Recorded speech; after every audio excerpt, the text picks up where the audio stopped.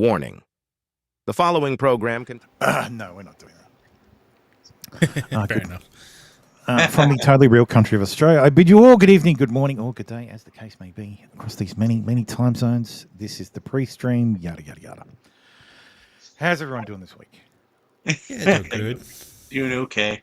It's a bit cold out here, but, you know. Don't care. Well, let's start. Let's do this one.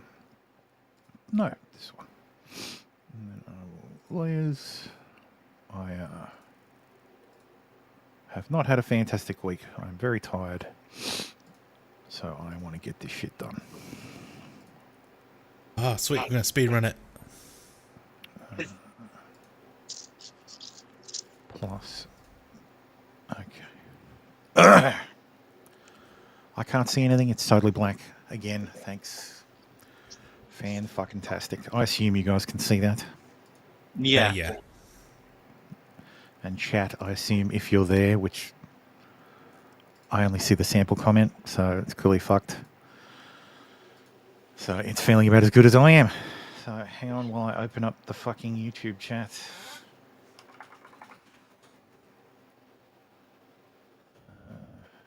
God's sakes. Yep.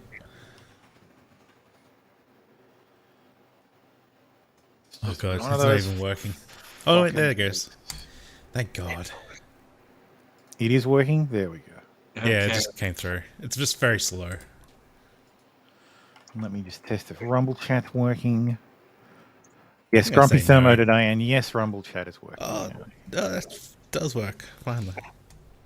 Anyway, let's watch this guy burn a Quran.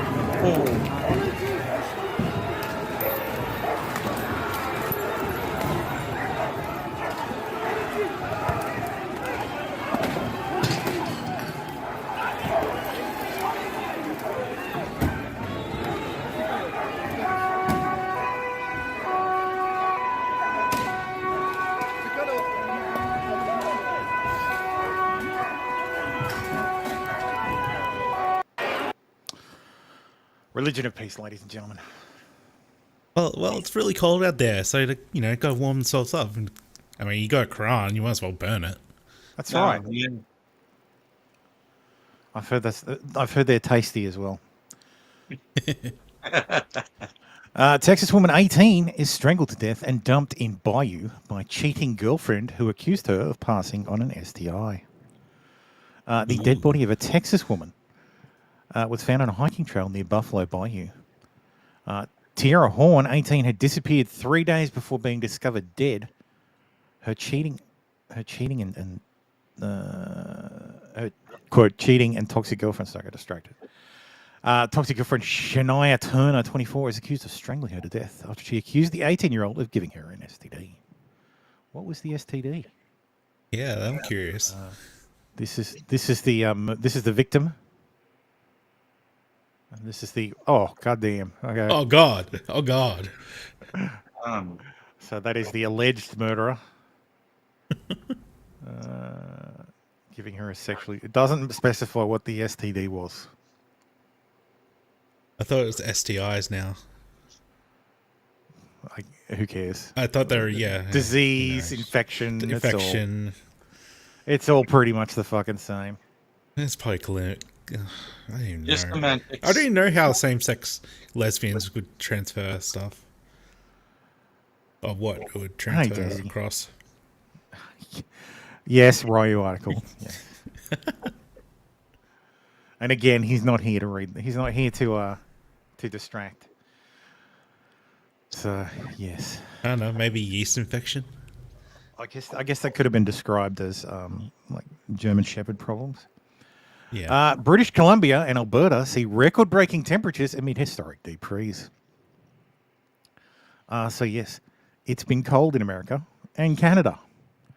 But yes, in Keg River, Alberta, they had back-to-back readings. They smashed their record of 51.01 degrees Celsius. Sorry, below zero. The next day, it was 51.5 degrees below zero. So yes, it's cold as fuck. Yep. We lost our power like twice this week. Women will suffer diarrhea forever after Ozempic caused horror bowel injury and weight loss. Weight loss drug made another vomit until her teeth fell out. Claims dozens of lawsuits saying makers failed to warn of its dangers. But they did. They just didn't tell you, like, the weight loss is going to be caused. They all include the diarrhea, little all that piece shit. of paper, like the big fucking poster in 6-point font that you take out. Yeah, these are all side effects. Yeah. A woman who will suffer diarrhea for the rest of her life after using Ozempic is among dozens of patients, literally dozens. Who are suing the maker of the blockbuster weight loss drug over claims it left them with crippling stomach paralysis. A Daily Mail investigation reveals. Interesting. Lawsuits from patients, blah, blah, blah, blah, blah. I have never heard of stomach paralysis. I guess these people should suffer from mouth paralysis so that they don't... I'm guessing it stops the food processing. Weak muscular contractions of the stomach resulting in food and liquid remaining in the stomach for prolonged periods of time. Meaning it's not moving through the system. I have the opposite of that. Do you have an express lane? I have an express lane duodenum where if I eat something in the morning, it's gone by the afternoon. Wow. So, hey, Charlotte, how's it going? So if I eat mushrooms in the morning, it's when I pass in the afternoon, it's gone. So yeah, that case is going nowhere. Yeah. The Tokyo government is going to be releasing a dating app. Oh, sweet. Mandatory girlfriends. Mandatory girlfriends or mandatory boyfriends. Dating can be hard this day and age with hurdles such as global pandemics and sold out marriage vending machine. Wait, what the fuck is a marriage vending machine? Wait, what? Exactly. Our lonely reporter goes searching for Japan's search for a spouse vending machine. Single once again, Seiju goes looking for love in a can. They make those on. I've seen those on Amazon. Love in a can. You take the top off and the bottom off, and there you go. Stick your dick in there. Maybe there's something that's. Where is it? Is there a photo of this said love in a can machine? Tucked in this back, though. It's a pink vending machine operated by a company called Matching Advisor Press. Top row is stacked with cans and bottles of coffee, tea, and soda. The second and third rows, though, each of those pink cans correspond to a woman who, just like Seiji, is looking for love. Holy shit, you can actually buy a girlfriend. They're all identically priced at 1,000 yen and list the woman's age. For example, the cans in the window and the photo below, from left to right, are a 27-year-old woman, a 32-year-old woman, and a 35-year-old woman. Well, if you want the best chance, you take the 35-year-old can. But you can risk it all for the mid-20s. There are also cans of men looking for love, which are the white ones in another vending machine in the space. Fucking positively dystopic. Jesus Christ. Anyway. But yes, these services themselves can be pitfalls, such as misleading profiles and straight-up fraud. But now the Tokyo Metropolitan Government is here to help by releasing their own dating app with the security that only the world's biggest bureaucracy can provide. That's aimed at those 18 and up, I hope so. who are living, working, or studying in Tokyo. It also says it utilizes AI to find suitable pairings of users based on their personal info and a questionnaire, much like other dating apps. I'm remembering an episode of Black Mirror where that takes entirely takes place inside a computer where it's multiple dates. Oh, yeah. So yeah, okay, I guess. Never change, Japan. Never change. Yeah. Keep Japanning. Keep Japanning, Japan.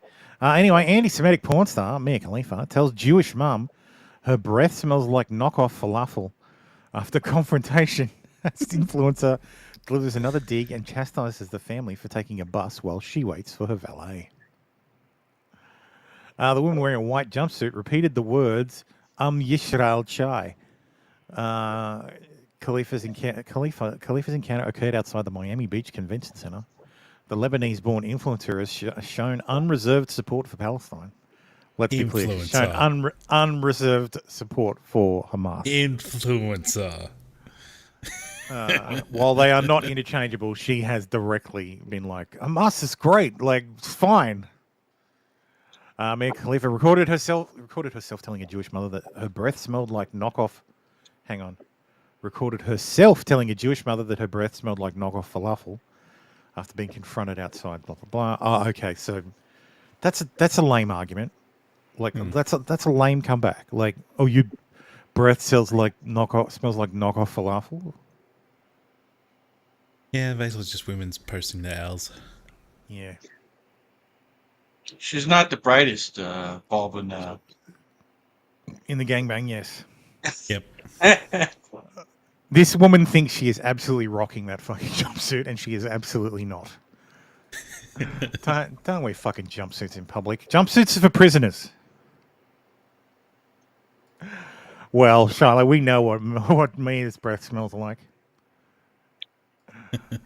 Stale juice.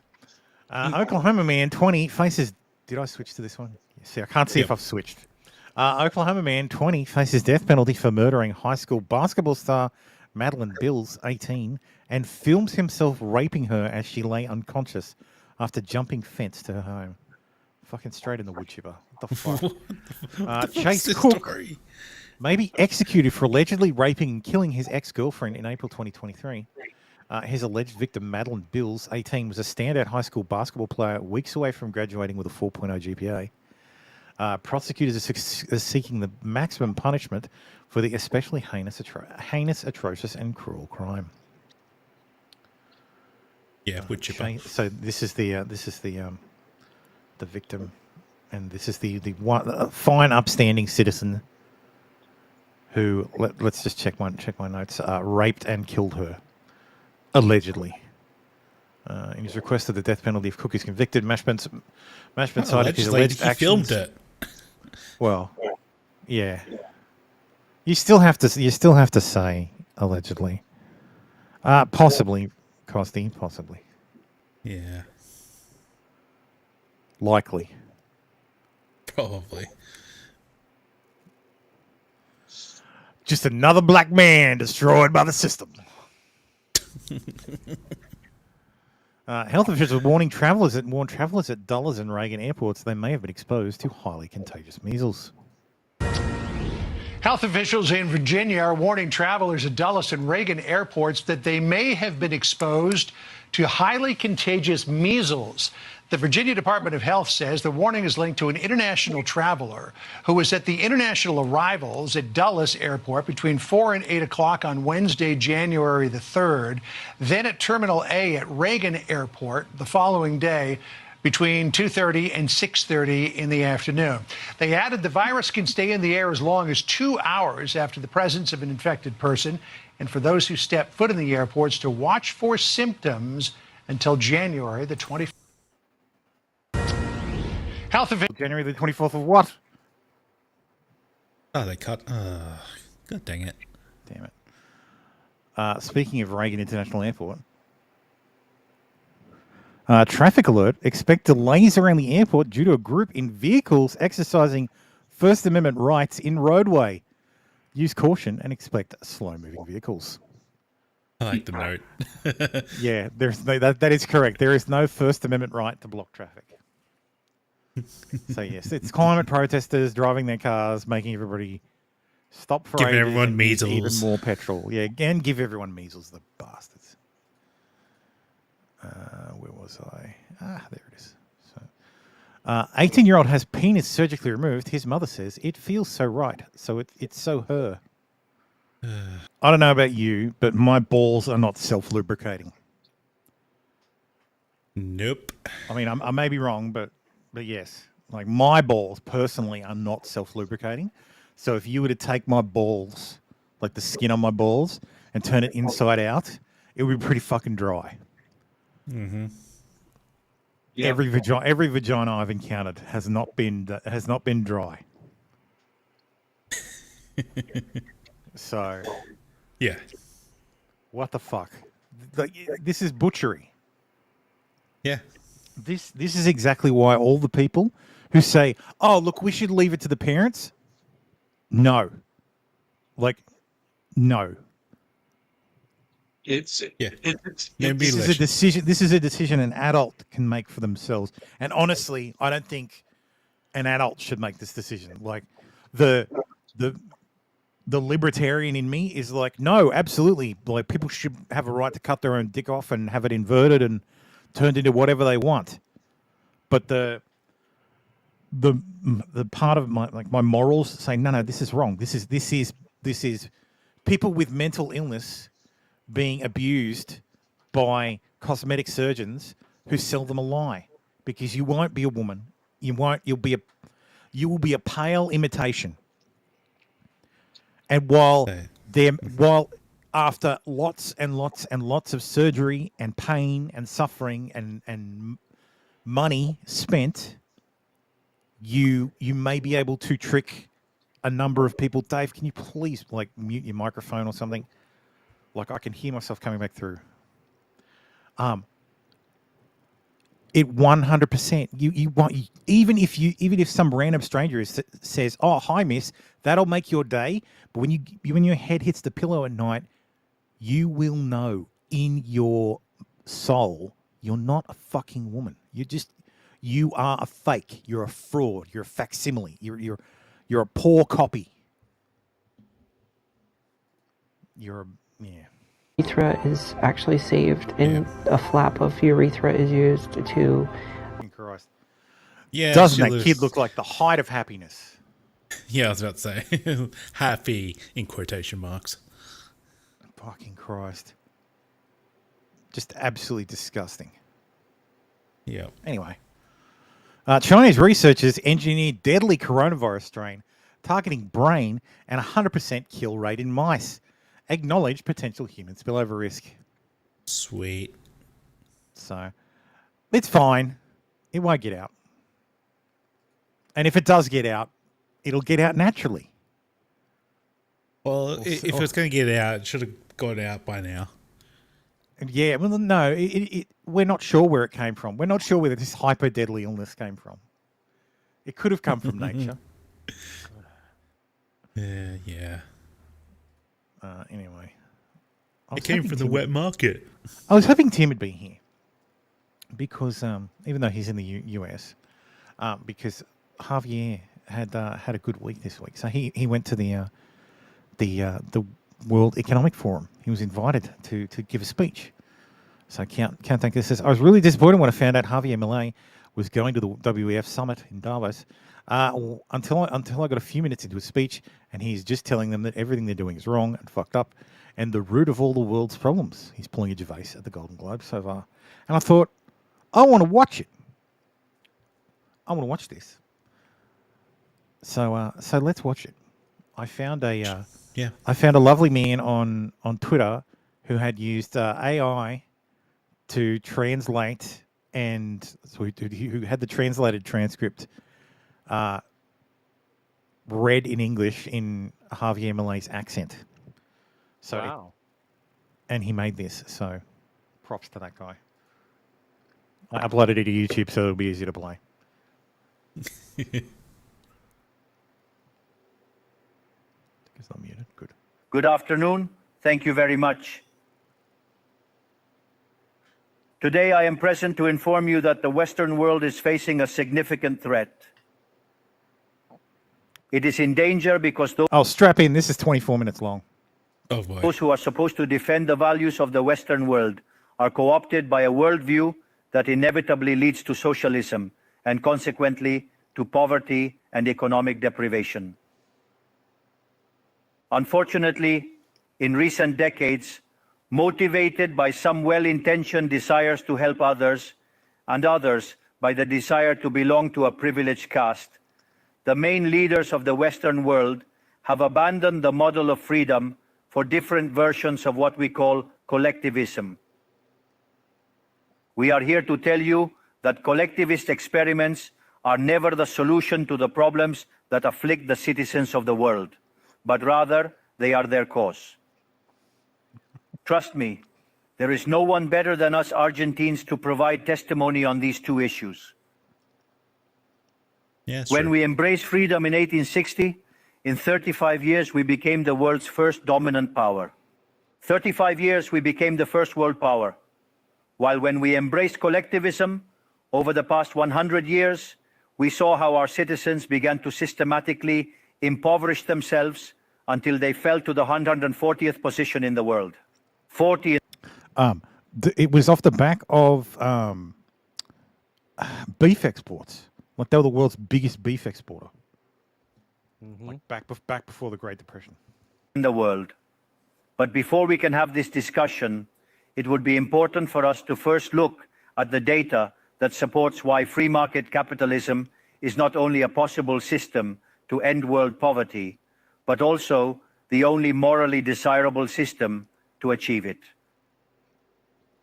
If we consider the history of economic progress, we can see how from year zero until around 1800, the world's per capita GDP remained practically constant throughout the reference period. If one looks at a chart of the evolution of economic growth throughout human history, one would be seeing a chart with the shape of a hockey stick, an exponential function that remained constant for 90% of the time and exponentially shoots up from the 19th century. The sole exception to this stagnant history was at the end of the 15th century with America's discovery. Except for this, from year zero to 1800, global per capita GDP remained stagnant without any significant changes. Now, not only did capitalism generate an explosion of wealth from the moment it was adopted as an economic system, but if one analyzes the data, what is observed is that growth has been accelerating throughout the entire period. During the entire period between year zero and 1800, the per capita GDP growth rate remained stable at around 0.02% annually, that is, practically without growth. From 19th century, with Industrial Revolution, growth rate reaches 0.66%. Given the current rate, it would require a time span of approximately 107 years to achieve a twofold increase in per capita GDP. In 1900-1950, growth rate rises to 1.66% annually. 150, growth rate rises to 1.36% annually. We no longer need 107 years to double per capita GDP, but 66. If we take the period between 1950 and the year 2000, we can see that the growth rate was 2.1% annually, which would mean that in just 33 years, we could double the world's per capita GDP. This trend, far from stopping, remains alive even now. If we consider the period from 2000 to 2023, the growth rate increased again at 3% per year, meaning we could double our per capita GDP globally in only 23 years. Now, when studying per capita GDP from 1800 to today, what is observed is that after the Industrial Revolution, global per capita GDP multiplied by more than 15 times, generating an explosion of wealth that lifted 90% of the world's population out of poverty. We must never forget that by the year 1800, about 95% of the world's population lived in extreme poverty, while that number dropped to 5% by the year 2020, prior to the pandemic. The conclusion is obvious. Far from being the cause of our problems, free market capitalism as an economic system is the only tool we have to end hunger, poverty, and destitution throughout the planet. Facts. Yep, preach. Finally. The empirical evidence is unquestionable. Therefore, as there is no doubt that free market capitalism is superior in productive terms, the left's doxa has attacked capitalism for its moral issues, for being, according to them, as its detractors say, unjust. They claim capitalism is bad because it's individualistic and collectivism is good because it's altruistic towards others. And thus they strive for social justice. But this concept that has become trendy in the developed world recently, in my country, it has been a constant in political discourse for over 80 years. The issue is that social justice is unfair and doesn't contribute to general well-being. On the contrary, it's an inherently unfair idea because it's violent. It's unfair because the state is financed through taxes, and taxes are collected coercively. Nice. Oh. He just told the World Economic Forum that all taxation is theft. I fucking love this guy. Love it. I just love it. Can any of us confidently say that they pay taxes of their own free will? This implies that the state is funded through coercion, and that the higher the tax burden, the greater the coercion, leading to a reduction in freedom. Those who promote social justice start from the idea that the economy as a whole is a cake that can be distributed in a different way. But that cake is not given. It is wealth that is generated in what, for example, Israel Kirzner calls a market discovery process. If the good or service that a company offers is not desired, that company goes bankrupt unless it adapts to what the market is demanding. Create a high-quality product at a good price or attractive, succeed and produce more, so the market is a process of discovery where the capitalist finds the right direction on the go. But if the state punishes the capitalist for success and blocks him in this process, it destroys his incentives, and the consequences are that he will produce less and the cake will be smaller, generating harm to society. Yep. Collectivism, by inhibiting discovery and hindering appropriation, ties the entrepreneur's hands, preventing him from producing better goods and offering better services at a better price. How can it be then that from academia, international orgs, politics, and econ theory, an econ system is demonized that not only has lifted 90% of the world's pop out of extreme poverty and does so increasingly faster, but is also fair and morally superior? Thanks to capitalism, the world is currently in its best moment. There has never been a moment in history with greater prosperity than the one we live in today. Today's world is freer, richer, more peaceful, and more prosperous than ever before. This is true for everyone, but particularly for those countries that are free, where they respect economic freedom and individual property rights. Because free countries are 12 times richer than repressed ones. Saying goes that in countries with freedom, people live better than 90% of population in repressed countries. It has 25 times fewer poor people in the standard format and 50 times fewer in the extreme format. And if that weren't enough, citizens of free countries live 25% longer than citizens of repressed countries. Now, in order to understand what we come to defend, it is important to define what we mean when we talk about libertarianism. To define it, I take up the words of the greatest proponent of the ideas of freedom in Argentina, Professor Alberto Venegas Lynch, who says that libertarianism is the unrestricted respect for the life project of others, based on the principle of non-aggression, and in defense of the right to life, liberty, and property, whose fundamental institutions are private property, free markets without state intervention, free competition, division of labor, and social cooperation, where one can only be successful by serving others with goods of better quality at a better price. In other words, the capitalist, the successful entrepreneur, is a social benefactor who contributes to the well-being of society as a whole. In short, a successful entrepreneur is a hero. This is the model that we are proposing for the future of Argentina, a model based on the fundamental principles of libertarianism, the defense of life, freedom, and property.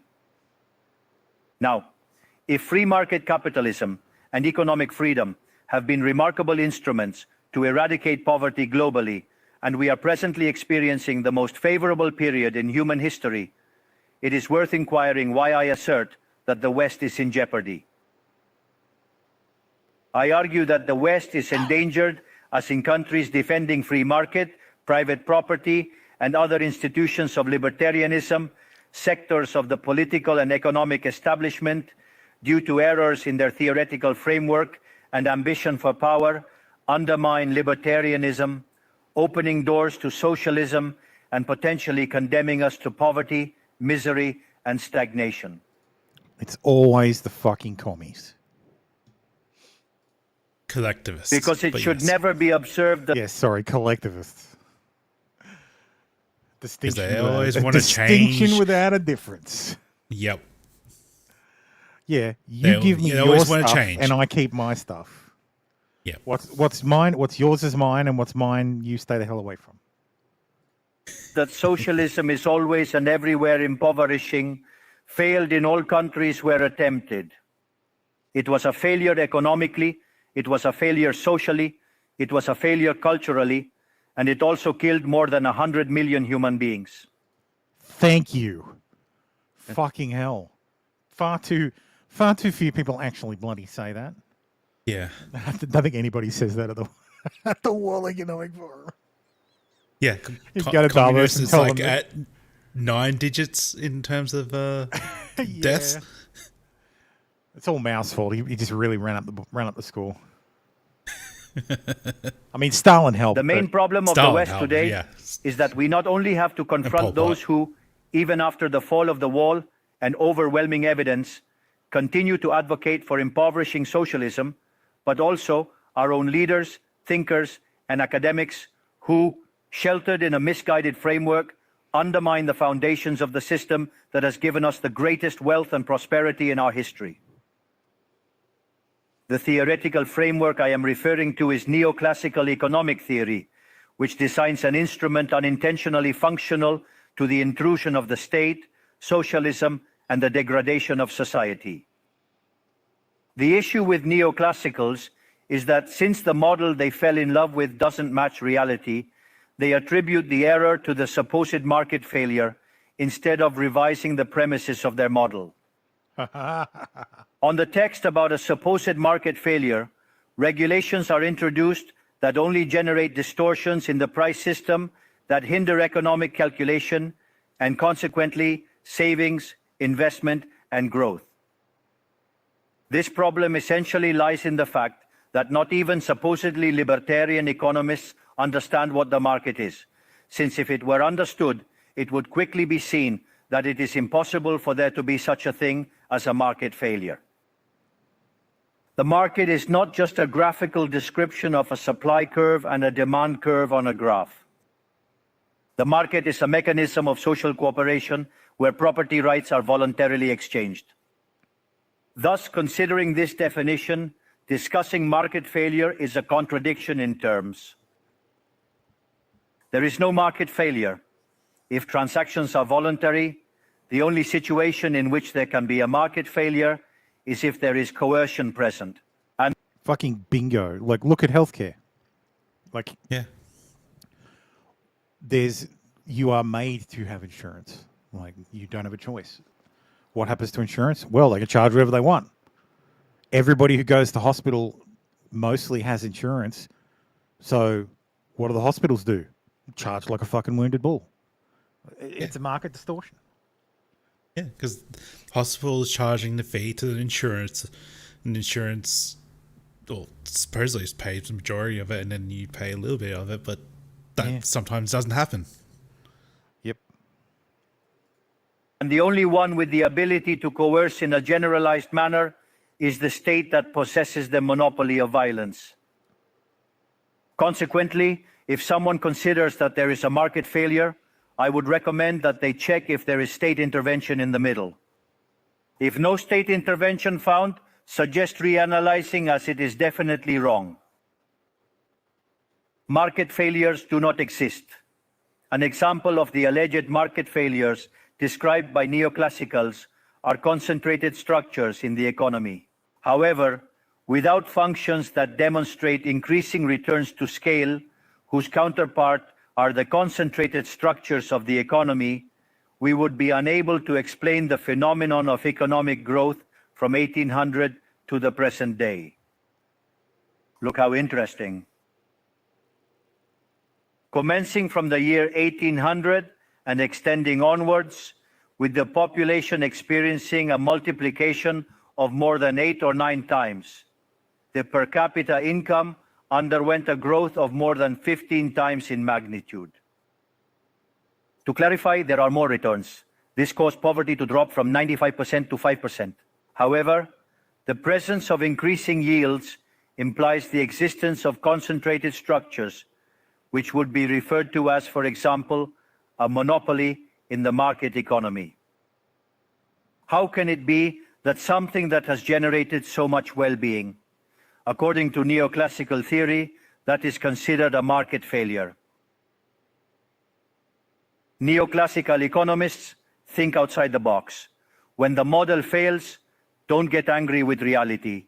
Get angry with the model and change it. The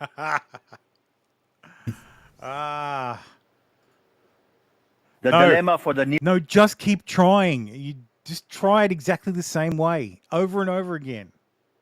neoclassical Well, model that is wasn't that they aim true to communist. That wasn't true That's communist. right. Yeah, no, we'll be different this time. enhance market functioning by targeting perceived failures. By doing so, they not only open doors to socialism, but also undermine economic growth. For instance, implementing regulations on monopolies, dismantling their profits, and obliterating increasing returns would inevitably annihilate economic growth. In other words, each time you want to correct a presumed market failure, inevitably, due to not knowing the market or because you have become attached to a failed model, you are opening doors to socialism and condemning people to poverty. However, in the face of the theoretical demonstration that state intervention is harmful, the empirical evidence that it failed because it could not be otherwise, the solution that collectivists will propose is not greater freedom, but greater regulation, generating a downward spiral of regulations until we all become poorer and the lives of all of us depend on a bureaucrat sitting in a luxury office. You will own nothing, and you will be happy. Eat the bug. Yeah, eat the bugs, bigot. Given the resounding failure of collectivist models and the undeniable advances of the free world, socialists were forced to change their agenda. They left behind the class struggle based on the economic system to replace it with other supposed social conflicts equally harmful to community life and economic growth. The first of these new battles was the ridiculous and unnatural fight between man and woman. Libertarianism already establishes equality between sexes. Uh-oh. Uh-oh. He's always going to get cancelled. Oh boy. The cornerstone of our creed states that all men are created equal, that we all have the same unalienable rights granted by the Creator, among which are life, liberty, and property. This radical feminism agenda has led to increased state intervention, hindering the economic process. It provides jobs to bureaucrats who haven't contributed anything to society, whether through women's ministries or international organizations promoting this agenda. Wink, wink. Another conflict that socialists pose is that of humans against nature.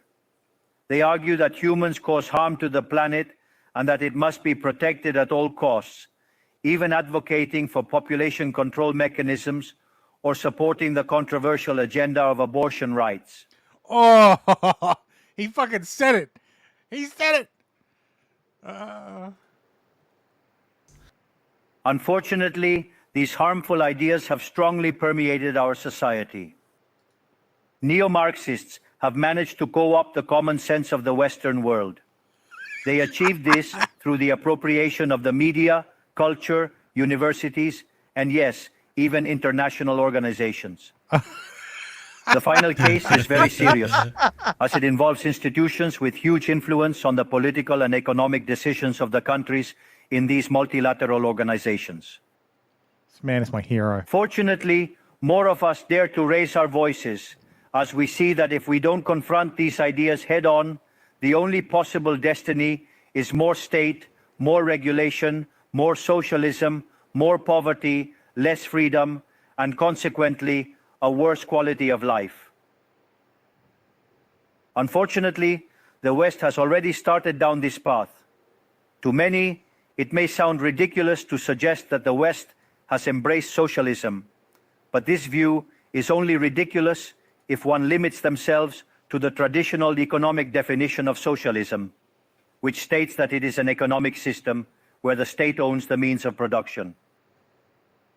In my opinion, this definition needs to be updated to reflect the current circumstances from my perspective. Today, states don't need to control means of production to control every aspect of individuals' lives. With tools such as monetary issuance, debt, subsidies, interest rate control, price controls, and regulations to correct alleged market failures, they can control the destinies of millions of human beings. This is how we have reached the point where, with different names or forms, good parts of the politically accepted offers in most Western countries are generally collectivist variants. Whether they openly declare themselves as communists, fascists, Nazis, socialists, social democrats, national socialists, Christian Democrats, Keynesians, neo-Keynesians, progressives, populists, nationalists, or globalists. In the end, there are no substantive differences. Everyone argues that the state should control all aspects of individuals' lives. All define a model contrary to the one that led humanity to the most spectacular progress in its history. We are here today to extend an invitation to the other Western countries to resume the path towards prosperity. Economic freedom, limited government, and unrestricted respect for private property are vital for economic growth. The impoverishment that collectivism produces is not a fantasy, nor is it fatalism. It is a reality that Argentinians have known very well for at least 100 years. Because we have already experienced it, we have already gone through this. Because as I said before, since we decided to abandon the model of freedom that had made us rich, we are trapped in a downward spiral where we are getting poorer every day. We have already experienced it ourselves, and we are here to warn you about what can happen if Western countries who became rich with the model of freedom continue on this path of servitude. The Argentine case is the empirical proof that regardless of wealth, natural resources, population capability, education level, or the amount of gold bars in the central bank's coffers, these factors do not guarantee success. If measures are adopted that hinder the free functioning of markets, free competition, free price systems, if trade is hindered, if private property is attacked, the only possible destination is poverty. To summarize, I want to convey a message to all entrepreneurs present and those who are not, but are following us from around the globe, whether they're here or not physically. Don't be intimidated by the political caste or the parasites who live off the state. Don't yield to a political class that only wants to prolong its power and preserve its privileges. You are social benefactors. You are heroes. You are the creators of the most extraordinary era of prosperity we have ever experienced. Don't let anyone say ambition is immoral. If you earn money, it's because you provide a superior product, better price, contributing to well-being. Do not yield to the advance of the state. The state is not the solution. The state is the problem itself. You are the true protagonists of this story, and know that from today, you have Argentina And as an confirm. unconditional ally. Thank you very much, and long life freedom, damn it. Very nice. There's a Thanks, lot of thanks. people not clapping. Yep. I just want to point out, he did that in his native tongue. So he did the whole thing in Argentinian. That was entirely AI. Like that's impressive as fuck. But anyway, so he said. So he was asked, "What is the purpose of your trip to Davos?" Plantar las ideas de la libertad en un foro que está contaminado de la Agenda Socialista 2030 y que lo único que va a traer es miseria al mundo.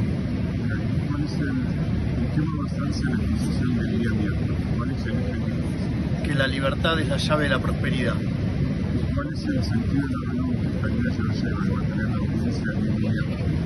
Seguir hablando y dejándole bien claro de la convicción que tenemos en este cambio de rumbo que ha marcado el nuevo gobierno. Very Fucking nice. awesome. Like, he's there to plant the fucking seeds of freedom, baby. Yep. Plant the ideas of freedom in a forum that is contaminated with a 2030 socialist agenda. Fucking base. Like, God love this man. Like, seriously. What a legend. Love it. So, yes, I'd just like to thank Costi for being a hero, because he's an entrepreneur. And Javier says entrepreneurs are heroes. So, good work, Costi.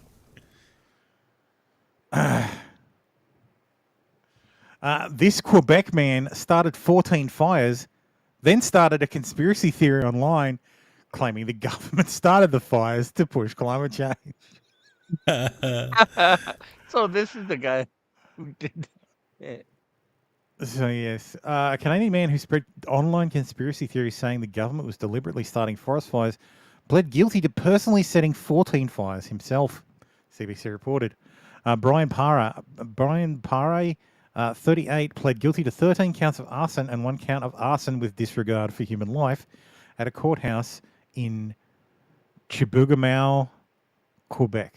That's how you say that. I will not be convinced otherwise. It's probably a Yes. French name. Yeah, it is, because it's in Quebec. Quebec. Yes, that is correct, Costa. You are a hero. Just don't hear yourself. Police said Paré tipped them off when he was nearby one of the blazes and showed a certain interest in fires when interviewed. Oh, you idiot. He was arrested on September 7th and admitted to starting 9 fires. It doesn't have the picture. I wish it had the picture of the satellite picture of the fires. I Yeah, remember 'cause the smoke- we covered on the show because Yeah, Tem smoke was, got to Tem New was York. like, that was totally, like, that's totally, like, deliberately lit.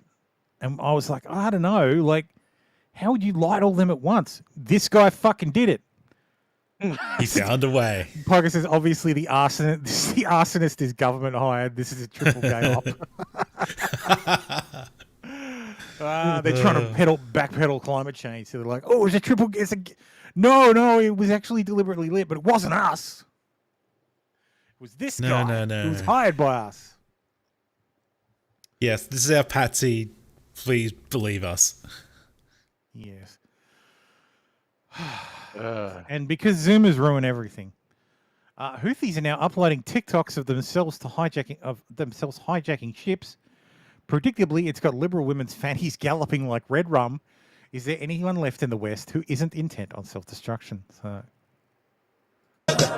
جاك يا قدس الأنصار الليوث السباع بالدماء لك تخط العهد وتوثق والنشامة بحزب الله كم من شجاع واحمر العين شوف أهل الندى يسبق وقبل الحشد عزم ومرجلة وندق. So people are calling this guy like Timothy. Who's the like Houthi Chalamet or something like that, or Abdul Chalamet, like, because like all the women are like, oh my god, he's so hot, like, Jesus fucking Christ. Hot Houthi pirate becomes online sensation. Oh, Tim Houthi Chalamet. That's what they're calling him. You're beautiful. Like, I fucking hate this world. Like, seriously. But yes, Leo Kerr says you Westoid lemmings don't deserve international shipping. I kind of have to agree. Yeah, I fucking. I really hope. Actually, the best end would be a TikTok of this guy getting blown away by like special forces who take back the fucking boat. Oh yeah, he's like live streaming. He's like, yeah, we're fighting back. Fighting back. Oh, mama, Yeah. mama. Oh, I'm being shot. Another Like October 7th. Like the Hamas guy who's like walking through the kibbutz and gets shot, and then he catches a bullet. Yeah, he catches a bullet. He's laying on the ground with his camera's pointing up at the sky, and he's like, "Oh, Allah Akbar, Allah Akbar, Allah Akbar." Rest in peace. No joke. Feds are banning humorous electronic messages on highways. Obscure meanings, pop culture references, and humor are heading out. Federal highway officials want distracting or misunderstood signage to hit the road. So this one says Santa sees you when you're speeding. I thought they were getting them rid of them, not putting them on the road. The joke just doesn't work. To hit the road, yeah. It's like hit the road. Yeah, the road is where they're taking the signs out. You fucking ugh. Yes. So the U.S. Federal Highway Administration has given states 2 years to implement all the changes outlined in its new 1,100-page manual released last month, including rules that spell out how signs and other traffic control devices are regulated. This is because all because Pete Buttigieg is a loser. He needs to actually do something because he hasn't actually done anything. Yeah, he's a humorless cunt. Yes, he's a humorless prick. That too. Anyway. So this one's a short summary of what happened at the Kappa Kappa Gamma chapter at the University of Wyoming. Sororities are for sisters, not misters, so it's important we stand for women before it's too late. It's too late. Men are now entering women's sororities. Unfortunately, we've seen a theme of men entering women's spaces, women's sports, women's bathrooms, and now it's women's sororities, and I experienced that firsthand. I'm a Kappa Kappa Gamma. The only time men should be in women's bathrooms is when they're too drunk and they took the wrong turn. In the University of Wyoming, and during my senior year, back in fall of 2022, we had a transgender individual going through recruitment. So they went through the normal recruitment process, and all of the houses on the road dropped this individual. So we thought this was over with, we're moving on, whatever. And a little bit down the road, without a lot of us knowing, our recruitment chair went and offered continuous open bidding process to this individual, which is where it's basically just not formal recruitment, but still allowing members in. And so this individual went through COB, and we were told that we had to vote on membership for this person. Before the vote happened, a few things went on that should not have, that were raising some red flags for a lot of us. Before the vote happened, some upperclassmen stood up and gave speeches about how if you weren't happy about this or you didn't want to give membership to this man, then you were transphobic and all of these horrible things, and that you probably shouldn't be here anymore. And so then we went on to do the actual vote, and the vote was done completely different than it has been in the past. We had to vote on our phones, and we had to do it through a Google Drive and attach our emails to it. So it was no longer anonymous as it should have been and has always been in the past. So now, of course, we have to change the rule. We have to change the rules so that the right decision is made. And purge any Democracy people who needs question to come us. to the right conclusion. Sounds a lot like Pennsylvania. we're voting, and then we find out we need to vote again because something happened. Lol. So still it was like, they've still voted no. All right, we need to run it again. So we voted not once but twice, and that is just another thing that added some red flags and suspicion to it. besides the intimidation factor of the upperclassmen telling us that we needed to vote for this person, basically. So fast forward, and now there is a 6'2", 260-pound man who has membership at the sorority house at Kappa Kappa Gamma at the University of Wyoming. So a little bit down the road, a lot of us are saying, What, hey, you mean Joe we're Biden? not okay with this. This makes us uncomfortable. We reached out to headquarters, and they ignored us. And they basically told us, you know, if you're uncomfortable, Stop then being a you don't transphobe. align with Kappa's values, and you shouldn't be here, and you should just drop. We didn't like that answer, obviously, so we kept reaching out to them, trying to get them to hear our concerns about why we were uncomfortable, and every single time we were blatantly ignored. So a little bit down the road, we decided our only option was to sue. So we are currently suing the Kappa Kappa Gamma headquarters and trying to revoke membership from this individual, and as well as change the bylaws from the sorority so that this situation cannot happen again in the future. There's a lot of situations that have happened once this individual did become a member that have made us all very uncomfortable, and I'm not going to go into detail about that because I'm not here to trash talk anyone, but you Is anybody like noticing like a water smell, like a water sound, like water's trickling or something? Like in the video, not in their house. can imagine a lot of the situations going on do make No, it not very me. uncomfortable, especially when the sorority house is such an intimate space. Because I'm You wearing know, we headphones. have communal bathrooms where we share, and you walk down the hall in a towel to go take a I think it's shower, just background so noise. it just becomes very uncomfortable when you're having to My share brain's all of like, these spaces she's with peeing this whole time. She's just and peeing. So that is why we are suing and trying to make a difference and make sure that this does not happen again for future generations of women. And all that I can ask is, if you see something that doesn't sound right and that doesn't sit well with you, you need to speak up and make sure that we can make this change, because otherwise we're going to have no more women's spaces at all. So yes, Yep. I don't care. I don't care what happens in a university. So yeah. university's not real word, love. It's ridiculous. Like, fucking, Oh, granted that situation's pretty fucked. Yeah. It's the same answer to all the other questions of trans life. Is there's the men built their fraternities, the women built their sororities, have transgenders build their own community up as well.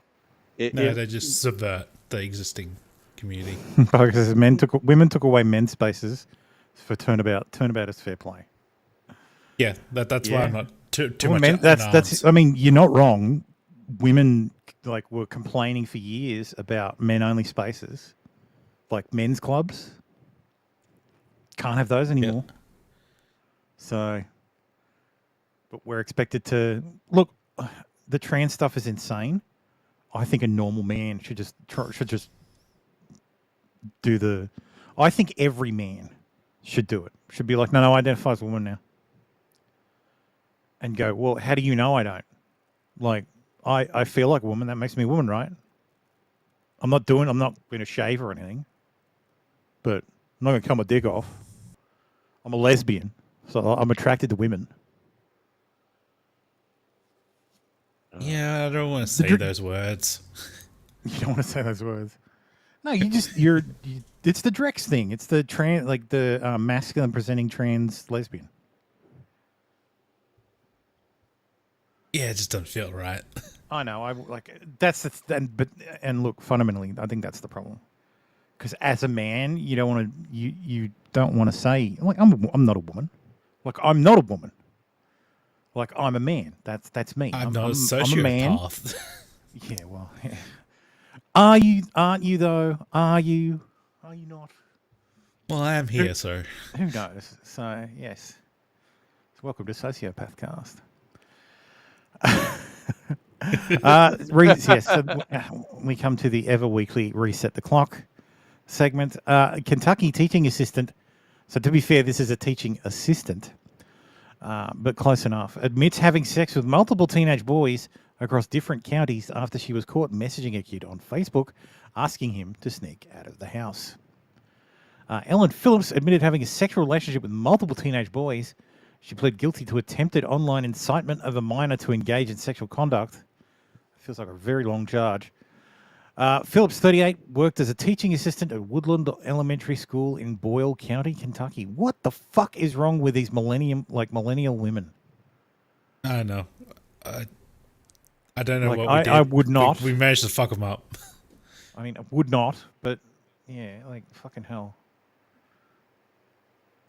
I'm gonna have a Maybe the Ryu Great moment. Recession that happened in 2008. I'm having a Ryu moment. Kanye West posts scandalous, nearly nude photo of wife Bianca Satori, as fans are left with whiplash over rapper's ever-changing values after he shamed ex Kim for dressing too sexy during his stint as a gospel artist. He is very all over the fucking place. Like, he shamed Kim Kardashian for fucking getting her tits out, and I'm pretty sure he encouraged it at the same time. Like, it's just fucking really... And then his new girlfriend, he's like, oh, hey, blow me in this gondola, or wear this see-through everything, or... Oh, and by the way, let me turn you into Kim Kardashian, because... And wear this head covering, do your makeup exactly like Kim, get some butt implants. It's like, dude, just go back to your wife. Like, Jesus, dude. Like, oh yes, this is a much more conservative look for for his new wife. So, as opposed to his old wife. Like, Jesus fucking Christ. Oh, and yes, he got titanium grill.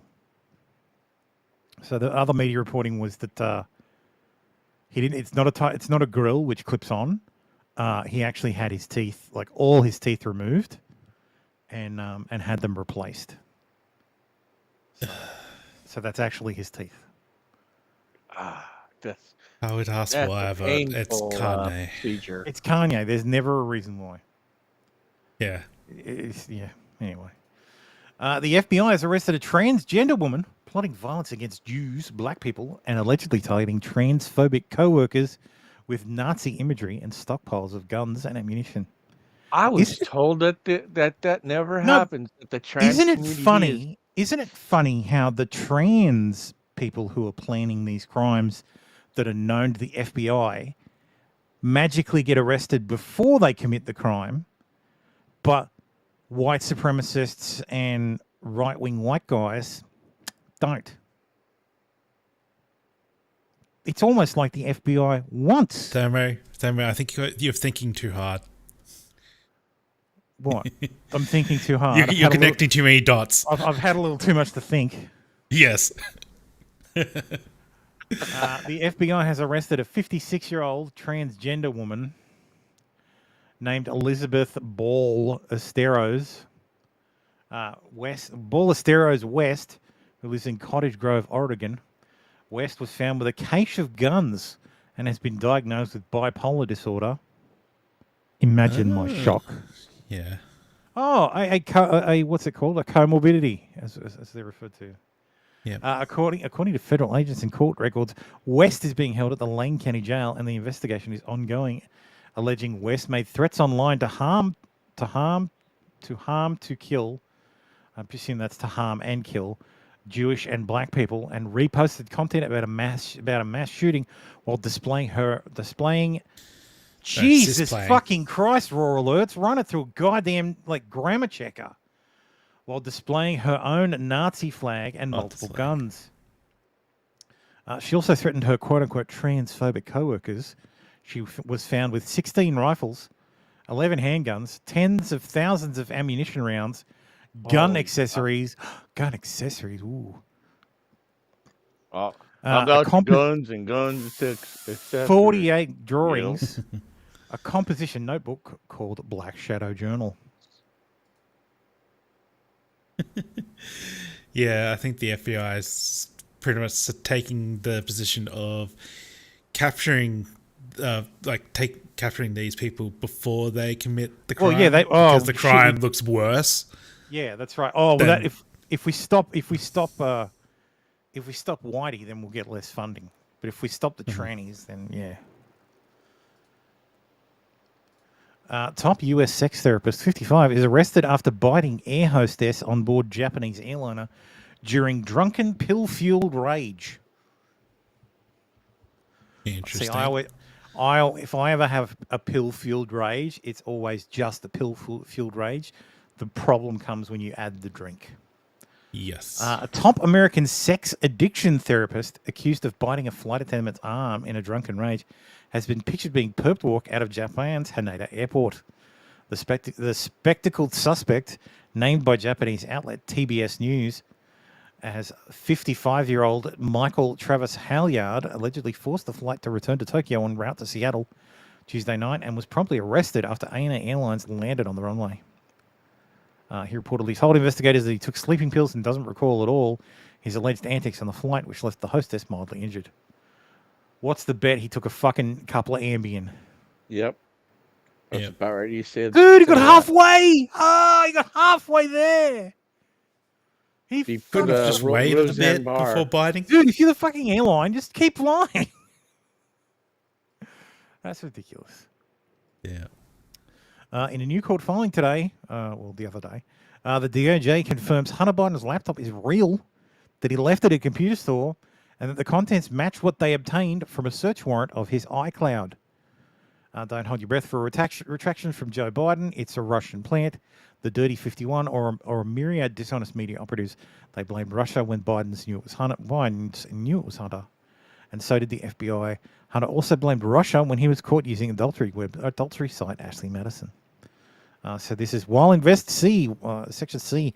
While investigating defendant for tax violations, investigators obtained evidence showing his prior gun purchase was illegal because he was addicted to controlled substances. In August 2019, IRS and FBI investigators obtained a search warrant for tax violations for the defendant's Apple iCloud account. In response to that warrant, in September 2019, Apple produced backups of data from various of the defendant's electronic devices that he had backed up to his iCloud account. Investigators also came into possession of the defendant's Apple MacBook Pro, which he had left at the computer store. A search warrant was also obtained for his laptop, and the result of the search were largely duplicative of information investigators had already obtained from Apple. Law enforcement also obtained a search, blah, blah, blah. So this is fucked because it means the FBI had the contents of the notebook, of the laptop, in August 2019. So almost a year before we... Sorry, in September. So in September 2019, a full year and a month, year and 1 month. Yeah, it was an October surprise. Full 13 months before the New York Post story, they had the contents of his MacBook Pro. More or less. And still, they all came out and said, no, it's Russian disinformation. It's fake. It's bullshit. Fucking disgusting. Yeah. And you know what? Biden's going to get reelected, and nothing's going to fucking happen. No one's going to be punished. No one's going to be fired. Yeah. Except the IRS whistleblowers. Actually, Thermo's taking the black pill today. Yeah. Thermo's been taking black pills all year so far. And if it was, I'm particularly annoyed because my air conditioning broke. It is 34 degrees inside. My fan is just doing nothing. And my wife is losing her mind because it's hot as fuck upstairs. So, and the quote I got to fix it was $4,000. Oh, Jesus Christ.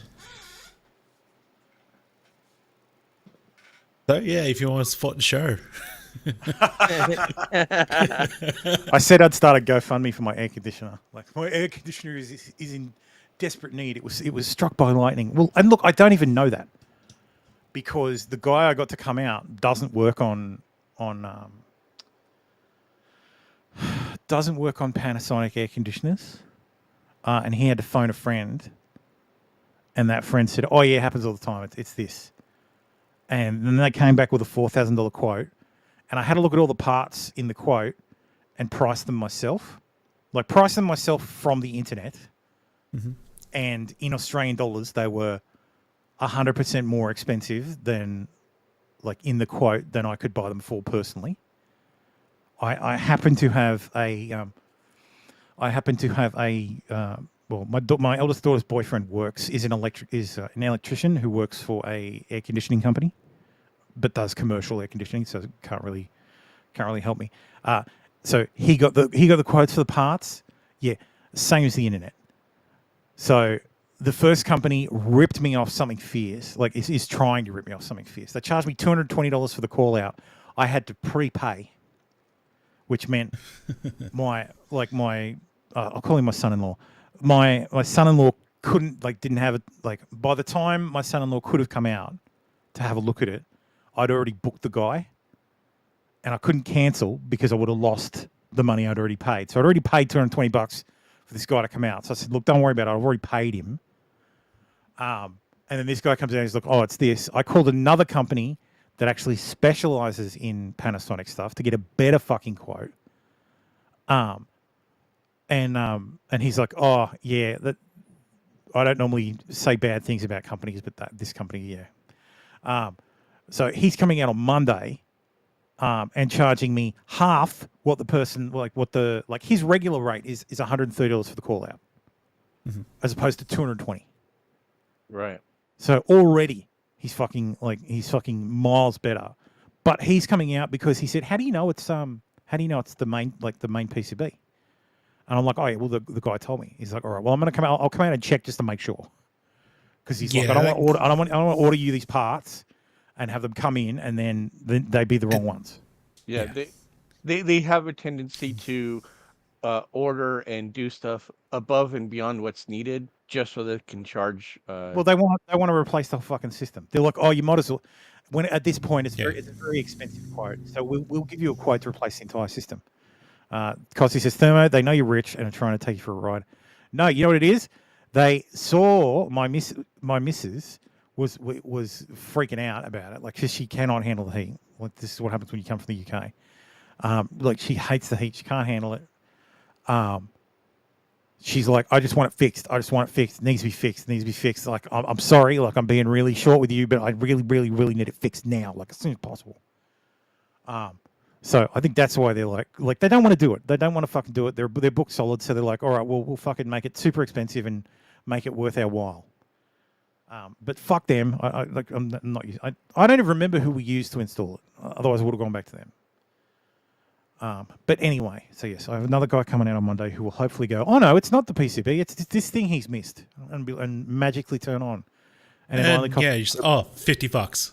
Granted, I know that's not going to be it. I know it's going to be the main board replacement, and the main board itself is $1,000, and apparently you've got to replace the motors on the fans as well, which is another $400 a piece, and then you've got to replace the fan blades. Like, what the fuck? Why do I have to replace? I kind of understand the reasoning behind.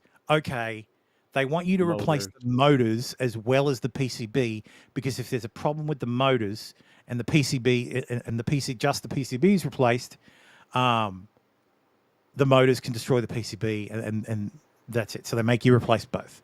I'm like, okay, I can accept that. But the fucking fan blades? How have the fan blades changed? Like, that makes no fucking sense. Like, granted, the fan blades are like $70. They quoted me like $200. But it's just fucking I fucking hate these people. Piece of shit. Yep. Anyway. So yes, that's why I am very fucking annoyed. Anyway. Yes, Toronto bans sledding ahead of winter storm on the majority of city hills, calls it unsafe. What the hell? Of course, it's Canada. Sledding never was safe if done correctly. Anyway, let's talk about election stuff. So the Iowa caucus was this week. Or is it this one? This one.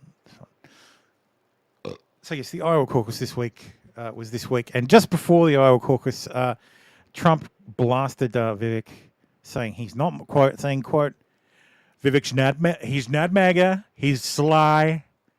I used to like Vivek. He's sly. He's not MAGA. So, of course, every single Trump supporter turned on a dime who were like, Vivek for VP. Oh, we love Vivek. If Trump wasn't in the race, we'd vote for Vivek. So, yes, everybody flipped immediately on Vivek. Vivek came out with this. Yes, I saw President Trump's truth post. It's an unfortunate move by his campaign advisors. I don't think friendly fire is helping. Donald Trump was the greatest president of the 21st century. So that's a change because he used to say of my lifetime. But that's neither here nor there. I guess he thinks Clinton was okay. Because, the 21st century has only had 3 presidents or 4 presidents now with Biden. And there's no way he's anyway. And I'm not going to criticize him in response to this late attack. I've met tens of thousands of Iowans across 390 events here, and they are deeply worried, and so am I, that this system won't allow Donald Trump anywhere near the White House again. It seems they will stop at nothing to keep him away from power. I'm worried for Trump. I'm worried for my country. I've stood against the persecutions against Trump. I've defended him at every step. I showed up at the Miami courthouse in solidarity following his first federal indictment. I filed a FOIA demand to the Biden DOJ. I submitted an amicus brief this week, and with the U.S. Supreme Court calling on them to overturn Colorado's ruling, I pledged to remove myself from Maine and Colorado's primary ballots if they remove Trump, calling on DeSantis and Haley to do the same. We have to open our eyes.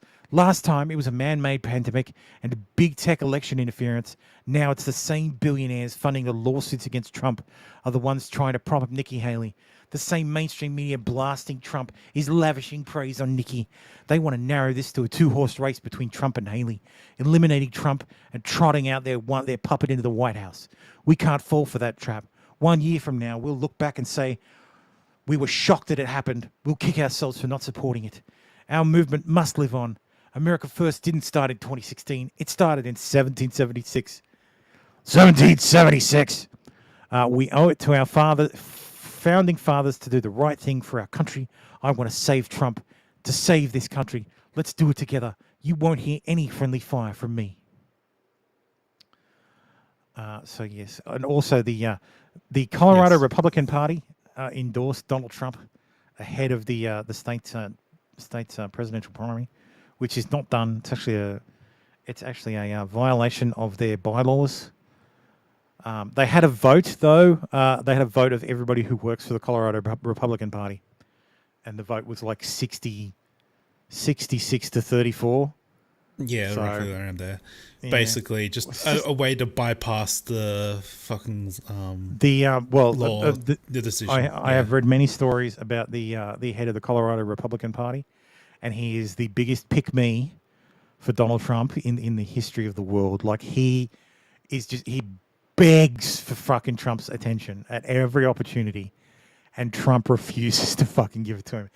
And that is so fucking Trump. Like, that is such a fucking Trump thing. Like, if you want Trump's attention, you will never get it. Never.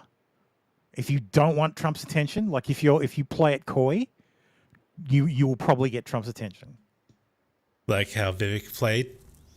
Yeah, how Vivek played it. It worked so well. Like, that's the thing. The inciting event was Vivek telling a Trump supporter, if you want to protect Trump, you got to vote for me. You got to vote for me. You got to protect Trump. Vote for me to protect Trump. That was the inciting incident. He's like, I will pardon Trump. They're not going to let him on the ballot. They're going to do everything they can to destroy him. You need to vote for me to protect Trump.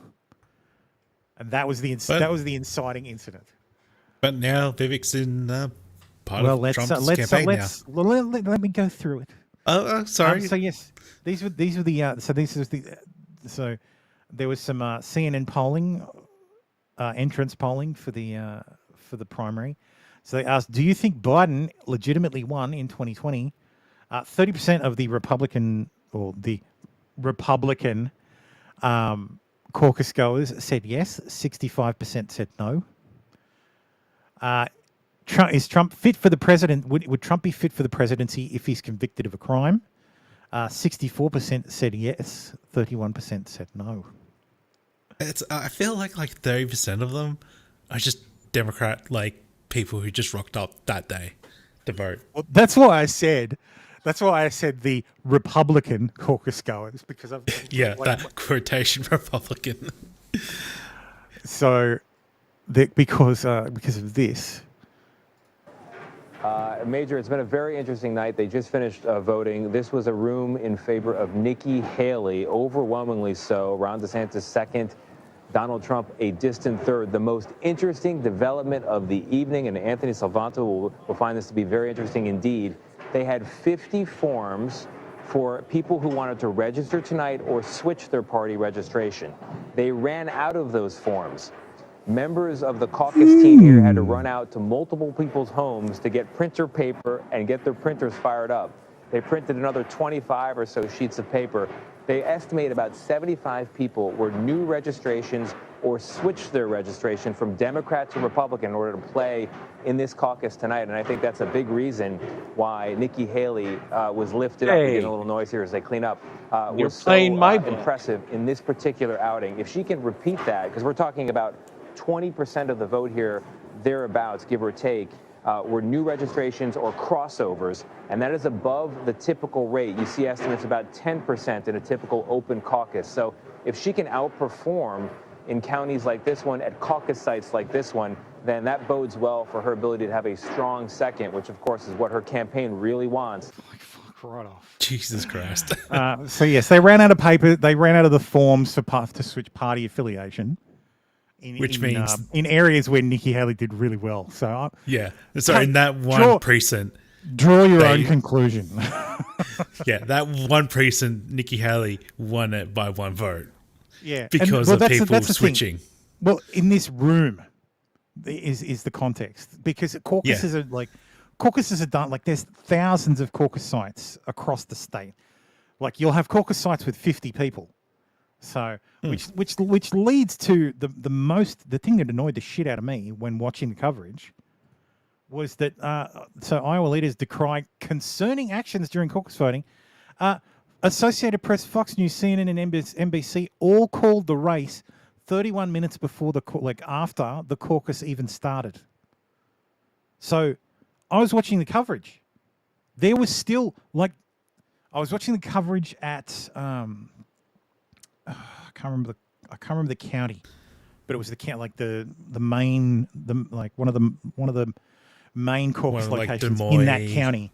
No, I can't remember the fucking name of the county. It doesn't matter. Yeah, but yeah, they were still giving speeches, because how the caucus works is everybody goes in, they sit down, they listen to the candidates or the candidates' representatives, like caucus captain,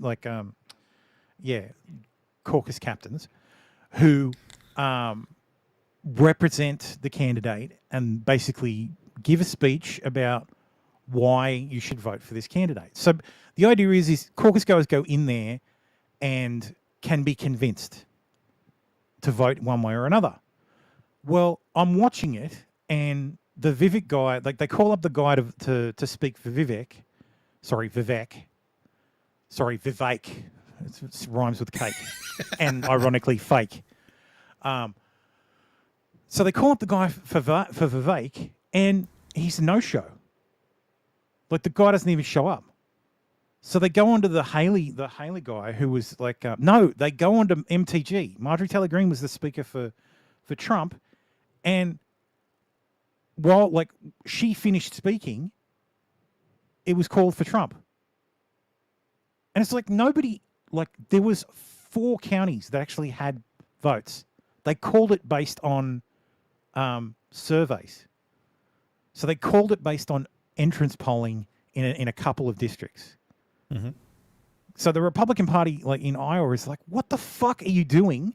Because anecdotally, there were a bunch of people who were in the middle of their speech for a candidate, and they got the text, everybody gets the text message pushed that, Trump's won, and people just stood up and walked out and didn't vote.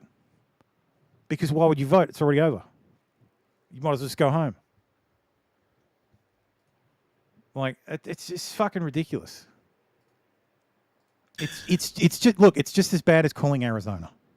I just shake my head for people who walk away just because their guy's is projected not to win.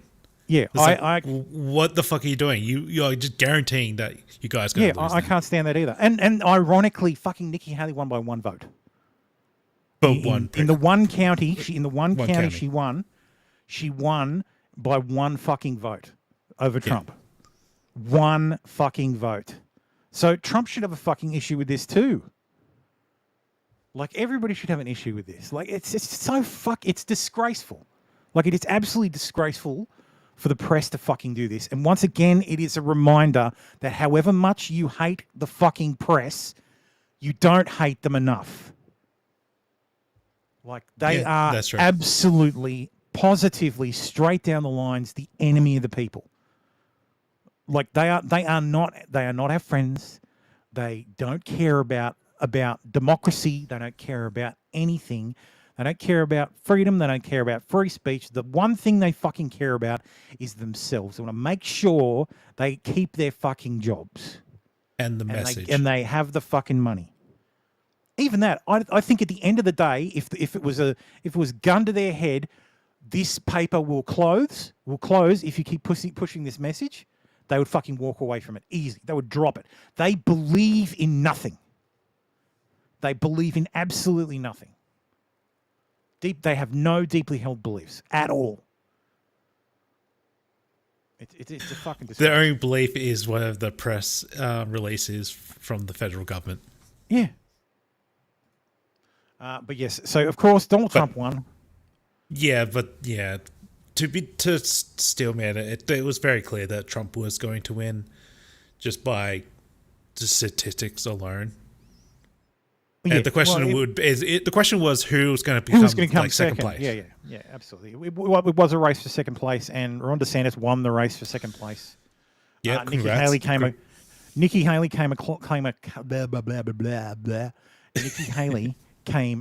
close third, but obviously, of course, thanks to a lot of Democrats showing up and voting for Nikki Haley. Honestly, what is the fucking point of a partisan party primary or caucus if the other side can pick the fucking candidate? Like, are you this is retarded. You might as well just have the party pick the fucking candidate. Yeah, the system's retarded, and it really is built open like a two-party system. Open primaries baffle the shit out of me because we don't have that here. Like, here in Australia, you either run as an independent or you run as a party candidate. The parties have primaries. They're not public primaries. Members of the party in the electorate the member is running pick the fucking member. Like, pick the person who will be the candidate. Or the party leadership just picks them. Yeah, or the party leadership just goes, nah, and parachutes someone in. Yeah. Which happened last election. Like, I covered it on the night with Christina Keneally. They don't allow other parties to go in because of it. Change it. She lost because of it. So like I covered that on the night. Like, it fucking baffles me. But anyway, Haley can't count. I guess she had the I came in second place speech on the teleprompter. I can safely say tonight Iowa made this Republican primary a two-person race. Viva made a good point here. Where did that accent come from? I saw her in all 4 debates, and I've never heard her talk like that. She's pulling a Hillary Clinton. Yes, she absolutely is. Viva's just not used to it because I think all the replies are, like Democrats like Nikki Haley love to change accents based on who they're talking to. Yeah. It's her native tongue, pandering. So she speaks the panda tongue.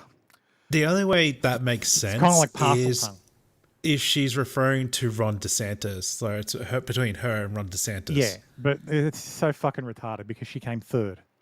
Yeah. Like, it's very unlikely Trump's going to get jailed to a point where he's out of the primary. Like, he's not going to get knocked out of the primary. No. Yeah, I don't see a way out. The whole way. There's no getting rid of him from the primary. That was never. Yeah, so it makes no sense for her to say that and try to even trying to pivot. It makes no sense. She's a fucking idiot. She's an idiot. She's an idiot Who thought she was going to win, like, get second place. Yes. In something that surprises no one, Vivek suspended his presidential campaign, and promptly turned around and endorsed. Shock horror! He endorsed Donald Trump. Who could have possibly guessed? He kissed the ring. Yes, he kissed the ring, and he had a public appearance the next day with Trump that I watched. It was like I think 10 minutes of remarks. It's pretty clear Vivek wants to be VP, and it's pretty clear Trump's not going to pick him for VP. I don't know if we covered this last week, but there was a credible thread that purported to have insider information that it's going to be Haley. That that it's basically locked in at this point, and that they're waiting. Locked in, but I'm not too sure if it's Haley. I think people are just guessing. Because I think we know the thread I saw said it was locked in. It was Haley. It'll happen after New Hampshire, before South Carolina, and she'll endorse him, and he'll announce that she's going to be she's going to be his VP on the ticket, which kind of jives because the week that came out was the same week Trump said, "Oh, I've already picked my VP. It's already done. It's a done deal." So, and look, I wouldn't put it past, because look, if Haley dropped out before Iowa, it would be a 2-horse race. Yeah. And it's the same with New Hampshire. It'd be a 2-horse race. It'd be DeSantis v. Trump. It'd be much harder to, the polling would say probably the same. Look, I don't know what would happen. I don't know how many Democrats would be like, no, we want DeSantis. I don't know. I know most of Nikki's second choice people are DeSantis people. Based on I don't know if he can whip Democrats to vote for DeSantis after all he's done in his Yeah, no, there's no way. They're not going to. I can't remember if it's the Post or there was the Time. I don't know if this is the Times or the Washington Post. I think it might have been the Times. There was an article in the Times this week that interviewed a whole bunch of New Hampshire voters, and they had this guy who's always voted Democrat, but is a registered independent. And at that point, I thought, well, you're not a fucking independent, are you? You've voted the same party your entire life. You're not an independent. Well, he's going to be voting in the Republican primary, and he's going to be voting for Nikki Haley, but there's no way he's voting for her in November. And I thought, okay, so you're a Democrat. You're a Democrat who's voting in the Republican primary to pick someone who isn't Trump. To be fair, I would also pull this stunt. Look, and again, it comes down to, this is ridiculous. Why? I used to defend the concept of Iowa being first in the nation, because it's a caucus, it's a they sit down, it's a considered system. But I really do think there's been a switch over the past couple of decades where Democrats have discovered that they can just rig this shit. They get to pick their own candidate. To go against, yeah. Yeah, they can pick who they want to run against. And I mean, who wouldn't want to do that? Seriously, who would not want to be able to choose their own competitor?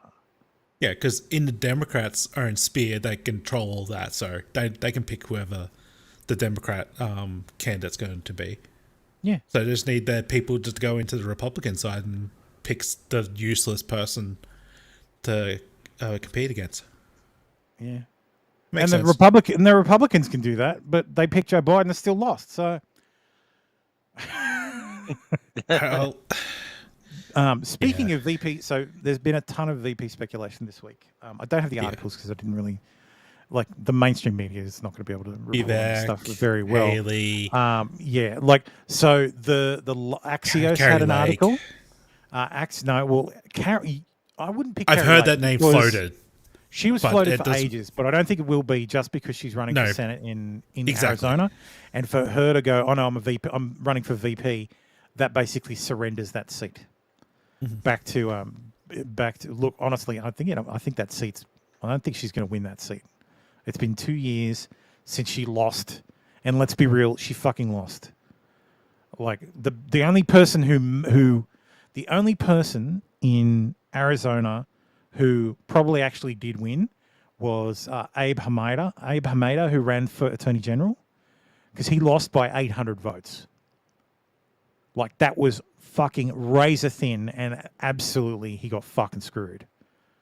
But I'm sorry. I'm sorry. Carrie Lake did not win.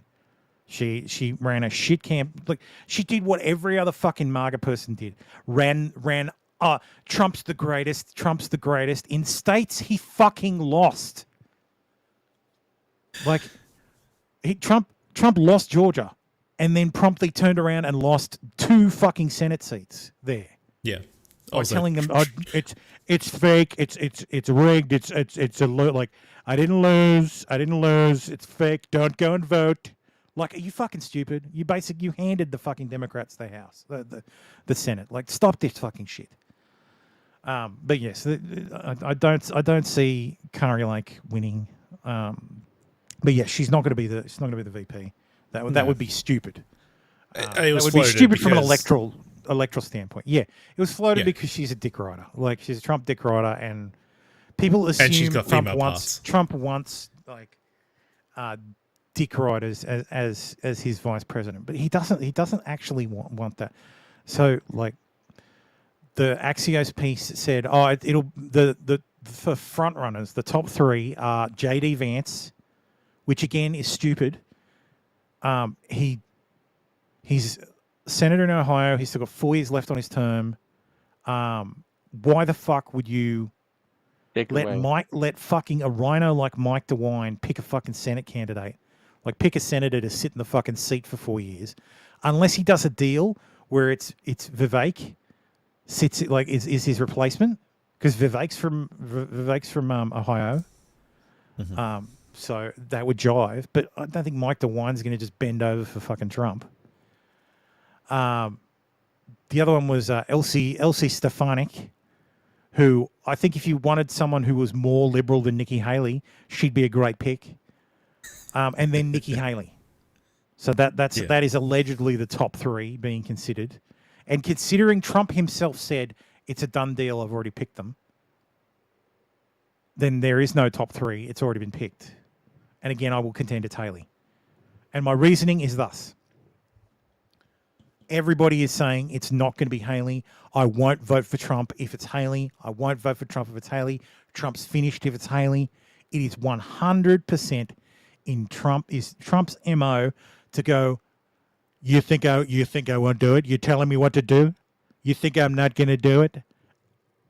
I'm going to do it, and you're going to like it. And they fucking will. Every single person, I guarantee you. Every single person on Twitter who's like, oh, if he picks Nikki Haley, I'm out. I'm not voting for Trump. Bullshit. I guarantee you, if he does pick her, which I'm 70-30, he will. That's my call. 70-30, he picks Haley.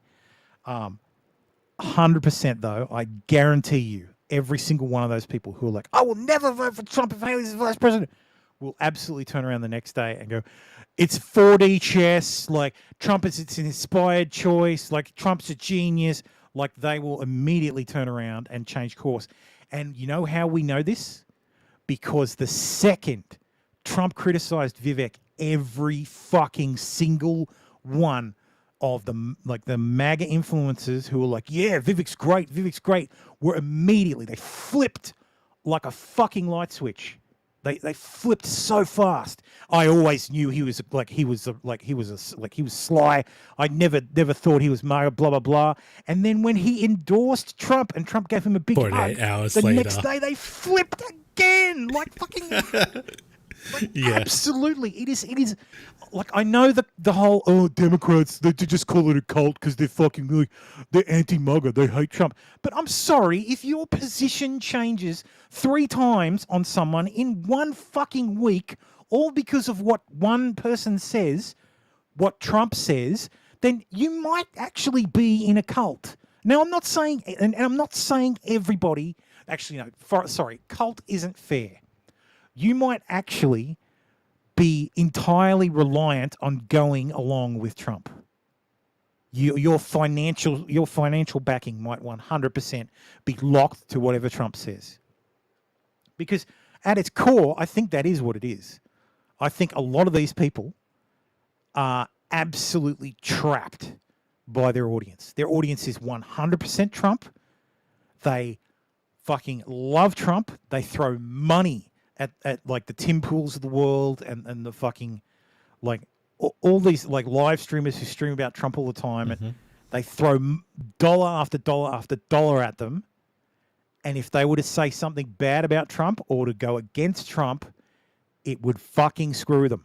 So they have to follow the fucking party line. So it's not so much a cult as it's the world's biggest audience capture. Like the audience capture is very, very, very strong. Well, that is true. That is one way. And to look, I think we saw a bit of it with Rackets, talking about how talk about Trump, talk about guns, talk about this, like he's exactly like he was right. People want that. People want their conservative commentators to talk about Trump, to talk about how great Trump is, and how Trump's going to win, and Trump. And I understand it. Trump, like same as the newspapers want to talk about Trump all the fucking time because liberals get triggered. Oh, Trump's done this horrible thing. The New York Times says he did this bad thing. I better buy 14 fucking gummies. Like, it's very, like the entire media landscape is just captured by this man. It is absolutely enraptured by Trump, and it cannot escape. Trump is the black hole of the media, and we are all caught in his gravity. It's too late for it. Yeah, it's too late now. We're trapped in it. We can't pull ourselves out. But, and I mean, look, I'm surprised. I think Poker's tuned out, but like Poker would be talking about this being the TDS segment. And look, like I said, I like Trump. I want a universe where Trump never ran for office. I want a universe where I'm sitting on my couch. I don't have to hear my missus talk about Trump, except in the context of, did you see that? Like, have we got the latest episode of The Apprentice? Oh yeah. Yeah. Because it's season 25, and I really want to see who Trump fires this week. Instead, we don't have that anymore. And I would much prefer that entertainment than this entertainment, because I think politics as entertainment is gay. It's fucking gay.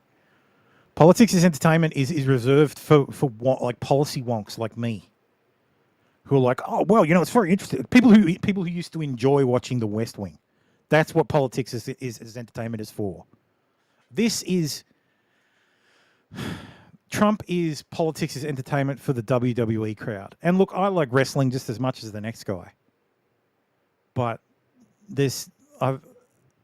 kayfabe in reality really sucks. And I would much rather people tell me what they really think. Yep. Anyway, Ted Cruz says, I'm proud to endorse Donald J. Trump for president. Now is the time for us to unite, to oust Joe Biden and save our country from the Democrats' destructive agenda. To help us win this fight, please make a donation right now to support me and President Trump as we work together to defeat Joe Biden and save America. Make a strong statement with your support. Donate now. I just want to see what the split is. So if I want to make $1,000 donation, what's the split? Is there a split? Your contribution will benefit Ted Cruz. See click here for details to edit out. Dude, what 50-50. A champion. Look at this guy. 50-50. What a fucking champion. And the fact that they actually show you where it's going, that is... Well, they have to by law. They kind of have to. They can't not. Because if you've already donated to the Save America joint fundraising campaign committee, you can adjust it yourself. But this is the default, because you can max out on this one, but not be maxed out for Ted Cruz. That's why they have to show you and let you adjust it. But the default's 50-50. Fucking Elsie Stefaniak, who when she ran her campaign for like a couple middle of last year about Trump, she was like the President Trump in prison thing. Mm-hmm. She did a mail out and it was 95 for her, $5 for Trump. And Trump's done the same. Trump's done the same thing, because there was a story at the time about how Elsie has learned from Trump, because what Trump does is he'll do a mail out to support this person, and it's $5 for the person and $100 for him. So, but yes, the fucking good guy Ted Cruz. I know everybody hates Ted Cruz, but I like Ted Cruz. I think he's an honourable bloke. I think he's a fucking smart guy. Like, he is a fucking clever guy. Look, and, I'd put him on this. If I were president and Thomas died, he'd be my pick. I would say he's done his redemption arc already. Yeah, the second he grew a beard. In the past, I would have hated him, but he's in the good books now. Yeah, before he grew a beard, he was insufferable. He was an insufferable douche. But once he grew his beard and started doing his podcast, he's less of an insufferable douche. Yeah. But yes, that was of course after the Iowa caucus. And then Babylon B did this, which I thought was fucking hilarious, and most people with a sense of humor thought was fucking hilarious. Trump promises Vivek an administration position running the White House 7-Eleven. And it's believable because they would have installed a 7-Eleven for Hunter Biden. Yeah, that's right. But yes, Babylon B under fire for Vivek Ramaswamy White House 7-Eleven parody story. Fuck those people. So Seth Dillon, who is the editor or the CEO of the Babylon B, said some of our readers have expressed concern about this report, suggesting it did not meet the high journalistic standards they've come to expect from us. We want you to know that we've listened to you. We've heard your voices, and they are stupid. I tweeted out like, if Vivek fucking replies to this with like a laughy emoji, like he's fucking hilarious. Like, because you have to be able to not always take yourself so goddamn seriously. Fucking sure enough, I'm a survivor. Because Matt Walsh tweeted, check the comments to see conservatives actually offended by this joke. Absolutely pathetic. I guarantee Vivek Ramaswamy is not in the slightest bit offended. You guys really don't need to be his white knight to protect him from Babylon B headlines. He'll be okay, I promise. And sure enough, he was. And of course, woke scold Ro Khanna, who I agree on some things. He does go against the party line a lot. While Vivek Ramaswamy and I disagree on foundational issues, I'm disgusted by this tired joke maligning him for being Indian American. Seriously, get some new material, Babylon B. This just drives me fucking nuts. This is when he's getting offended because he sees this as a negative against him and his identity that he wears like a shield. It's not. This is more about teasing Trump than it is about teasing Vivek. Like, it's both, because it's multi-layered satire, and if you have to explain it, it ruins the joke. But I will explain it and ruin the joke. The joke is, Trump would think an Indian man, like, so Trump's racist and thinks all Indians work in 7-Elevens, and Vivek's a joke. Vivek is, it's funny, it's teasing Vivek because he thought he'd get a position in the administration. And the position in the administration he gets is running the White House 7-Eleven. That's the fucking joke. And the fact that these people can't figure out that it's a multi-layered joke. It's teasing Trump and Vivek. Like, it's they're just woke scolds, man. They really are. And I did think Ro Khanna was better than that. Like, but no, apparently he is. So Patrick but David went to 7-Eleven. Oh, love this. See, this is a dream. When you make money, you get to afford to buy some high-end type of food, and nothing says more high-end than hot dogs at 7-Eleven. And if you've had this, you know how great this is. How you feeling, Eric? 10 feet tall and bulletproof. Oh, that mustard. Look at this, look at this, look at this. Ah! There is no way that shirt is getting away unscathed. And of course, Vivek says, "Thank you for coming, and don't forget to grab a Slurpee." Like, that is how you respond to this stuff. Yeah. You don't go harumph. Like it's fucking shit. Good afternoon, Eric. How you doing, man? Eric's Swampass Army. Swamp Ass Army. Swamp Ass Army. But yes, Nikki Haley is banning the Daily Mail from events following a story on alleged affairs. So I had not heard about her having affairs, fucking plural. Well, Since Haley's campaign has responded to the publication by banning the outlet for the background, two men signed affidavits going all the way back to 2008 claiming they'd had affairs with Haley before her time as governor in South Carolina. At the time, Haley denied the claims, saying she had been 100% faithful to her husband. The public didn't see the affidavits themselves at the time. The Daily Mail published both on Friday, starting with this one from Columbia lobbyist Larry Marchant. My name is Larry Marchant. I'm a citizen and resident of the state of South Carolina in the county of Richmond. Conservatives for Truth in Politics have asked me to provide a sworn statement regarding my previous allegations of having sexual intercourse with Rep. Nikki Haley. Based on the organization's request, I will address this topic, but will be the last time I do so. Rep. Nikki Haley and I we're in Salt Lake City attending a conference together on June 14th to 15th, 2008. We were both staying at the Salt Lake Marriott downtown after a night together of dinner and drinks with other participants of the conference. Rep. Haley and I returned to the hotel together. We went back to her room where we had sexual intercourse, and I spent the remainder of the evening. I left her room at approximately 6 a.m. I came forward publicly on this matter after only being contacted by the press, and after hearing Rep. Haley claim that she would be 100% faithful to her husband. Blah, blah, blah. So, under penalty of perjury... I tapped that. I tapped that. Well, I'll look up the photo from her at the time. And we'll make a determination. Let's see. Nikki Haley, 2008. Let's see. Is Nikki Haley, 2008. These are all recent.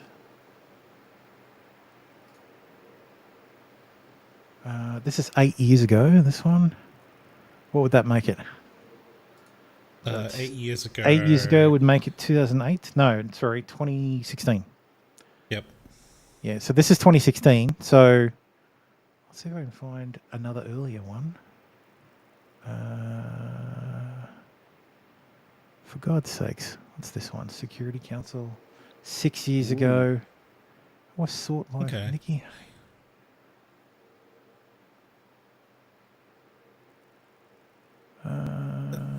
Yeah, probably the issue is going to be that she probably wasn't in the public eye back then. She was a representative. Oh, okay. That's why it refers to her as Representative Haley, because at the time she was a congresswoman. So what's this? This is 4 months ago, but this is when she ran for governor. When did she run for governor?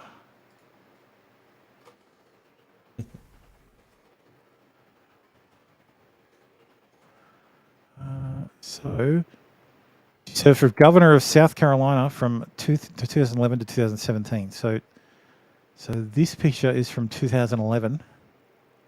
Close enough. Is there a better fucking picture? Let's try Nikki Haley. 2011. That's.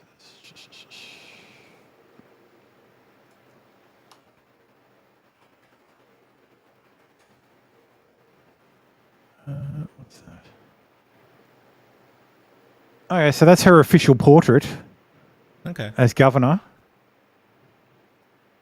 Yeah.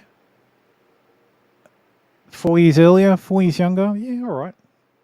Yeah. Would. It's this one discussing what matters. It's from 2 years ago.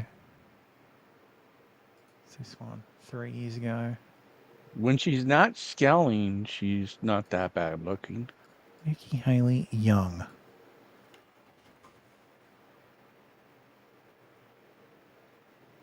Man, Bing sucks at this. It really does. It really sucks at that. Nikki. Google's probably going to suck it's the same as well, because just the way that they've I don't shit deny it. over their algorithm. That's not a new one. God, she has to spell her name like a fucking retard, doesn't she? Oh, there you go. There's her in 2009. There you go. Oh, I need to open a new window. So there we go. There's her in 2009. Chat. So there's what he tapped.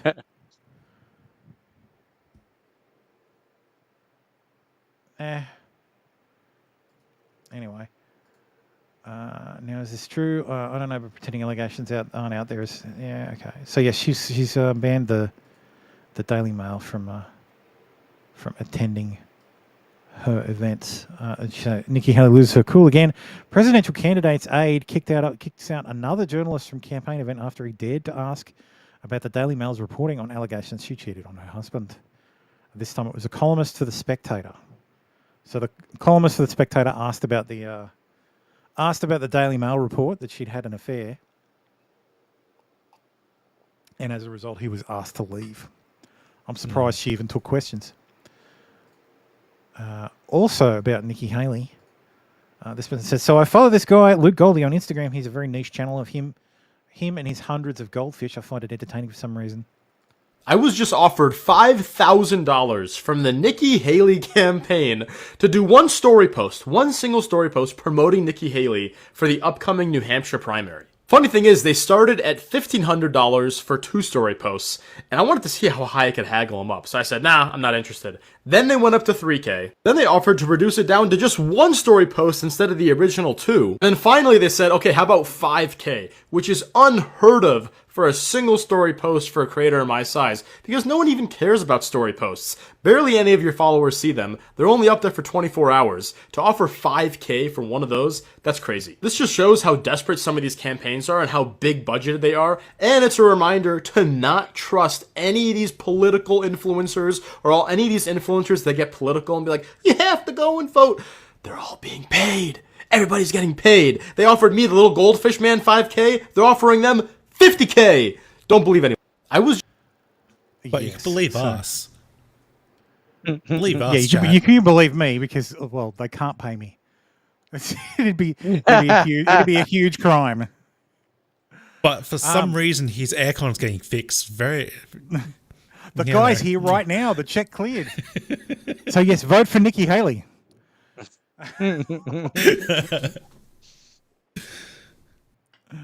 Actually, no. Speaking of candidate or VPs that we would bang, potential VPs that we bang. The other name I saw floated was Tulsi. How fucking amazing would that be? Trump Gabbard 24. The Democrats wouldn't. I would vote the Democrats for that. absolutely wouldn't know what to do. She's not a Democrat. They'd trot out the Assad toady stuff. But anyway, U.S. business leaders think Trump will win 2024. They're not worried at all. Several, but not just any business leaders at the World Economic Forum in Davos spoke about a very real potential of a second term for the former President Trump in terms that were anything but alarmist. In fact, according to CNBC, while their European counterparts were far more concerned about another Trump term, many US executives were decidedly unconcerned about it, with many predicting he would win and others praising his first-term economic policies. A prominent US business executive who preferred to remain anonymous due to the confidentiality of his discussions with foreign leaders suggested that some of the apprehension might stem from a limited understanding of the checks and balances inherent in the US government system. Quote, I'm not sure Europeans understand just how weak the executive orders are. We have a justice system. Congress will probably be divided. It's right to be cautious, but it won't be the end of the world. Another US bank CEO speaking privately conveyed irritation with the media's tendency to exaggerate the perceived threat of a Trump presidency, emphasizing that he believes the former president is all bark and no bite.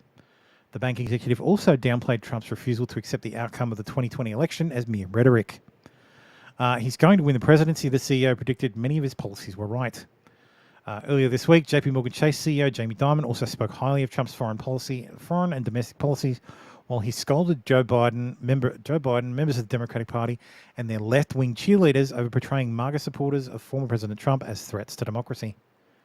There is some irony in a party telling everybody that everybody else is a threat to democracy while also trying to remove a candidate from the ballot. Yeah, it's a bit.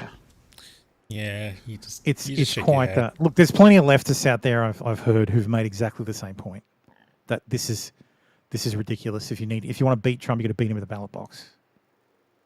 Yeah, I do find Trump's argument that, like Trump's lawyer's argument, that a president has immunity for everything, up to and including assassinating his rival. That's probably not a good argument to make while you are the president's rival. It's not good optics, but technically it's true. I'm saying it's not a good argument to make while you're a president's rival. That, hey, the president can kill me if he wants. Like, that's probably not, and get away with it. He's completely immune from it. That's not a good argument. Up until they impeach him.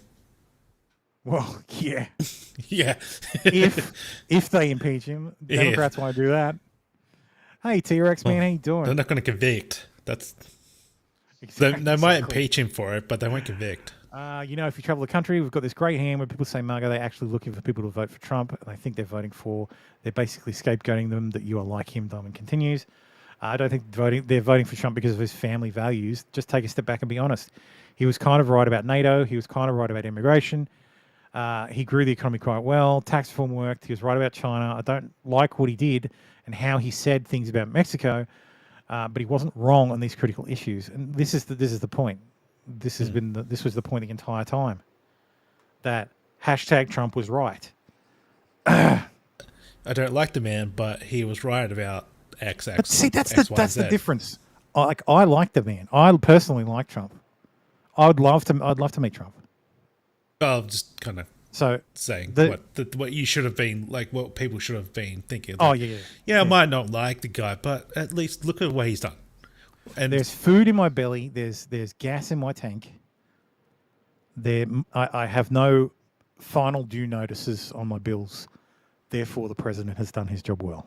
That's realistically that's what people care about. People care about if they put food on their because table, of the 2020, get to work, if they have work. Nobody cares about all the peripheral bullshit. Well, they did care because at 2020 pandemic, so you had lockdowns and all that crap, which really did hurt him in terms of just because of how recent it was. I don't think it actually hurt him because neither of them ran on opening up the country. Neither of them did. No, I think people were blaming things that may or may not have been under his control. Because Biden's argument was basically he didn't do it fast enough. He didn't lock down hard enough. He didn't and it's like, what the fuck are you talking about? Biden wasn't fucking around for that. He was hiding. There was at least one debate. Anyway, so yes, business leaders think Trump will win. The Daily Mail's very upset at Nikki Haley and continues to be. Sort of related to the election. I just put it in the same section because I didn't want to have a separate section. But I don't know that we covered the Fani Willis stuff in detail. But Fani Willis is, of course, she's just like the Attorney General of Fulton County. The one in Georgia. DA of the Fulton County DA. Yeah. Anyway, so she's a Fulton County DA. She's the one who charged Trump. She's the reason he has he's made a buttload of money off his shirt. And why every second MAGA supporter has the same profile picture. It's his mugshot. So she filed the RICO charges against Trump. Well, the special prosecutor that she has assigned to investigate this stuff, well, it turns out that she's having an affair with him, and he's billing the taxpayer for Royal Caribbean cruises.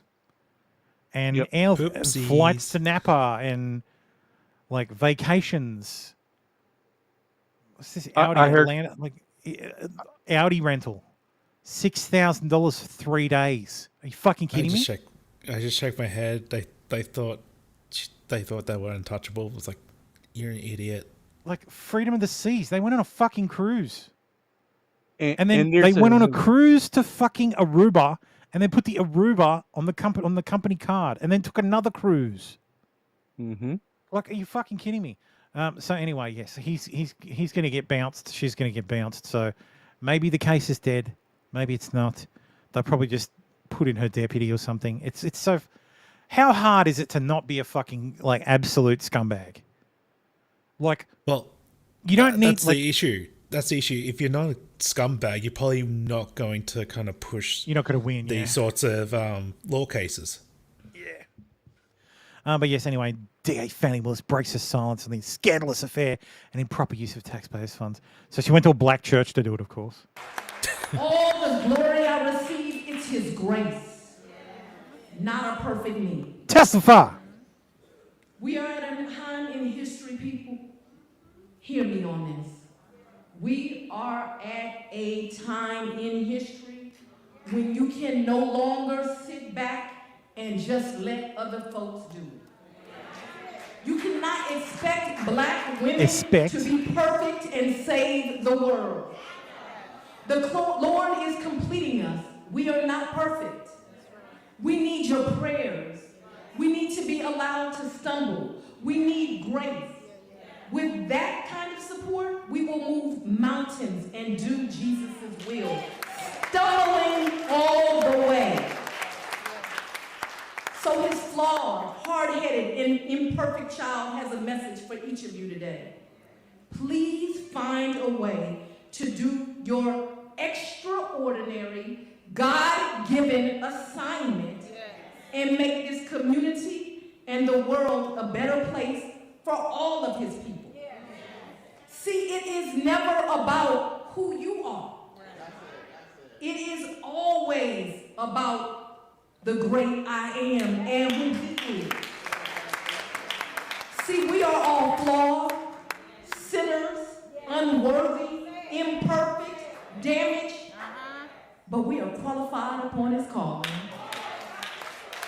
You can find common ground with people of all different ideologies if you simply commit yourself to being obedient and steadfast in your efforts and his word.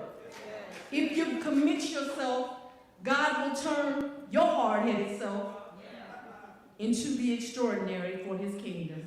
Thank you. Jesus fucking Christ. There's I hate that shit, seriously. There's reports that the guy Nathan Wade, I believe his name is, it was making like $500,000 more than his colleagues, his peers. And It's then just there's affirmative action, Dave. Yeah. What are you, racist or something? And there's a video of where she talks about it's improper and should be legal to be in a relationship with your subordinates. So Anyway. Yeah. Aaron Moriarty's before and after pictures. Why are fans accusing the boy star of having plastic surgery? So this is her, of course, before. Everybody's watched The Boys at this point. So she's ruined her nose. Great. So, well, I mean, they can use CGI to fix maybe. I mean, here's the side by side. Like, here's the side by side. Like, this is compelling. Like, because there she's got a cute as fuck face. That's good. That's a good picture. There it's like, what the fuck? That's a hobgoblin face. Yeah, that's your soul has been removed by Hollywood.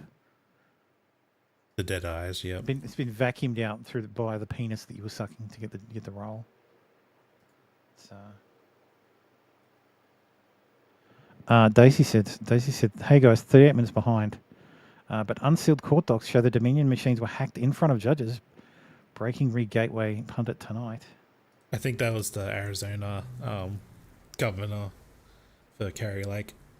Okay, let's see. Professor and ex-election expert Jay Haldeman hacks into Dominion voting machine tabulator in court on Friday in Georgia in front of Judge Totenberg using only a pen to change vote totals. In June 2023, blah, blah, blah, blah, blah. This is from today? Yes, Yeah. it's from today. Oh, yesterday, Yeah. A security researcher assistant professor at Auburn University, Drew Stringall, collaborated on the report where they discovered many exploitable vulnerabilities in the Dominion voting system ImageCast X program. ImageCast X, is that how they image the fucking machines? It sounds like a multicast imaging system for voting machines. It makes sense. Like semantic it was goes. scanning. Yeah, if it was scanning the ballots. Okay. No, I think it's for like configuring a bulk of voting machines. ImageCast X, multiple configurations support in-person, accessible, and early voting sessions to meet the needs of any jurisdiction. ImageCast X is easy to use for poll workers. Okay, so ImageCast X is something else. It's just a shit name. You're right. Intuitive, accessible, configurable, compact, scalable, versatile. Stop button. You know what is all these things? Paper fucking ballots. Yeah, I shake my head. It's like, why the fuck are you using electronic ballots when they can be fucking configured in a way that will just... Hang on. How about Baldo? Sorry, Baldo, man. You got to say something. I didn't hear you. He did. He did. That was the funny thing. But yeah, I just shake my head at people like, oh, let's do electronic voting. It's the 21st century. It's like, you fucking idiot. So can I call bingo on that gobbledygook salad that you just read? What gobbledygook salad? The ImageCast voting bullshit? Yeah. Okay. Intuitive. Voters easily navigate the ballot using simple on-screen instructions. I don't know why I sound like Kermit the Frog. Ample review opportunities assure correct voter selections. Accessible. Compatible with a range of assistive devices, the ImageCast X is fully ADA and HAVA compliant. Configurable. Available as ballot marking device or direct record electronic with optional voter verified paper audit trail. Lightweight with a small footprint, the ImageCast X needs little space to set up and requires a small amount of storage space. Highly scalable to meet the needs of large and small jurisdictions using commercially available technologies. Supports standard and special contests such as vote for multiple, ranked choice, and write-ins. I half expect the word synergy to be in there somewhere. Yeah, leveraging synergies. Somewhere. Oh, well, there you go. Go on. Bingo. You know what I don't understand? Like, if I were to make an electronic voting machine, all it would be is a screen that shows the candidates. You pick the fucking candidates you want, and you hit print. And it prints you out a ballot pre-filled. And then you look at it and verify, and then you put it in the ballot box, and that's it. That's all it does. It's not networked. It's not anything. Yeah, here That's are the all. options. Pick one. We'll print it for you so you don't have to touch the paper. So in a way that when you the advantage tally it up, that you can actually do it properly and the argument they use for electronic voting and stuff like this is, well, it means we can tabulate faster because we can use machine tabulation and there's fewer errors because every ballot is the same. The only thing that differs is who ticked what where. Few unwanted errors. Yeah, unwanted errors. Meaning informal votes. Yeah, but honestly, there should be an informal button. Like, I don't want to vote. But if you're going to vote informal, what the fuck are you showing up for? Like, voting's not compulsory. Yeah. It's not like in Australia where you have to actually rock up to get your name ticked off. Yeah, they'll fine you if you don't. Like, there should just be pick this, pick this, pick this. Like, there should be options. Like, do you want to vote for all the Republicans, all the Democrats, or do you want to pick individual? Yeah, you want to go through yes, all each one. yes, all the Republicans, yes, all the Democrats. And if you don't fill out your ballot, like your digital, you don't make the right selections, or you skip something, at the end it tells you, hey, you missed this. Are you sure? Like, you forgot to select someone for this, and you go back and pick it, or you just say, this is correct. You hit print and you see your fucking ballot. See, that'd be the way. Fucking ballot, and then the ballot is formatted the same for everyone and can be digitally read, and that's it. Like, that's all you fucking need. It's still a paper ballot. You're still voting electronically, because if you're too retarded to put a check on a form. But why all this fucking complex shit? Like, oh, we store all the votes on a card on every machine so that everybody has to go and collect the cards so that we can count the ballots instantly. Wait, well, no. They want to control. Well, that's what I mean. It's suspicious as fuck, and they should stop doing it. I can see for that exact reason. I can see there being an argument that if it's a bunch of printers, essentially, then someone still has to be there, and someone can fuck with the paper that they're feeding into the printer, and blah blah blah blah. Well, because you can print 1 million, like you can spend a couple of days printing 1 million ballots, but having to print 1 million ballots on the day, I can see that being an argument as to why that's not going to work. So we'll have to just keep it digitally. But no, it doesn't have to print the whole ballot. You can put the ballot into the printer, and the printer prints out the right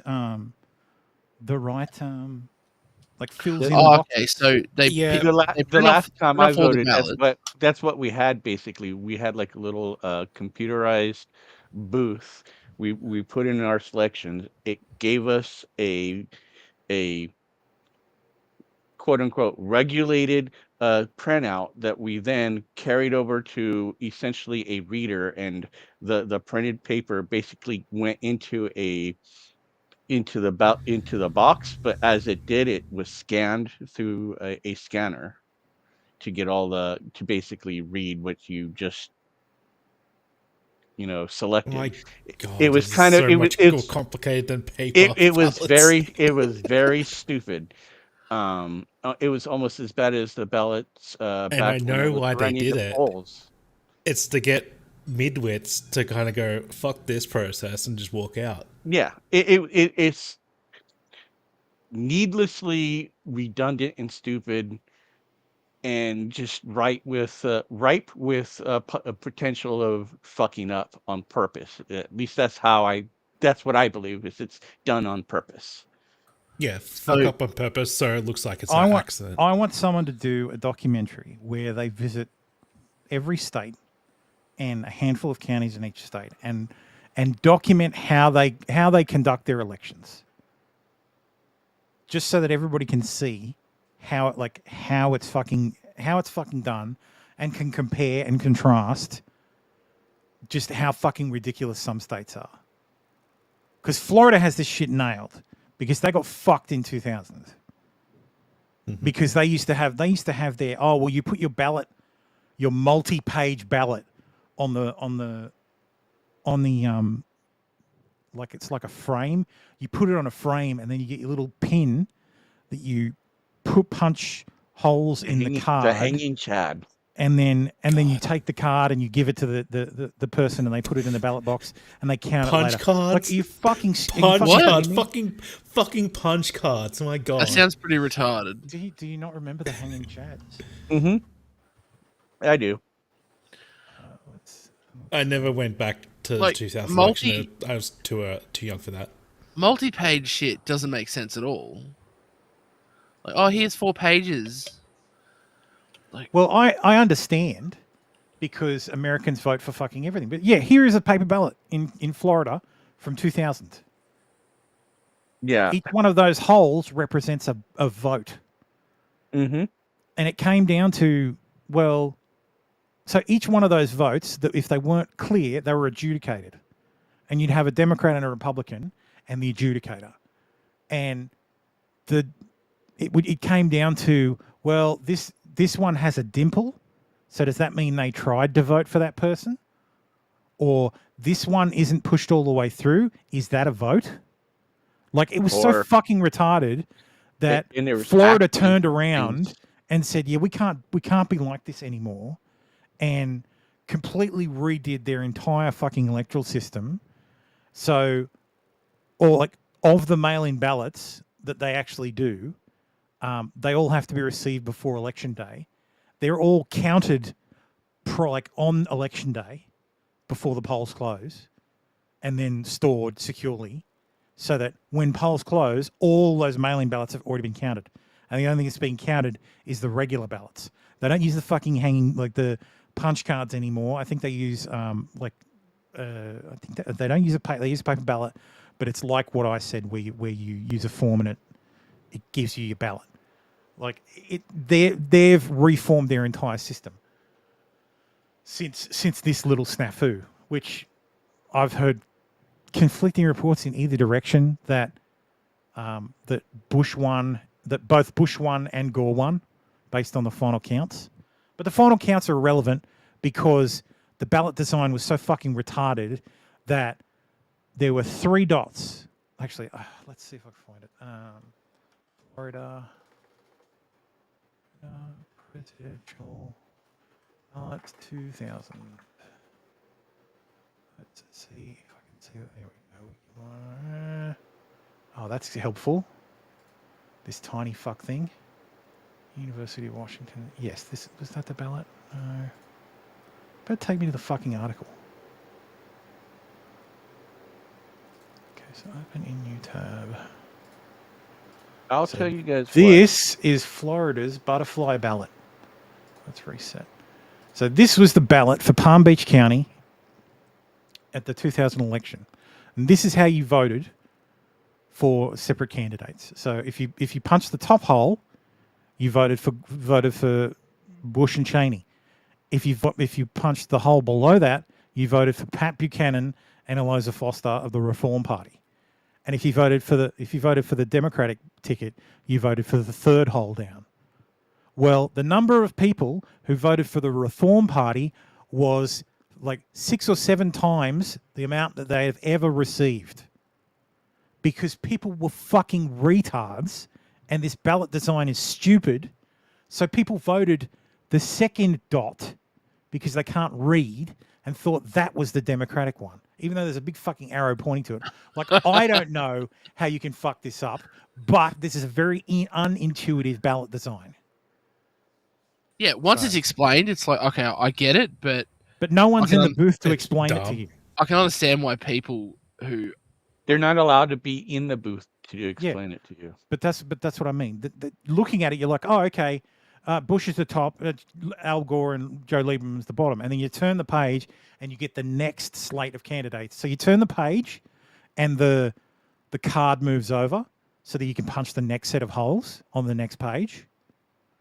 So you end up with a card that has holes, and then you match them up, and then you run them through the counter, and the counter says, okay, this line was picked this many times, so that's George Bush. This line was picked that many times. It's an old mechanical system. It was fucking ancient at the time, and there were so many candidates that this line was retarded. Like look at how you fucking vote for the writing candidate. You Can can't you even do that? Like there's no hole to punch. Yeah. But yes, the Reform Party, even Pat Buchanan said there's no way I got that many votes. And that was the ridiculous thing. Palm Beach County was an incredibly blue county. So based on that, technically Al Gore should have won. It's just because of the shitty ballot. If this terrible ballot didn't exist, if it was just a regular fucking ballot that made sense, all other things being equal, Gore would have won. Mm-hmm. But this isn't Bush's fault. Bush didn't go to fucking Palm Beach County and say, hey, morons, make the worst ballot in the fucking universe. So this wasn't election rigging. This was election stupidity. As a result, Bush won. So, but yes, worst fucking ballot design ever. Yeah. Then we got 9/11. So yeah, blame Florida for that. Yeah, well, fucking hell, Florida. Thanks, Palm Beach. Stupid Palm Beach. Which is where Trump lives now. Palm Beach County is Trump's county. Nice. County. In fact, I think all the Trumps live there. Because I think Eric lives in Jupiter, which is like a suburb of Palm Beach County. I think we did go through this. Yeah, we went through where they all live a couple of months ago. So anyway, So yes, look, do I believe that any idiot could, like anyone partly competent, could hack these tabulators? Yeah, of course. Yeah. Like the security on these things are fucking terrible. Do I think they did it while they were standing in the booth? No. Do I think that fucking everything? So Arizona has been sus as fuck. So the counties in there like, oh, whoops, we destroy the records. Is enough to make you go, well, all right, we'll rerun that election. Well, not only that, it's no, you can't audit us. Because the person who won it was the one who was running the fucking election. Wasn't that them who were like, no, you can't audit us? Yeah. The go person again. who won. Oh, they went to court and argued some ridiculous bullshit. Yeah, but one of the counties, I can't remember exactly where it happened, but one of the counties was like, the court's like, yeah, nah, they can audit you, and they're like, how about no? How about no? But we said so. We're the courts. Yeah, I'm gonna go with no still. Yeah, nah. It's like, yeah, I'm gonna go with what, 10. What kind of bullshit is happening when the courts say do this, and they're like, but we don't really have to, do we? And we're not gonna do that. Fuck you. It's Who's like, gonna enforce it? Yeah. Why are you so against this happening? Yep. Yeah, so there's just here's the stuff. Is this the fucking thing? Be informed. So this is the sample ballot for the. Let me scroll down so I can I pop this out or something? This is fucking terrible layout. Terrible layout of this website that shows a terrible layout of. You probably could download it. Form. Yeah, I'll do that. Where is it? Save. But yeah, that design looks so much better than what they were doing. God damn it! There we go. All right. So this is the sample ballot for the 2020 election from Miami-Dade County. So it's not the same county, but so here's the ballot. So you vote for president and vice president, your congressional districts, which can be multiple districts because it's if the county's big enough. Then you've got your state senators for the districts, state representatives for the districts. Then you've got the clerk of the circuit court, justice of the Supreme Court. Mm-hmm. Then you've got another page where you've got the district court of appeals, and then you've got more. Should they continue their term? County commissioner, county school board members, South Dade Venture Community Development District. This is like the Disney one. Yeah. Stonegate Community Development District. And then you've got constitutional amendments in 3 languages. Yep. So, but you're missing one thing. 3 languages. It's racist to assume that a person will know how to fill in a little box correctly. Well, on these ones, on these ones, all you do is you fill in the little box that's the yes or no. They're Cuban, not black. Wait, so what are those 3 languages? English. So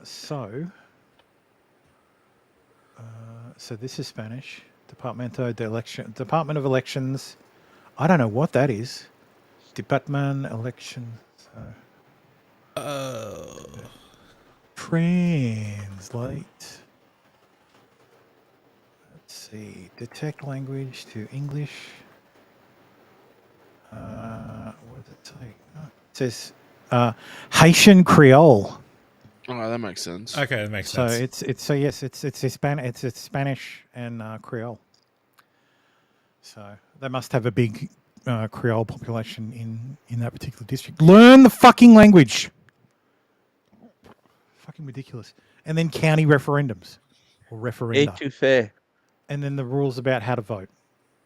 Mm-hmm. So times 3. So this is how many pages? This is a 12-page ballot. So yeah, I can understand why people like, just go down the list and go and like either that's the Democrat thing. or Republican. Well, some ballots used to let you go, like let you fill in a box to vote for all of the candidates of one particular party. Oh yeah, above the line Yeah. versus below the line. Yeah, well, it's called like so. If you didn't do a party line ballot, which is what that was called, you could ticket split. So you vote for one in one side, like you vote for one candidate from one party and one candidate for another, depending on their position. So yeah, but yeah. Anyway, and I can understand why it fucking takes ages fucking to get people. And yeah, through but the yeah, damn so thing. I understand the reasoning behind. Oh, hey, we need a better way to do this. Punch cards were never the way, and this fucking electronic voting on a smart card in the fucking printer is not the way either. Like, if you want to do this electronically, it should print the ballot out, and the ballot should, like, you should get a printout of your ballot and a little receipt. And what should happen is every single one of those ballots, when they're counted, should be scanned, and the little receipt you have, you should be able to look up online your ballot. The second it's counted, you should be able to go, okay, I want to make sure my ballot was counted. And you should be able to go online and see the ballot and see who was voted for on what. And that should be available to everybody without signing in. All you should need is the code, like the number string. Yeah, that way that should be available publicly. That the government should provide funds to fucking pay for this system. Does the US do so that secret there is ballots? 100%? So there's 100% transparency on who voted. 100% transparency on the votes. So you shouldn't be able to see who voted for whom, but you should be able to see all the ballots. I should be able to see every single ballot for every single county in every single state for a federal election. 100%. There should be no excuses why. Like how look, this is how it should work. So you should walk in, they should look up your name and go, yes, you're a registered voter. Okay. Here's your ballot. They take the ballot off the pre-printed pile, and they stamp it and then sign it that they've handed out this ballot, making it an official ballot. Mm-hmm. And then the person goes into the booth, puts the ballot in the machine, and the machine then gives you the prompt to say, okay, pick who you've chosen. And then right there, it could be, do you speak any other languages? Yeah, exactly. What is your language? What language do you speak? Blah, blah. Here it is. You go through. You're asked all the questions. You make all the selections.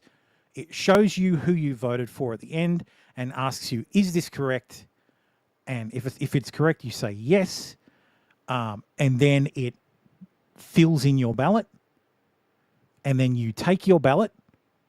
And then it prints out a receipt with your unique ID for that ballot on it. Mm-hmm. The ballot gets tattooed gets printed with that ID on it as well. And then you take it and you hand it to the person. They give it a once over, make sure everything's okay, and then it's put in the box. Well, I wouldn't even say hand it to a person. Or maybe not even hand it to a person. Yeah, just shove it into the box. Yeah, yeah. Because if you fucked up, then that's on you. But yeah, no, that totally makes sense. Because then, the only thing I'd say is the unique ID would be randomized. Because if it was sequential, then you could check other people. Yeah, exactly. That's what I mean. It's a GUID. Yeah. It's a GUID. Like, you just generate a GUID at random from a pool, and then that's it. That the only issue with that, if they introduce a secret ballot, i.e., your vote's secret. But your vote's you can't. It's not attached to you.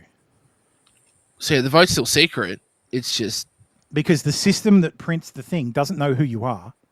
The only person who knows who you are is the person who handed you the ballot. Who takes you off the list. As you can, and the person who hands you the ballot marks you off that you voted today, hands you your little I voted sticker, mm-hmm. or it does that on the way out. but you get marked off the roll as like, and look, if you want to have same day voting registration, go for it. I'm not registered to vote. Okay, step over here. This person will help you. They'll get you registered on the system, and we'll hand you a valid ballot, and you can walk over there and go through the process. Because the back end system doesn't need to know anything other than what's the code. Like, this is the code we've generated. This is the ballot. This is the ballot that is attached to that code. That's it. Doesn't need to know who voted. Doesn't even need to know how they voted. Well, because there's no link between when the person asks for your details and the ballot they hand you. Doesn't go onto the ballot until they vote. Yeah. So the ballot is made valid by virtue of the stamp and the signature of the person handing them the ballot, like the person at the polling place. So that's how it works here. A valid ballot has to have the stamp from the location and the signature from the person who hands you the ballot. And usually that person is the person who's checked you off the roll, usually by citing your ID. If they do that. No, but okay. If they do that, but yeah, it's like it's a bit different. Everybody has to vote. Yeah, it's a bit different because it's mandatory. Yeah, it's mandatory, so they have to vote. They can't deny. In theory, if you knew 100% that someone wouldn't vote or hasn't voted absentee, you could say you were them and use their if you vote. do absentee voting, then yeah, you do have to provide your ID. Yeah, that's exactly right. Well, you need to provide a stat deck for someone has to watch you do it. Yeah, exactly. They don't have to watch you vote, but they have to watch you put it in the envelope. Yeah, watch you actually declare that this is who I am. This is where I'm enrolled in. From memory, they have to actually cite that the ballot is actually filled correctly. Okay. Well, yeah, there you go. So it's a little bit more, but yeah, I don't, it's just I don't really give a shit. What? Look, Okay. look. Fundamentally, I think our elections are significantly more secure than the American elections.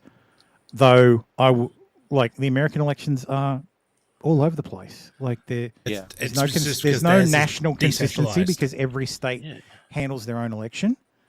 And some states are good. Some states are good. Some states are bad. Did you want me to tell you a little secret about the last time I was running the polls? No. Okay.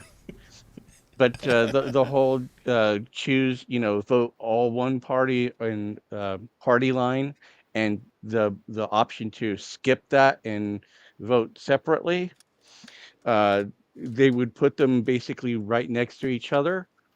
So like the last one who skipped this, so those who would accidentally, fat thumb could accidentally vote one party.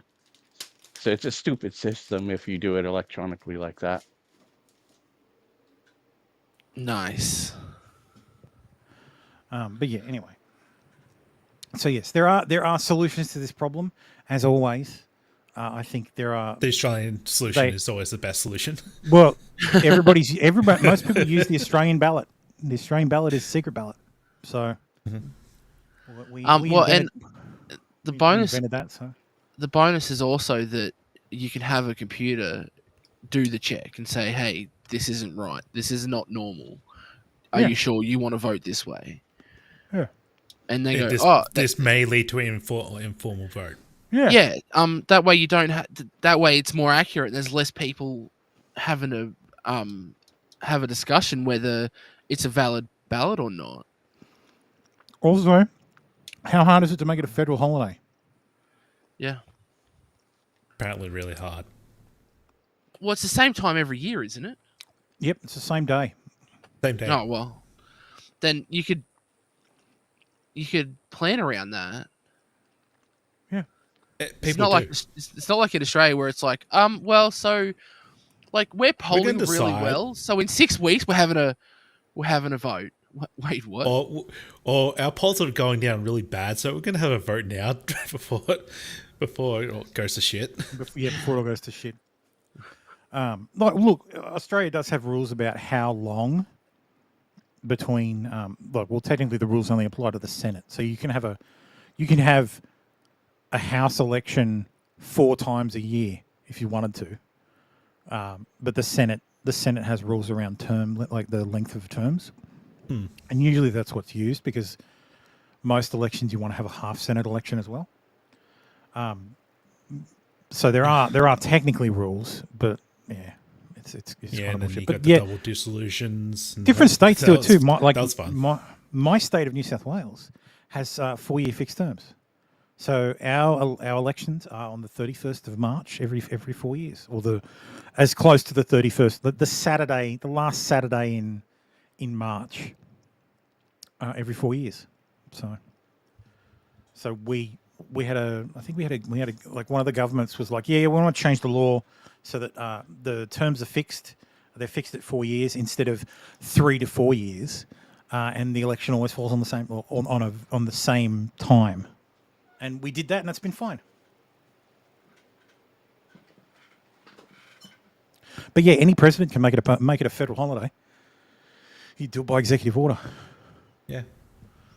So, which is funny because Trump keeps saying, like Trump's on the stump saying, I'm going to make it a federal holiday. I've always thought it should be a federal holiday. Well, if you always thought it should be a federal holiday, why don't you make it a federal holiday? Well, you should have done that in your first term, mate. Did you forget you could do that? Then again, one of his advisors probably didn't tell him he could do that. So anyway. Starlight ruined her nose. Moving on. We've already reset the clock. That's a really long Twitter thread that I really don't want to read, but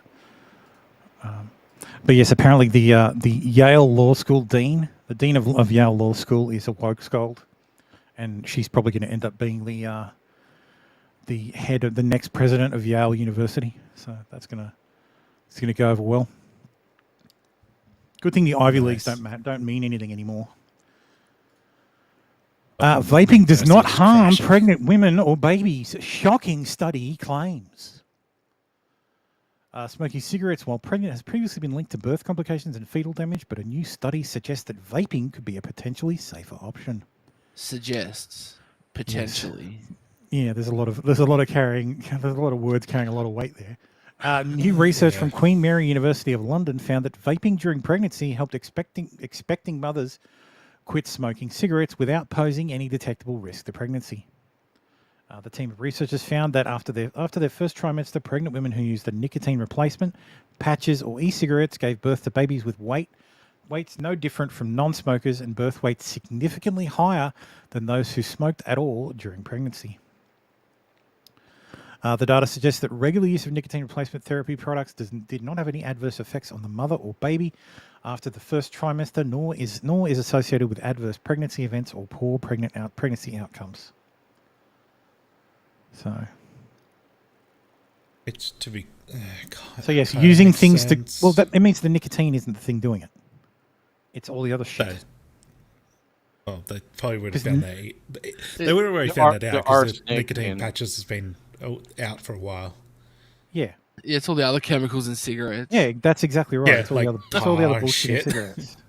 So, I did want to. This isn't current, and I wasn't sure if I was going to share this. We used to live up in Mariba, and they used to have a pretty decent tobacco growing facilities up there. And my mum would tell me stories about how the farmers used to get the chemicals in that they'd put on the tobacco, and they just stick their arm in the vat of chemicals and just swirl it around to mix it up. And oh look, the farmer's got one arm. I wonder how good those chemicals are. And you're smoking that shit. So yeah, tobacco's fine. It's just tobacco with a shit ton of chemicals on it. It's probably not so. Yeah. If you want to the tobacco plant's leaves, fine. It's just the process shit. It's just Can you are you allowed to grow tobacco here? Because it feels human enough to do it. No. Not legally? Yeah, of course. No. Not legally. Of course not. Well, because they can't tax it. Chop's illegal here. You can't get homegrown tobacco without potentially risking going to jail. It's ridiculous. Yeah. I wasn't sure if I'd share this because this is someone I went to school with, but I mean she's not getting out for a while. So I think I've told you guys before. I went to a girl I went to school with, or was in my school. She was like charged with like kidnapping and torture. She was sentenced back in November. Oh wow. So I went to school. For almost a day, Kyna McCauley subjected a woman to unimaginable pain and terror during a sustained assault which involved cruelty, torture, and humiliation. McCauley held her victim captive in a backyard shed for around 20 hours back in May 2021 with the help of 2 others after the woman was involved in a minor car crash with a child on board. McCauley struck the woman in the head with a hammer, came towards her with an operating angle grinder, and poured boiling water over her head. During sentencing today, a district court judge described it as a grave crime, given the extensive period of detention, the fact McCauley used heavy tools as weapons, cable ties to restrain, and inflicted serious injuries. The victim was ultimately released into bushland. Authorities only became involved after she went to hospital for her injuries. The judge found it wasn't an impulsive outburst of violence, rather that McCauley intended to seek revenge on the victim, and she did so in a calculated and systematic fashion. She was jailed for 10 years with a non-parole period of 5, meaning she could be released on Christmas Eve 2027. Tyson Cottrell, NBN Look News. out there, Mo. Your next Holy on the list. hell. Hashtag Newcastle, just Newcastle things. I can fix her. Hey, that's some hostile shit right there. And But Baldo, it's- she can fix your penis as well. It's With shit a like hammer. this that means I can't walk around with fucking zip ties in my bag. Yes, we all know Baldo would. Oh, I would have. Back in the day, absolutely. Yeah, today. She's looking for Anyway. conjugal. Thermo, hook a brother me up. just let me identify as a woman and go into the women's jail. I don't know where she's being held. Well, there are court records. Yeah, I'll have to look it up. Let me It's know. It's probably Silverwater. So I'm you'd not have to go. familiar with- Sorry, you'd have to go all the way to Sydney. Wow, no. Anyway, Victorian police. So we'll do Aussie news now because I kind of started that. That wasn't recent. That was from back in November. So she's already in prison for almost 6 months. She was on remand before that. So, and I don't think this is her first stint in prison. But I guess she's left a whole bunch of kids that don't have a mum now. So That's probably a good thing. At For the least they won't get kids. hit with a hammer. Like with a fucking hammer. Like the way the guy that was describing the the deprivation of liberty and all that shit. I'm like, that sounds like a fun time. But then the hammer thing, that's a bit much. And the angle grinding.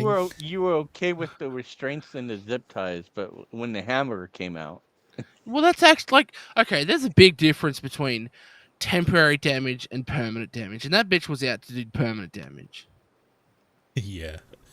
Yeah, a hammer does permanent damage, okay? You can't swing a hammer into someone's head and be like, oh, it's only temporary. No. Percussive blows to the head are never, you're risking permanent damage, and that's too far. Well, she's already retarded. she had it's a little bit of leeway there. She had the shit kicked out of her too. She had her lackeys put her in a car, drive her out to bushland, and just dump her. Yeah, that's fucked. Yeah, it's fucking crazy as fuck. Can still fix it. Yeah. Victoria Police senior constable allegedly possessed 168 hours of vile video footage of children being sexually abused before he was caught and charged with 110 criminal offences. Oh, so only an entire fucking week's worth. A week and fucking 8 days. 147 hours is a week, I think. Really? Jesus Oh, it was Christ. 148. 160 Was it? Now I'm doing math.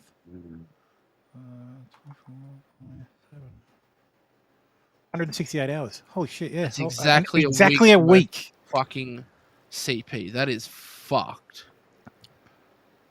That's Jesus fucking Christ. The Herald can reveal Alan Hawley, 49, who has since resigned from the force. You know, shit. Fronted the Melbourne Magistrates Court late last year, where he indicated he will plead guilty to child abuse material charges. Court documents allege Mr. Hawley possessed 19,856 images and videos of child abuse across 6 devices, including 2 phones, 3 USBs, and an SD card. Oh God! Jesus Christ! Got a simple. Everybody knows if you're going to have this stuff, you centralize it on one device, so that you only have to destroy one device when the police kick in the fucking door. Yeah, and the sad thing is, he's probably going to go into a Chomo prison. Yeah. So he'll be perfectly safe. Where his other inmates aren't going to go stabbing him because they're all Chomos too. Yep. Inexpensive And they'll just get off the stories. Yep. Yeah, they'll fucking circle jerk each other and tell each other about different videos they've seen. Oh yeah, I remember that one. Fuck you all. Oh, did you have this one? Yeah, that one was great. Yeah. How much does a bullet cost? Here, probably a lot. About $15. Yeah. That's $15 worth of the tax. It is 37 degrees in here now. Holy shit! I really need to Need to speed things up. Tasmanian Parliament takes down Aboriginal flag for Danish to celebrate Queen Mary, drawing criticism from Aboriginal community. Oh, yes. So for those of you who may not be aware, there is a new Queen of Denmark and a new King, but we don't really care about the King. So the previous Queen abdicated in favour of, because she was getting old, and her son took over. Well, he's married to an Australian girl from Tasmania named Mary. Something about her, but yes. Anyway, so Tasmania was super excited about that, and Australia's been like, "Wow, our queen!" So several things: the Australian flag should be in the middle always. Secondly, it's an even bigger. I don't think that's true. I think it actually has to be on the leftmost pole. Really? Yeah. Okay. Yeah. Whatever. Fair enough. What makes it on a set of poles where they're all equal height? I'm pretty sure it has to be on the leftmost pole. Okay. But what makes it an even bigger kick in the teeth is Tasmania is the only state that got rid of all their Aboriginals by force. Yeah. They genocided them. They were like, bye. Pew pew pew. We need space for prisoners. Yep. So here you go. Here's the rules about flying the flag. This is the national flag protocols.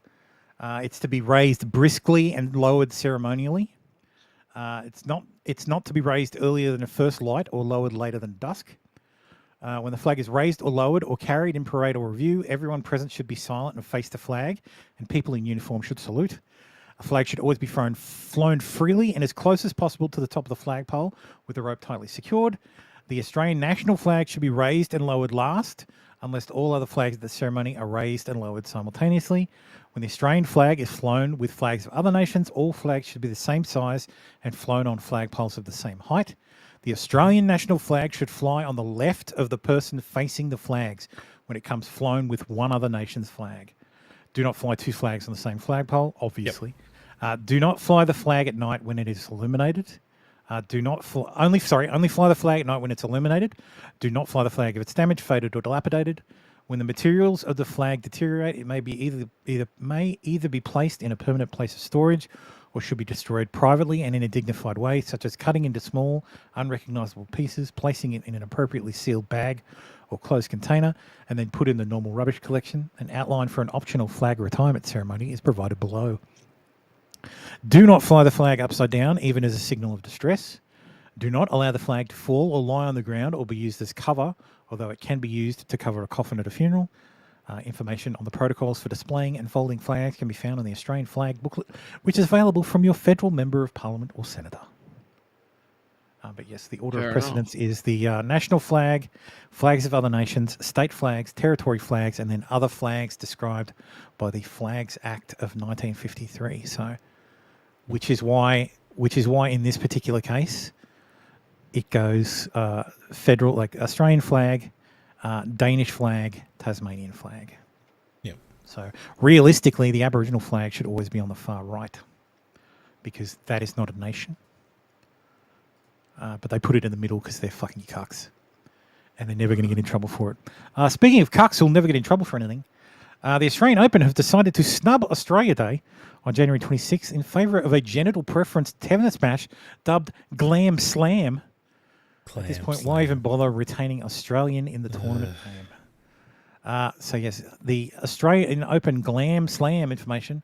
Welcome back to the Australian Open for 2024, giving the LGBTI plus community and our allies an opportunity to play the only GTLA event at the Grand Slam. So is this just going to be like tennis for retards?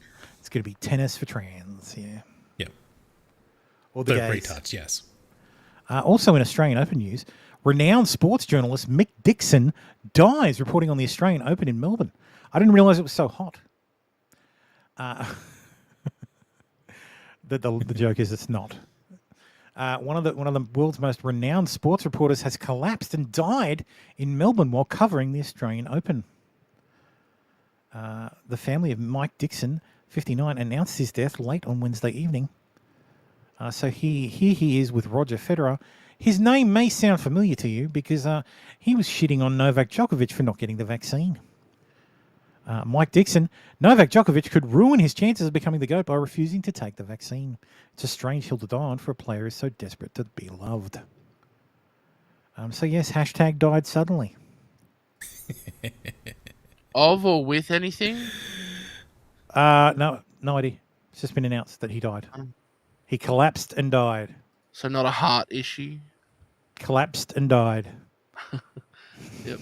Just we know it's magically died. died. Died He just suddenly, died and suddenly. They don't tell us the reason. A Sudden perfectly factory healthy reboot. 59-year-old just dropped dead. Fully vaccinated. Someone sent me one Just earlier. But collapses I think it must be- and dies. Oh, I know. Snoop Dogg's daughter, age 24, had a stroke. Jesus. Sure, that's unrelated as well. What no, what number vaccine are we on these days? Because I've stopped caring. yeah, I don't care either. I've survived so far with my shot. So again, I'm pretty sure they gave me the no vaccine because I had absolutely no reaction, not even the flu symptoms that everybody else got. So I'm convinced I wasn't actually vaccinated. Oh, we've run out. We'll just give him a vial of saline. Well, I've told the story before because I was the only person they'd run into who had a vaccine reaction before, so I got a special sticker, and all my documentation got special stickers all over it. Don't give this cunt the Don't vaccine. give this one the real one because if we give him the shot and he drops dead, it won't look good. If he dies, if he dies while getting the shot, so maybe that's why. Anyway, 9 million voted no to The Voice. Now its most high-profile architect, Thomas Mayo, reveals what he really thinks of them and his message for every Australian. Oh, guess what? 2 words. Don't care. No, 1 word. No. No, yeah, we've already given you your 1 word. Thomas Mayo calls for political games to stop. He says no vote does not mean no progress. So yes, this is of course Thomas Mayo in his traditional boat, I guess. It's too important for us to be bluing over what happened in the referendum. We have to move forward. Stress the importance of pushing for better policies and legislation to close the gap. Yes, but let's target it in the right places because I don't think Thomas Mayo is downtrodden. And stop calling people who disagree with you racist. Yeah. Because you're never going to get people on board because they're going to be like, oh, well, if you're just going to call me that anyway, I may as well be that. Yeah. I'd be the best racist there ever was. I'm sorry, but there's almost all of these Aboriginals are the same colour as Albo. Like it's out there. If Albo went out and got a tan, he'd look exactly the same as these people. To Like, be there's a fair, we few- did try to there's a few breed them darkies. out. Yeah, we didn't try hard enough. Yeah, but that's an unfortunate last name for Thermofed someone who's a confirmed, yes. minority. Yeah, it's Like- hilarious. Mayo. Yeah, well, that's not his real name. He changed it to sound, I guess, more indigenous. So yeah, and that's Aussie news. Where was I? Reset the clock. Then we had a look at Kanye's teeth. Then we had a look at the girl I went to school with. Then we had a look at vaping. What have I got next? Ah, yes. Very good. Hogwarts Legacy beat Call of Duty Modern Warfare 3 to the top spot for the first time. Is the first time a non-Call of Duty or Rockstar game was the best-selling game since 2008's Rock Band. So Good. congratulations to Hogwarts Legacy for being the best-selling game of 2023. Congratulations. I guess that... What does this With actually their say good about job- gaming, though? Good job, trannies. Yep, you Like- fucking You boycotted. boycott worked so boycotted well. it worked so well, yeah. You I- boycotted it into the fucking top spot. Well done. Hey, I Try bought to it. end it. I bought it, and like because everybody was like, "Oh my god, this is gonna be the most it's terrible." Blah, blah, blah. I bought it. I enjoyed the shit out of it. I thought it was great. I haven't finished it. Like, Yeah, from as what I I've moved on seen, to other it stuff. looks decent. It is. It's just- the gameplay's decent. If you like the Harry Potter, if you like Harry Potter, play the game. It's very, very good. It captures the spirit of the Potter of the Potterverse. Yeah, I just didn't have $80 at the time to blow on a Yeah. game. So other than that, like I came close because of all the fucking boycotts. I was like, maybe. Then I was like, But no, it does look like a decent game. Yeah. And I think it'd be real fun. And known transphobe J.K. Rowling is now reporting to be an active executive producer on the Harry Potter series, where she will be involved in the show's decision making. And I'm sure the boycott the person who on- owns the IP is the executive producer. Yes, I know. Fucking shock horror. And I'm sure the boycott making the game a success had nothing to do with this. Also, this is what it should say. That's all it should say. J.K. Rowling is now reported to be an active executive producer, where she'll be involved in the show's decision making. Sweet. This is irrelevant. This isn't discussing film. Like, this is pushing an agenda. Yeah. So- It's virtue signaling. Yeah.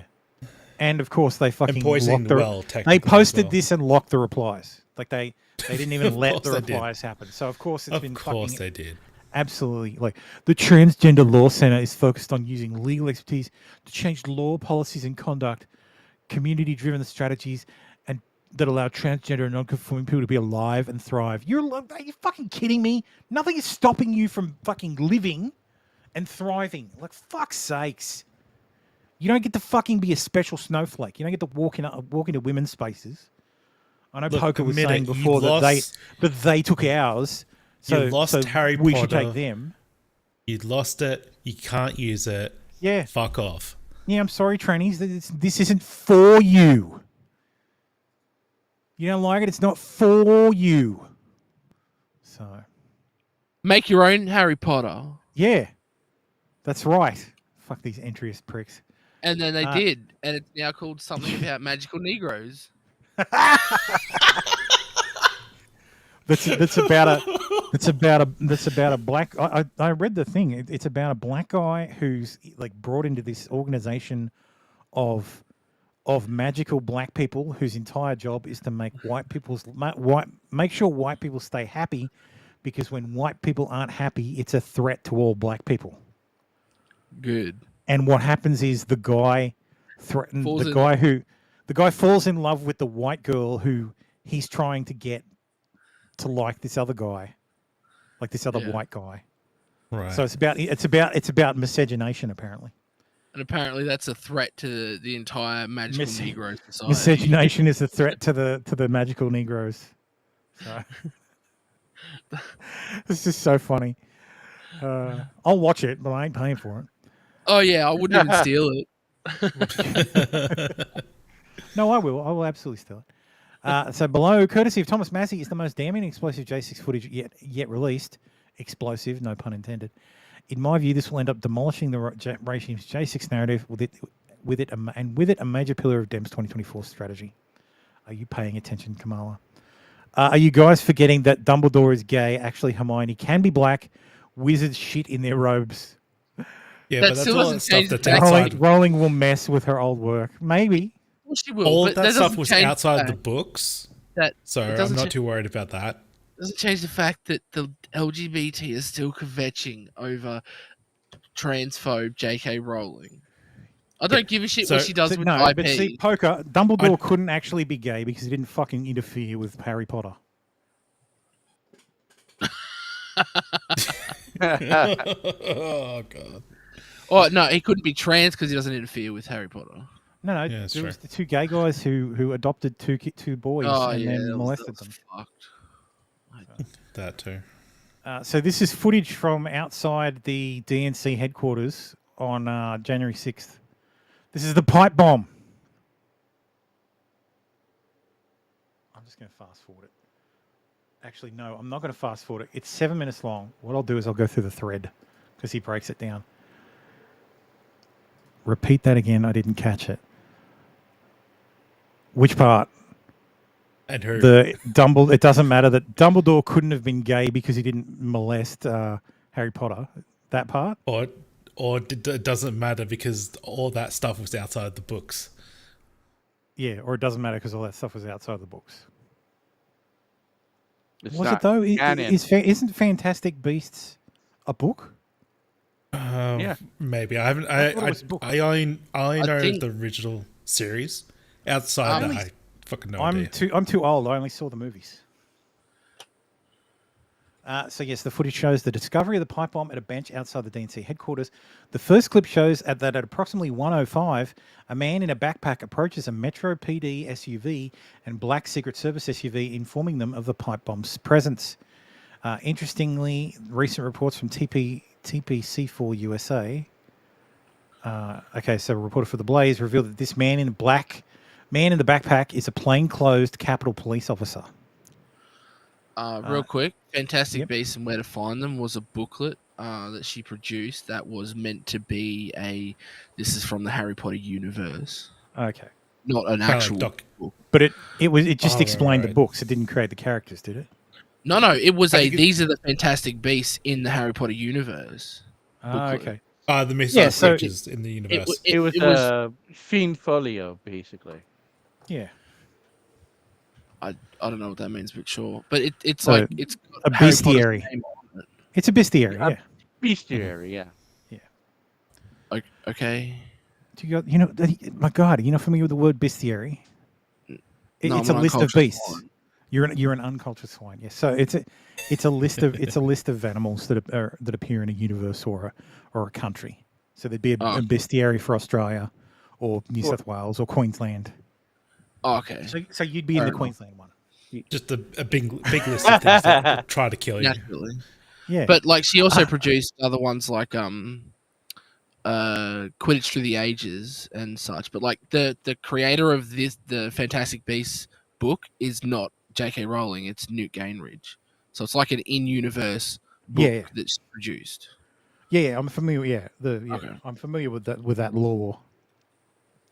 But I wasn't sure if you wrote a full book. But no, yeah. So that makes sense because the movies were written by a screenwriter based on the Fantastic Beasts book, which doesn't include any characters except the animals Newt has to catch. So it's all just made up. Well, I mean, it's all made up, but you know what I mean. But yes, anyway, so this is the footage. So here's the first sign that things are a bit out of the ordinary. After being informed of a pipe bomb feet away, the Metro PD authorities, who are technically on the Secret Service detail, take over a minute before they even bother getting out of their car.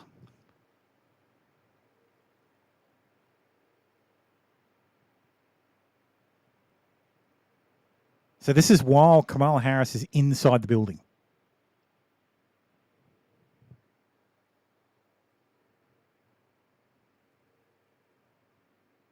I mean, I don't know about you, But if I'm on a Secret Service detail and a plainclothes Capitol Police officer says, hey, there's a device over here, like I've just spotted a device over here, it's got a timer on it, I'm not sure what it is, it could be a pipe bomb, I'm not going to hang around for a minute in my car and fucking check it out.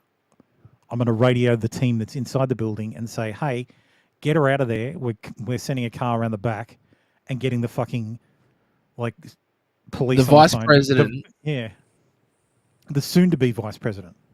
The vice president-elect. It's like, yeah, shit's gone down, bail. Yeah, shit's going down, you better get the fuck out of here. Well, they probably assumed she had experience with pipes. Now things are getting really weird. Take a look at this clip and note how casually the Metro PD and Secret Service operations lounge about after being informed of the pipe bomb feet away. They're absolutely zero concern for their own safety or that of protectee VP Kamala Harris, VP-elect. Towards the end of the towards the end of the clip, you see a pedestrian walk by. They didn't warn him there was a bomb feet away. It's because they knew it wasn't going to go off.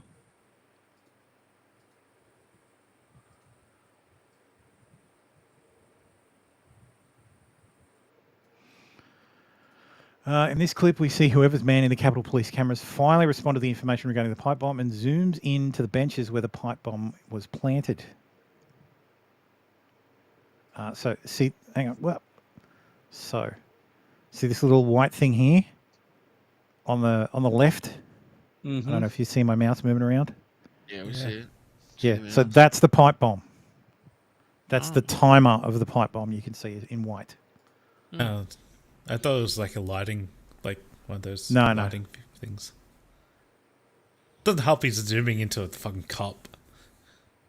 Yeah, because he's just been told there's a pipe, like there's something there under the bench, and he's like, "Which bench?" He's looking for it. Yeah. Can you be more specific? Is it under the car? Now they're all just like ambling about. Can you just walk over and just point where it is? There is kind of a suspicious lack of urgency. Yeah. So of course, yeah. So for reference, here's a screenshot of the FBI provided surveillance footage of the alleged pipe bomber seconds before. Notice the same bench. So this is 7:52 p.m. the night before. So that pipe bomb sat there from 7 p.m. the previous night till 1 p.m. the next day, undisturbed. Hey, Three Beers, how you doing, man? Say something. Yeah. They forgot that. So if the nonchalance of the Secret Service seemed weird before, now it gets downright scandalous. In this clip, we not only see a bunch of Secret Service agents standing in close proximity to the pipe bomb, we see a group of children cross the street towards the location of the bomb, ultimately walking within feet of it. The Secret Service doesn't bother to warn the children of the bomb. If these Secret Service agents were utterly concerned with the life of their protectee, the lives of the children were utterly concerned with and their own lives, or they somehow knew the pipe bomb was a dud. That's got to be he's got to miss a word there somewhere.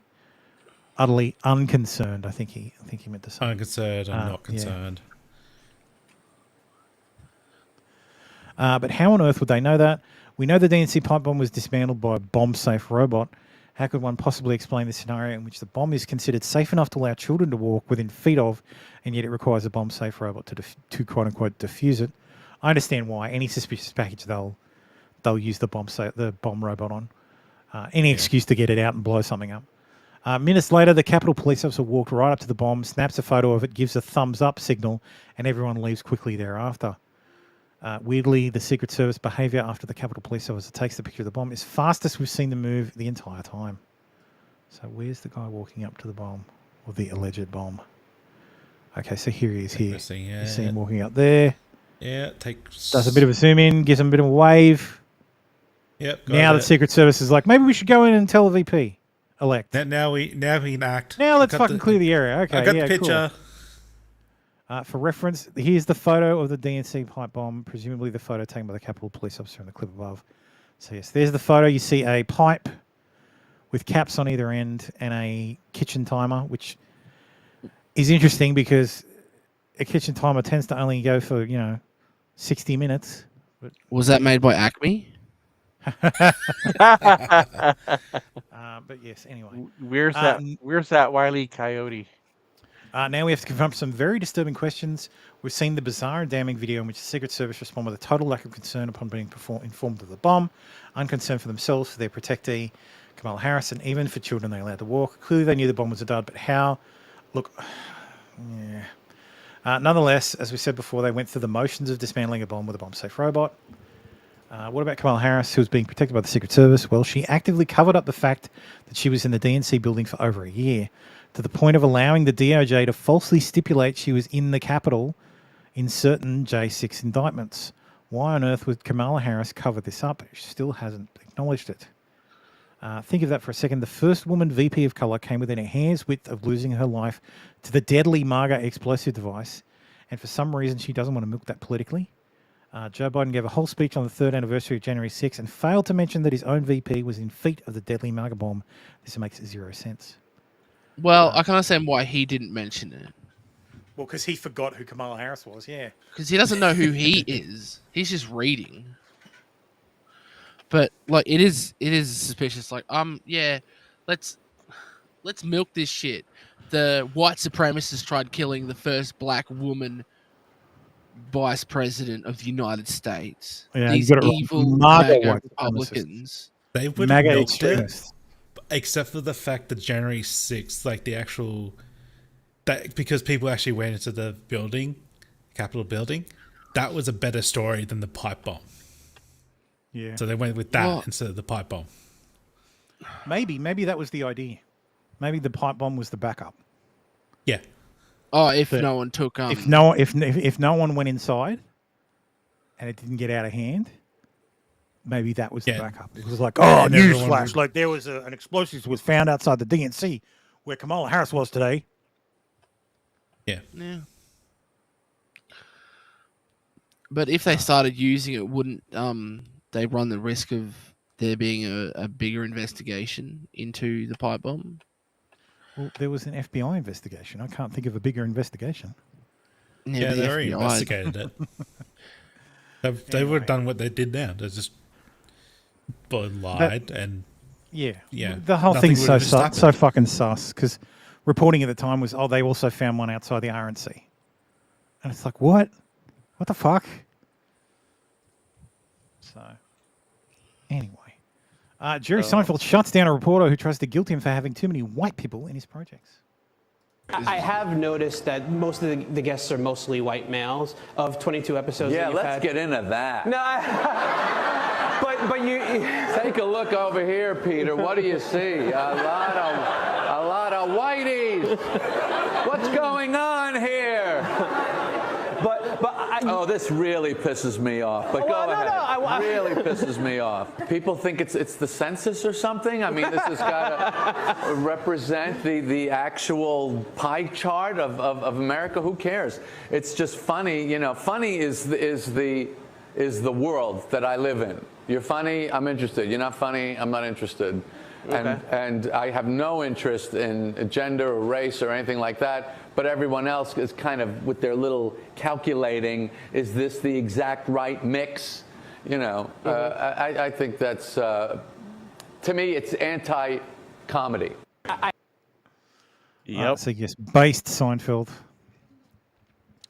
Daisy says pipe bomb was to draw police away from the Capitol building at a certain time.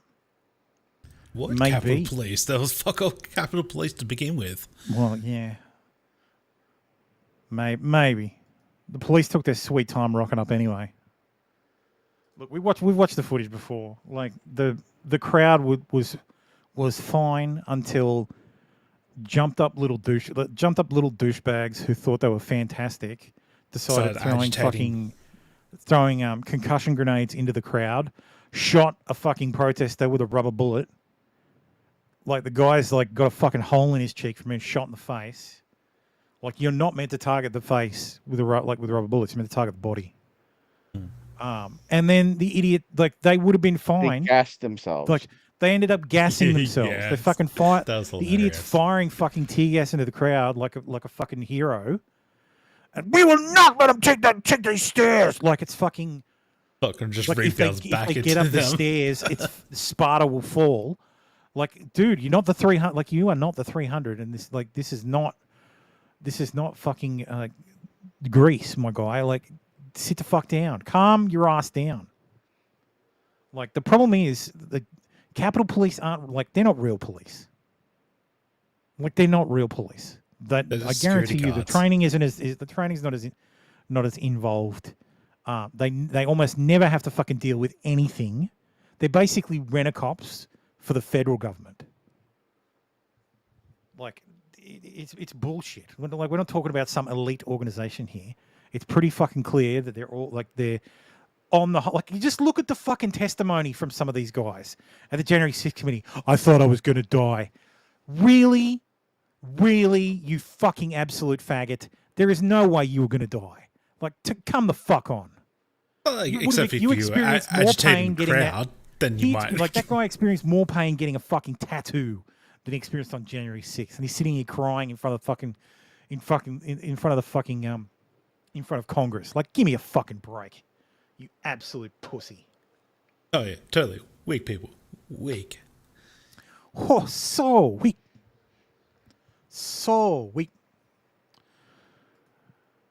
John Fetterman walked by pro-Hamas protesters with an Israeli flag today. Apparently it's not today. This was actually last year. But still.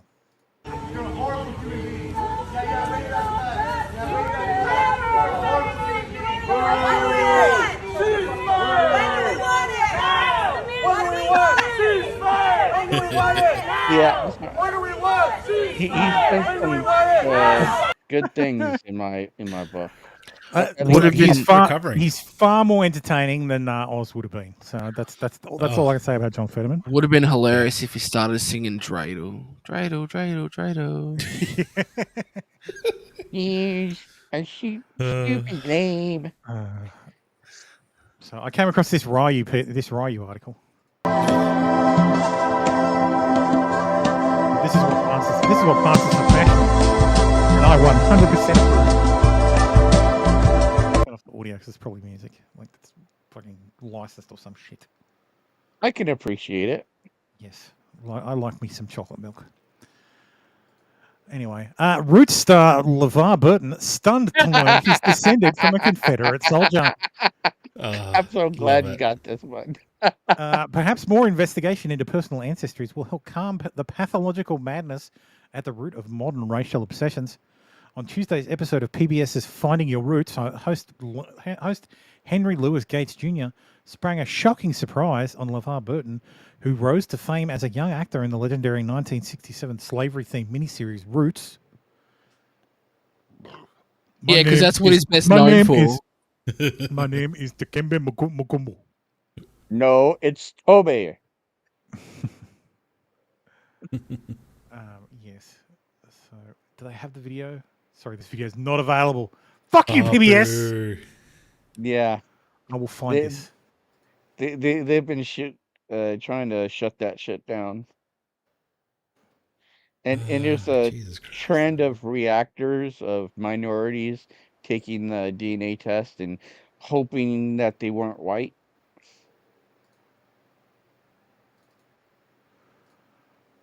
Imagine if a white guy reacted like LeVar Burton does to finding out that his great-grandfather was a white Confederate soldier. Racism is racism, folks, and black on white racism is off the charts. Now tell me again how that reparations... Well, he doesn't get reparations now. No, motherfucker has to pay him. He has to pay him. He has to pay him. Yep. Wow, that's him. You are looking at your great-great-grandfather, James Henry Dixon.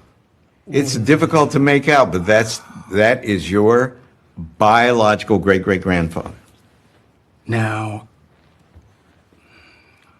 I'd have fought you 5 minutes ago if you told me that I had a white great-great-grandfather. You do. You can fight me, but it's the truth. And ain't nothing you can do about it. What? Kunta got white ancestry. Yeah, that's right. What? Yeah. Come on now, Skip. You know, you took 2 DNA tests. The 2 major commercial DNA tests almost never have tested an African American who was 100% sub-Saharan Africa. Wow. We all have white ancestry. But this is close. That's right, but this is close, and by name. Holy shit! Did you catch that? Yeah, almost no African Americans are Two of the native. biggest ancestry companies, when they test black DNA, it is almost never 100%. There's Yeah. almost always some whitey in there. Wow, no. You're welcome. You're welcome, African America. Does that mean none of them get reparations? That portion doesn't get reparations.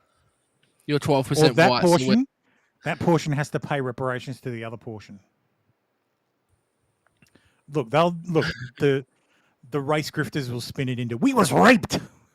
Yeah, that's what I was thinking. He's going to be like, oh, yeah, well, this man raped my great-great-grandmother. And so that's why I've got the DNA. Yeah. So it's just a lot of copium. Yep.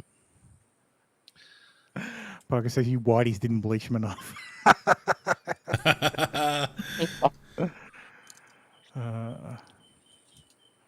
They still monkeying around. Alec Baldwin has been indicted by a grand jury on involuntary manslaughter charges in the fatal shooting of #Rust cinematographer Helena Hutchins. So back to court with you. Finally, they've got their shit together. How many is this? How many times has he been fucking almost indicted or kind of indicted? Or half a dozen times now. Christ. Let's hope, yeah. I wonder if it'll actually ever see a court. It'd be good if it did. It'd be something to watch. Because He'll plead out it's a state court. Yeah, he's probably he'll get a sweetheart deal. Played out to some misdemeanor bullshit. Yeah. And they'll be like, right, now we can't He's charge you ever very again. theatric, though. He won't. Well, if that was the case, they would have done that ages ago. I think they really are gunning for him. Maybe. Yeah. The fact that the prosecutors filed the grand jury, filed the indictment of the grand jury, and they've given it, so means he wants to pursue it. So, get woke, go broke. Sports Illustrated terminates most staffers in mass layoff. For the 2023 swimsuit edition, they chose a transgender biological male for one of the covers. What, that whale there? No, in 2022, they chose a dangerously obese woman and a 74-year-old dietitian for the coveted swimsuit issue.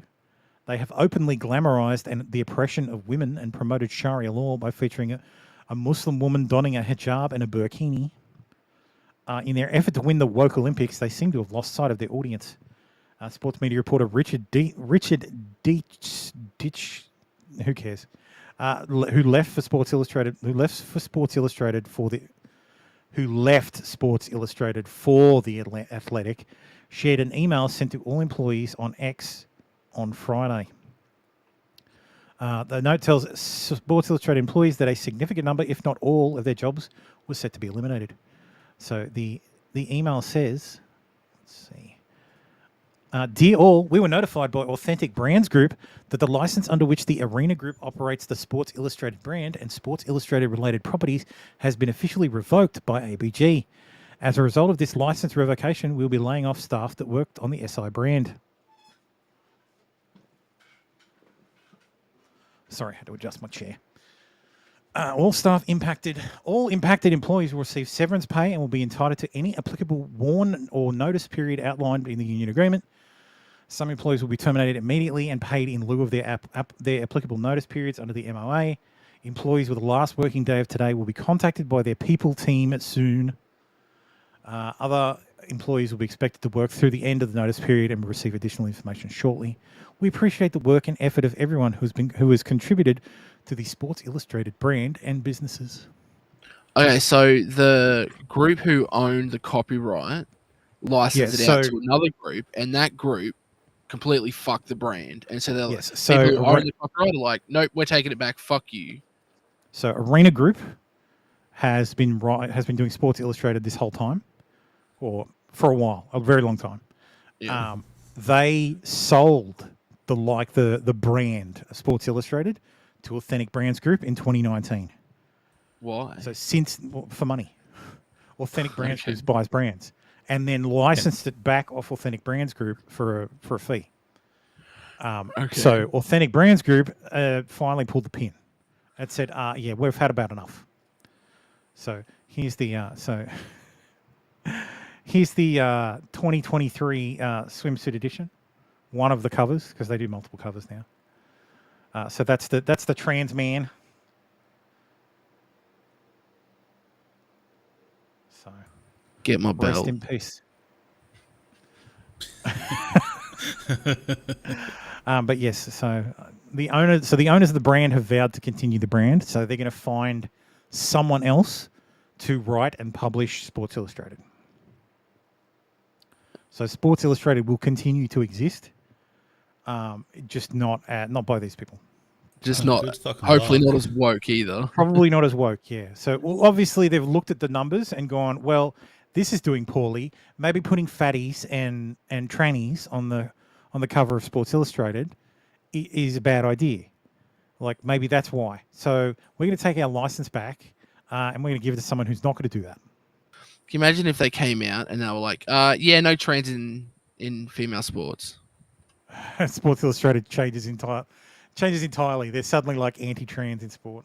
Yeah, that'd be a fucking blow. Anyway, so in Europe, Abdullah from Tanzania is not satisfied with a free hotel. I'm happy in the hotel, and I'm not happy in this whole situation about home office, because home office they send me message to grant me about accommodation and support, but they didn't give me enough support. Some people may say that if you're unhappy home. with the food, you're unhappy with the accommodation, why don't you return to Tanzania? Because Tanzania is a safe country. So when I'm go back to home country, I'm gonna die. What happened there? I'm going to die. Got Well, it. Yeah, he'll die. He'll just magically die. You don't have to go home. Died. Plane and die. Past tense. He said past tense died. Yeah. You don't have to go home, but you can't stay here. Yep, exactly. Yeah. Closing time, bitches. So illegal immigrants in Paris want identity documents, the same documents they threw into the sea when they invaded Lampedusa, so as to not be recognised and expelled.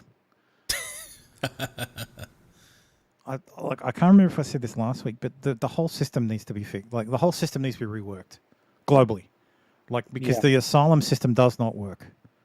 It doesn't work. We need to just start designating places, because we're going to see it more and more with fucking climate refugees, and the UN wants to make that allowed. Like no, fuck off.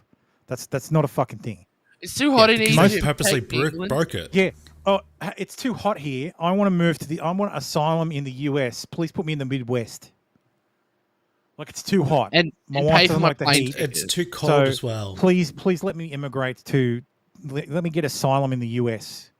But I have to have a Send them all to house with Australia. air conditioning and all that. Yeah. It's like, You have to provide me a house. This is against human rights.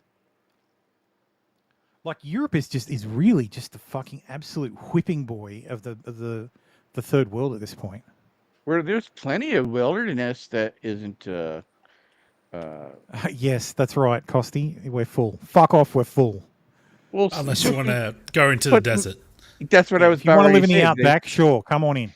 Plenty of place in the outback. Sydney, Melbourne, Brisbane, nah, fuck off, you're full. We're full. if it's got more than 100 people in that town, it's full. Go away. I saw an article. I didn't post it, but I Hey, saw an meet article that was Candy. saying How's it going? that, I saw an article saying that by 2100, almost 10,000 US cities, like US towns, will just be gone will be completely depopulated. Because I can see that. And I thought Klaus Schwab was getting a hard on at that story. Probably. Okay, yes, Poker says that's what I mean. Send them to the middle of Australia. Yes, okay, fair enough. Well, Meat Candy, how you doing, man? I mean, when it comes to that sort of thing, it's to be expected just because of how towns were built, because were built back off something like trade or industry, and like if it's an industry, well, we don't really the do industry's much gone. industry. Yeah, Well, like, look they're at building Route solar 66. panels. hanging on. Like, look at Route 66. Yeah. All the little towns that popped up on there that no longer exist because that route has been changed. Yeah, And no one's stopping there anymore, so there's no tourism yeah. from it. And so it sucks. But no people to provide services. Yeah, outside of the actual town people that live there. Kenny says that's partially true, Thermo. There are already thousands of small farming, mining, oil, rail, stop towns that have disappeared. Yeah. Well, there's going to be even more by 2100. So it's going to be hundreds of Democrat cities, and that's it. Yeah, that's and Democrats and their policies are the reason all this immigration bullshit's happening. Well, yeah. It's the far left progressives that are we need to help everyone, and not realizing that they're going to cause issues, but they can't see enough into the future that they are writing their own epitaph. Yeah. Like this is how the West dies, by importing collectivists. Tens of millions of people who don't believe in the West.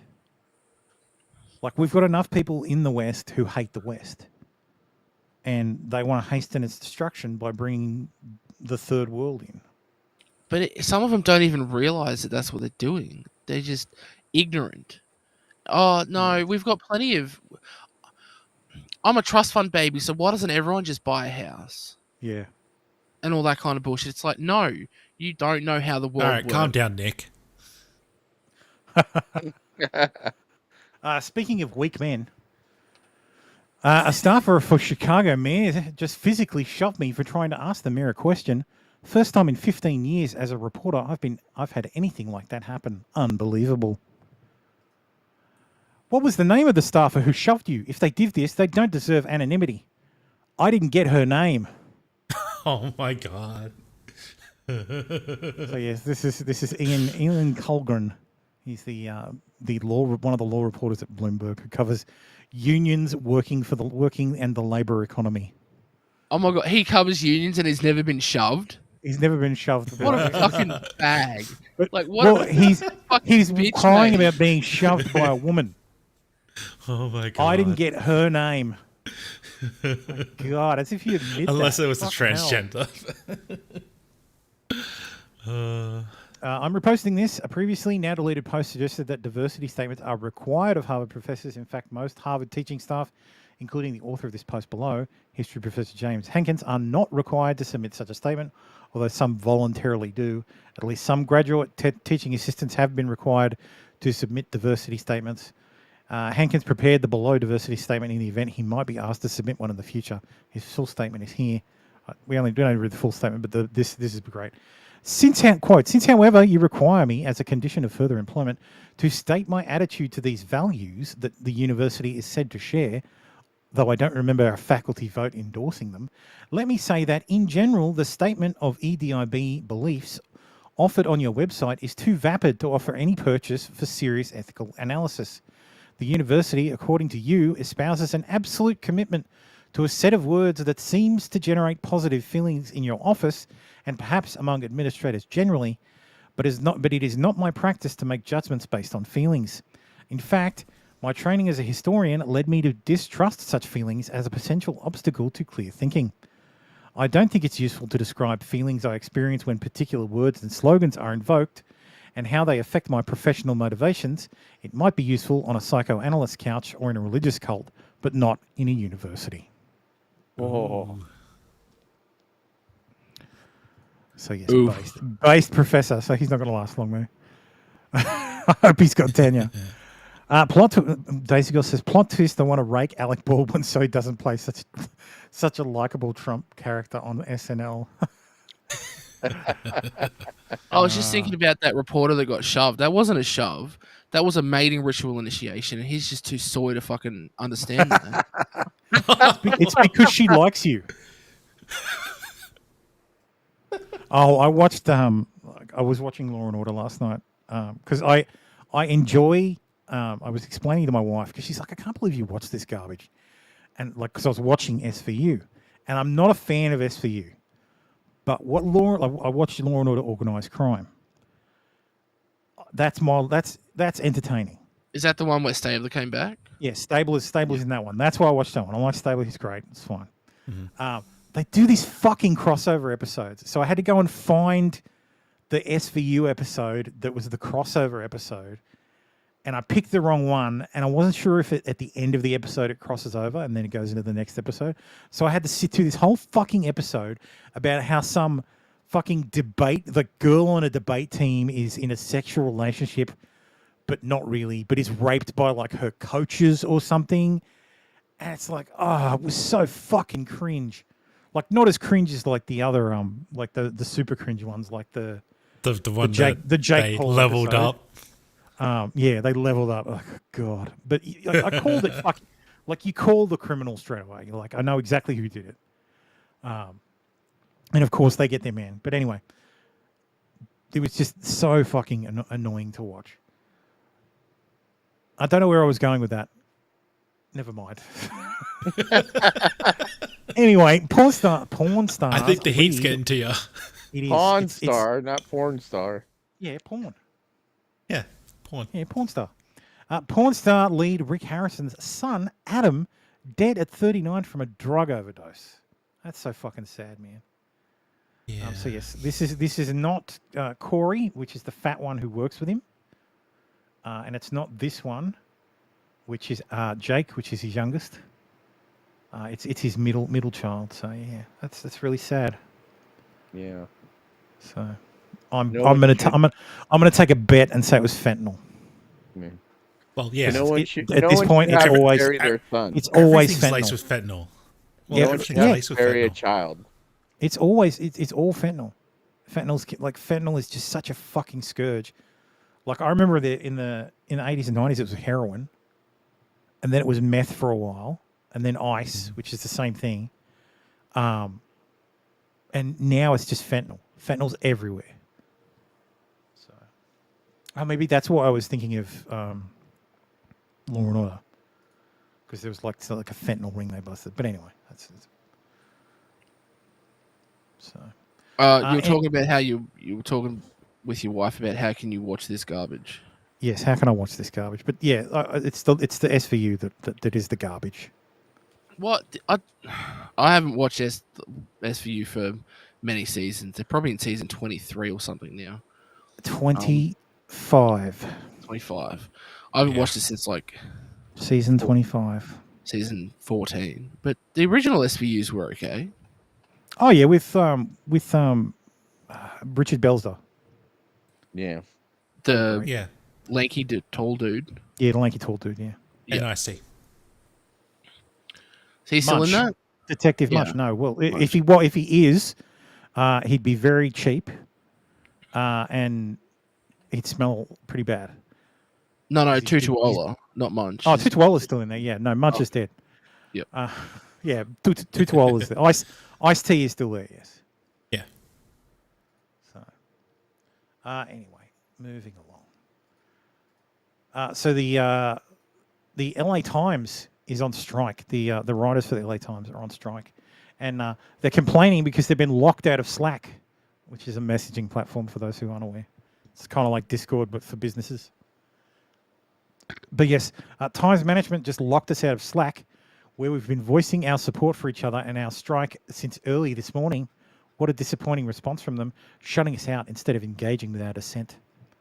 The fuck? Why the fuck are you Why doing the what? on their system? Yep. They wouldn't let me use my email even though I no longer work for them. Yep. Like, fuck off. Former LA Mayor A. Villa, who cares? Antonio, whatever your name is, posted this, quote, "We can't let the LA Times die on the vine. These layoffs will kill the newspaper. This is LA, a world-class city that needs a world-class newspaper. More than 100 layoffs are of mostly young, newer, more diverse reporters." So in other words, shit. Reporters. Yeah. All the Zoomers getting fired. So, rip. Because they can't work. You need a world-class paper. Well, the LA whatever's not it. So LA Times, yeah. Anyway, Chinese fighter who joined the Russian army to kill Ukrainians for money is a bit upset with the conditions. 全体都有听我口令，同志们好，同志们辛苦了，首战用我，用我必胜，OK。发了啊！大部队开拔了，出发了。大家好，我现在在乌克兰，战场没有把我击倒，病痛把我击倒了，得了重感冒，嗓子里面全部溃烂了，关节很疼痛，这面没有任何的医疗条件，医生只有最简单的开药和心电图，就说我没有问题。我说我要健康原因退出。我走了将近40分钟的路，下着大雪，才连到了一点信号，给大家发送这个信息。我联系了中国驻俄罗斯大使馆的领保，他说是个人行为，不管。我现在请求广大网友，也请求广大的中国朋友们帮助我联系中国外交部。我现在需要解除合同，我要回国休养。我的心脏病很严重，我已经几乎生活不能自理了，这边什么医疗条件都没有，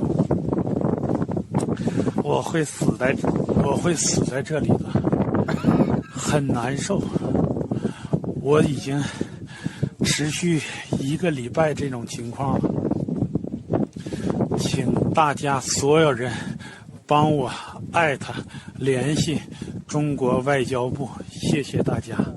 我要回中国，我要解除合同，这面没有任何医疗条件，没有任何的医疗设备，我要死在这里了。这面也没有人管，也没有任何的治疗。Okay. Actions have consequences. Yeah, and his comrades that live there are like off to the side drinking bottles of vodka in their shorts and are They're fucking probably lying dead in a dish, my guy. Yeah. Anyway, male player Henry Hanlon scores 26 points in girls' high school basketball game last week in San Francisco. This is the third consecutive game where he scored more than a third of the team's points. The Emperor wears no clothes. Can you pick? Can you see which one it is? I'm not sure if you can. I'm not sure if anybody can tell which one it is. The dude. Yeah, which one's the dude again? I can't really tell. They all have tits. Meat Candy says he just needs some rhino penis soup and he'll be back in fighting condition with boiling blood of 1,000 suns. Yes. It is, of course, this lanky-looking man here. With the long hair. Yes, with the long hair. And washboard chest. Yes. And the ironing board chest. Just like 6 inches taller than everyone else. Yeah. Testosterone will do that. Yeah. And also, trans golfer Hailey Davidson wins women's tournament, increasing chances of LPGA qualifier. Hailey Davidson, 30, came out on top of the NXXT Women's Classic on January 17th, the Mission Inn and Resort and Club, 35 miles northwest of Orlando, after shooting 1 over 73 and ending the 3-round tournament 4 over par. He's a Scottish native residing in Florida. There's the lovely lass. Wearing a kilt doesn't make you a woman. Fucking, he's wearing pants. So, fucking ridiculous. Far left. Hang on. Can you go back? What's with the non-painted ring fingernail? I have no idea. Maybe he broke a nail. Yeah, from memory, it signals something. And something not good.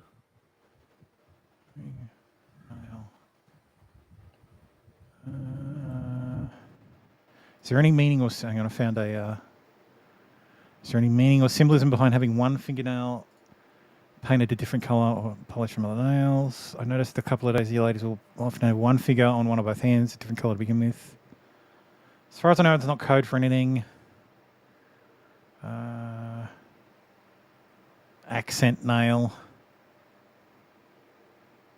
I know Pendulette painted in memory of his mother. Doesn't mean anything. Can be used the way to flag. Flagging being display a certain colour or pattern to showcase a particular sexual activity interests you most. For most cases, it's probably not also an invitation if you are male and note a particular flag in a woman's hand.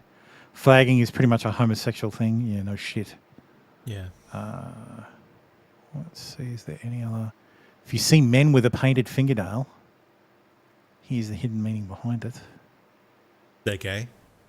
No, it doesn't fucking elaborate very well.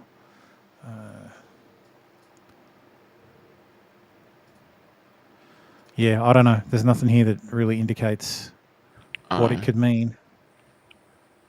Fair enough. Yeah, so it could mean something, but you would need to be in the in-group for it, make it to understand it. Yeah. So there's your job, Baldo. Infiltrate the trans group. No, I'm and good. Figure out the signals. Figure out the signals. Yeah. Trying not to get railed by a trans person. Far left MSNBC host suggests Joe Biden can order preemptive strike on Mar-a-Lago in argument against Trump's immunity claims. Clearly, he didn't get the memo about Ozempic. Like, this guy's getting fatter. How the fuck does that work? I thought everybody was on Ozempic now. I'm getting deeper into the Ryu section. Twitch streamer mortified after catching older man filming her on beach. Wait till she finds out what people on Twitch are doing. It's no secret that IRL Twitch streams managed to capture some of the wildest content the internet has to offer. For instance, one Twitch streamer was attacked by a wild monkey during their trip to Kathmandu, while another caught a brawl breaking out in a fast food restaurant in a viral broadcast. While chaos is known to break out during IRL streams from time to time, the latest incident taking IRL Twitch by storm is leaving some viewers shocked and downright disgusted. Twitch streamer shocked after man sneaks photos of her on the beach. You could just subscribe to her OnlyFans, like literally. Twitch streamer OnlyFans creator iBaby Rainbow was catching some rays on the beach during an IRL broadcast when she noticed another beachgoer appear to be up to something nefarious behind her. As she turned around, she noticed that an old man was seemingly recording her on his phone right in plain sight.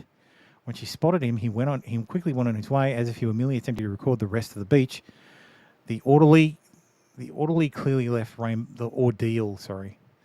clearly left Baby Rainbow disgusted as she left a few choice words while moving her beach towel and streaming equipment further up the strand.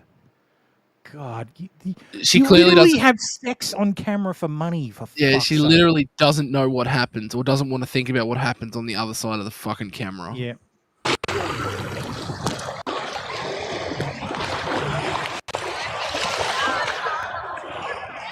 Excuse me.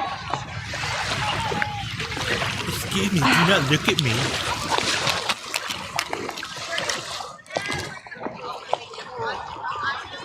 The other possibility is he's like, look at this fucking zoomer laying on the beach filming herself. How fucking vapid. Well, wait till someone pulls it out and starts jerking it to her on the beach. Yeah, she'd be...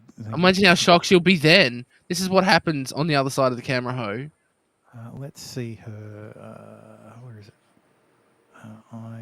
Baby Just don't do it in Rainbow. front of a family. Oh no, I was just going to go to her. She's been she's been offline for 15 days. She's been traumatized. Audio for this portion says this thing has been muted. Are you going to play or what?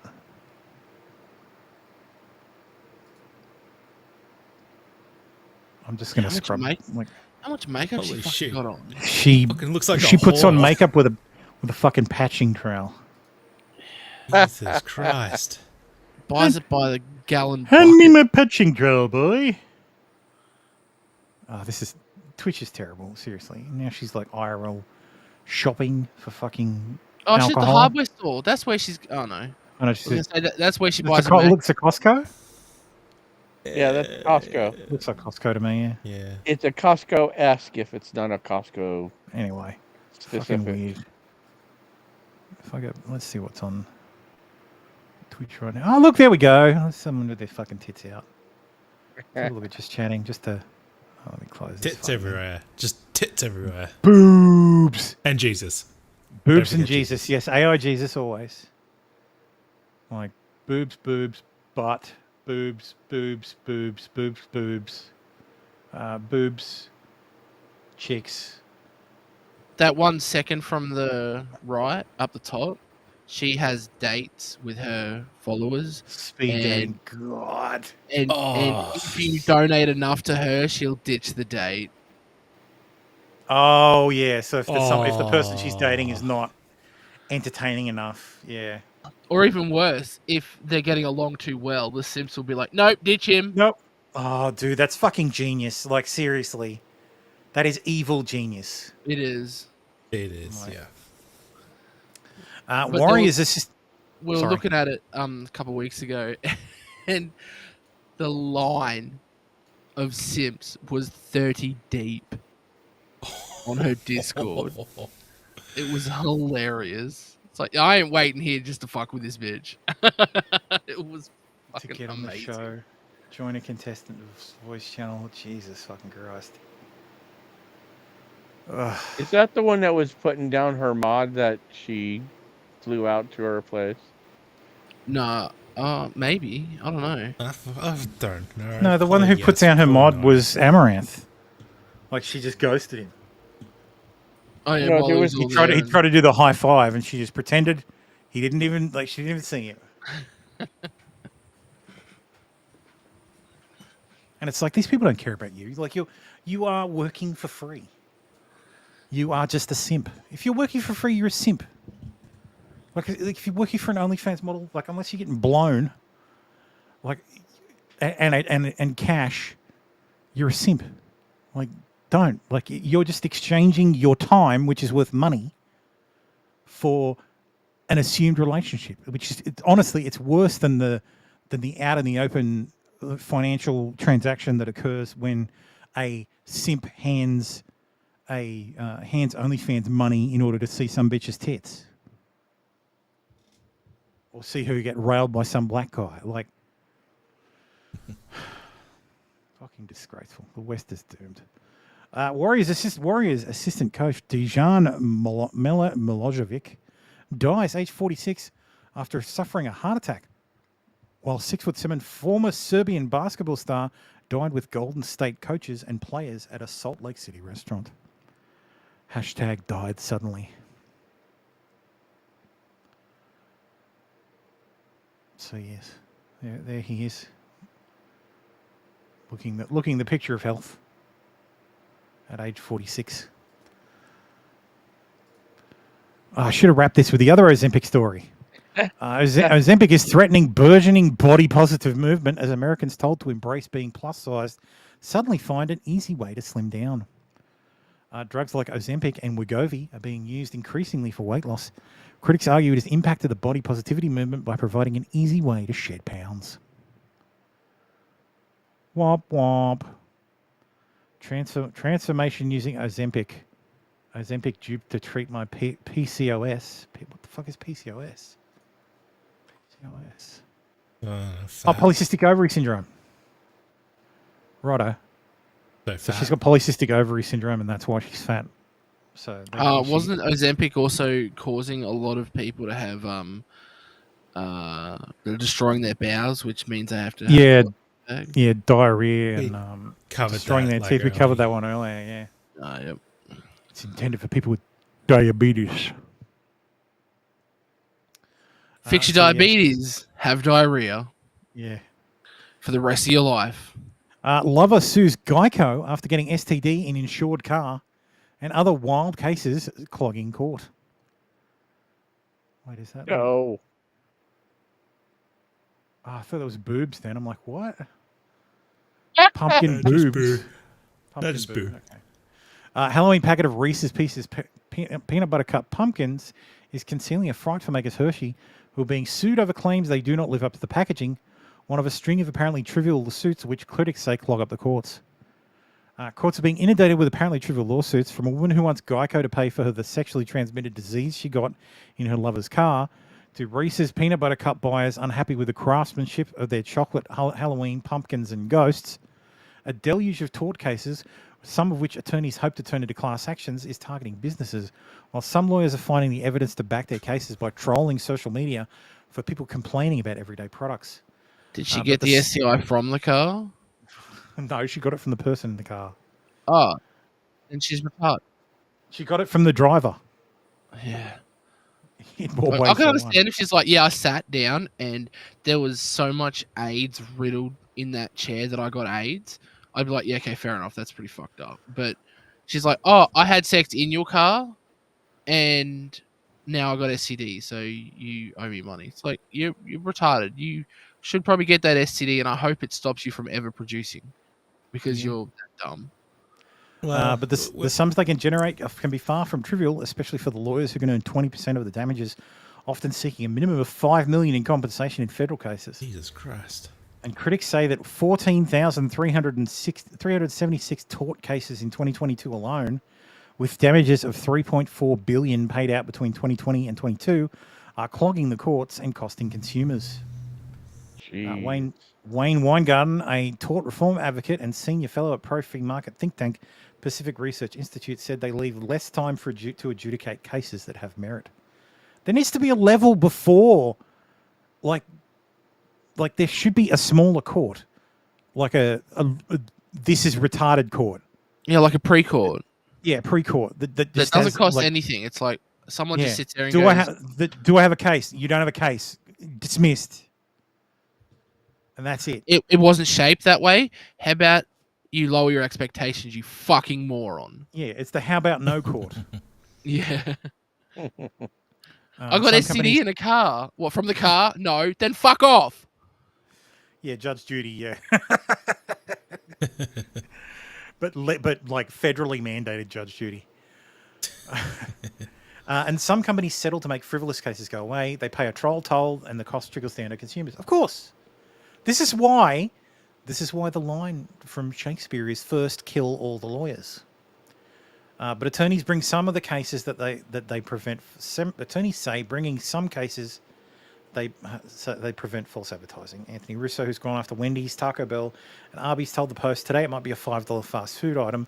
Tomorrow it's a vehicle or a home. There needs to be truth in advertising. Yes, that's fine. Then you shouldn't be fucking suing the companies. You should be legislating truth in advertising laws. What? It shouldn't be legal to lie about a product. True, but So who do you go to enforce that law? Well, the It's courts. But that's you have a federal trade commission. You have a federal trade commission. That's what they're for. They're supposed to enforce these laws. Like, okay, so you want a separate court to deal with that?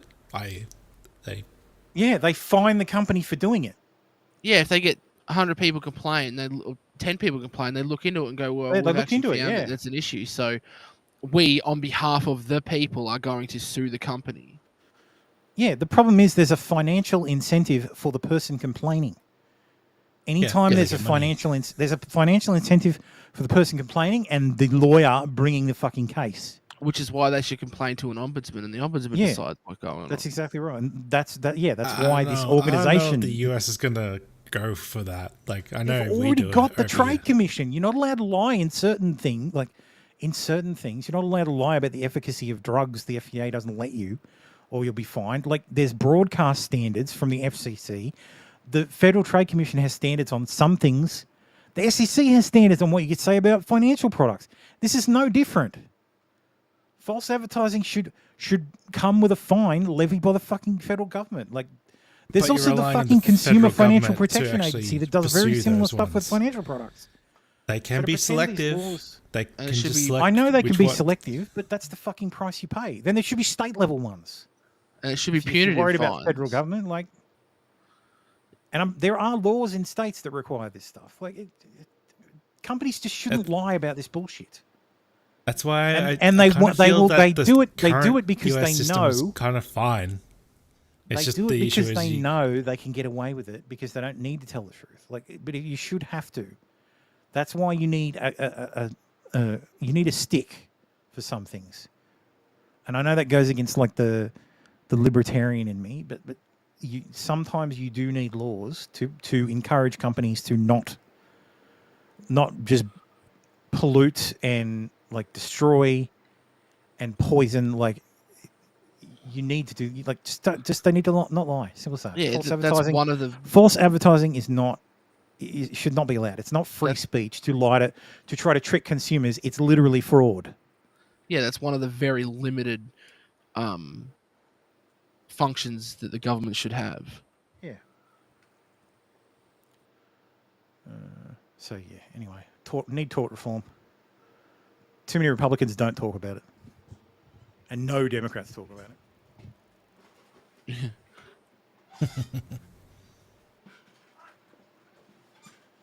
Damn this fucking chair. Anyway, woman stuns the internet after revealing what common car dashboard symbols really mean. Tinuke Awe from London took to TikTok to disclose the little-known detail. A famous British name, Tinuke Awe. I'm sorry, did cars not come with manuals anymore? Nope. Yeah, nobody reads manuals. I did when I was a child because I had fuck all to do. Sorry. Meat Candy says, Thermo, I have some magic green powder that will give you all of your fruits and vegetables in one serving. Guaranteed 10 years more life and 2 more inches on your penis. Send $29 a month for yours now. Yes. But wait, see, so you're saying that I can have a 2-inch penis? Amazing.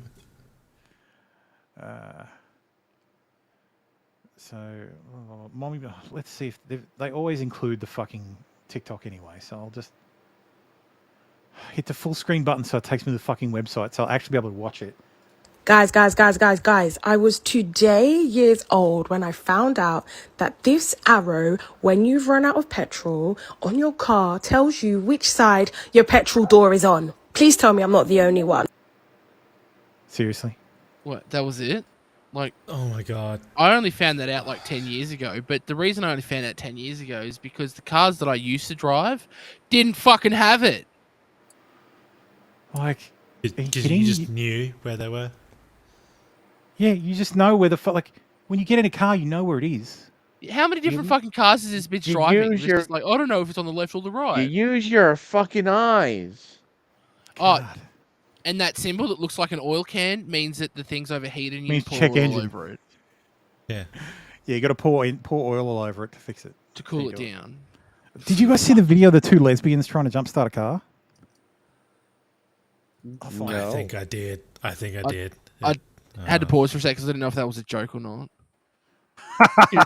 Two lesbians walk into a garage and they decide to catfish a streamer. Because you could catch on fire. So, whatever you do, don't rub them together because you could catch on fire. Okay. Plus with plus, negative with negative. Is the black the dark wire? Baby, I don't know. Plus with plus, negative with negative. I don't know how to do this. So Plus with plus, negative with negative. This is negative, right? I don't know. Mine's written on there. Yours is not. You said that mine is was a plus. nice. This one's plus. So this has to be negative. Okay. Don't get sassy with me, B. I'm not getting sassy at all. My nipples are cold. Then this goes here. What does an engine block mean? I don't know, B. Oh my god. I wish I knew. I wish Why I is knew. it bad? You just sparked my...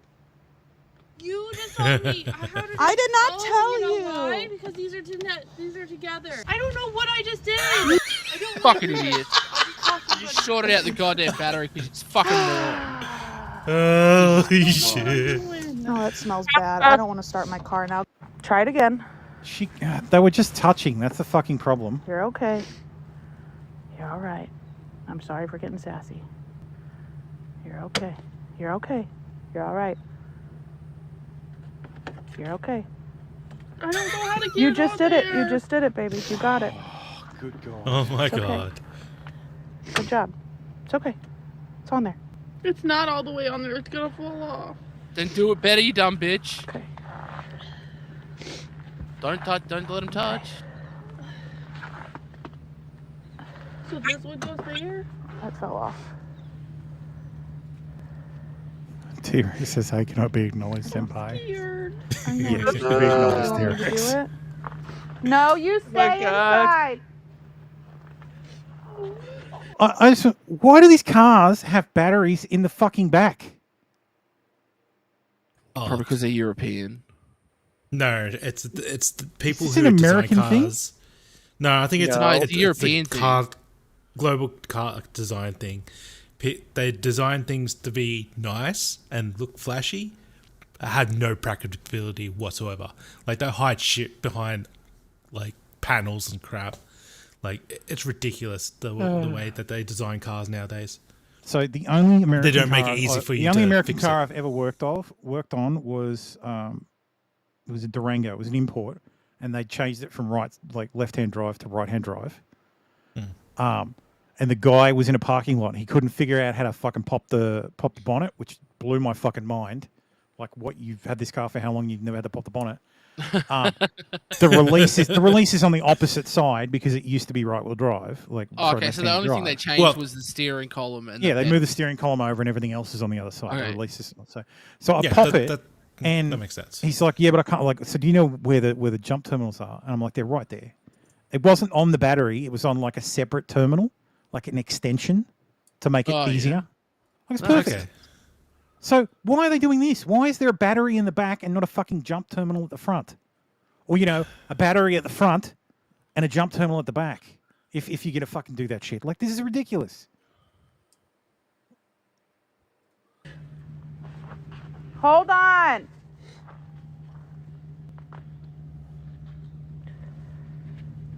You gotta be.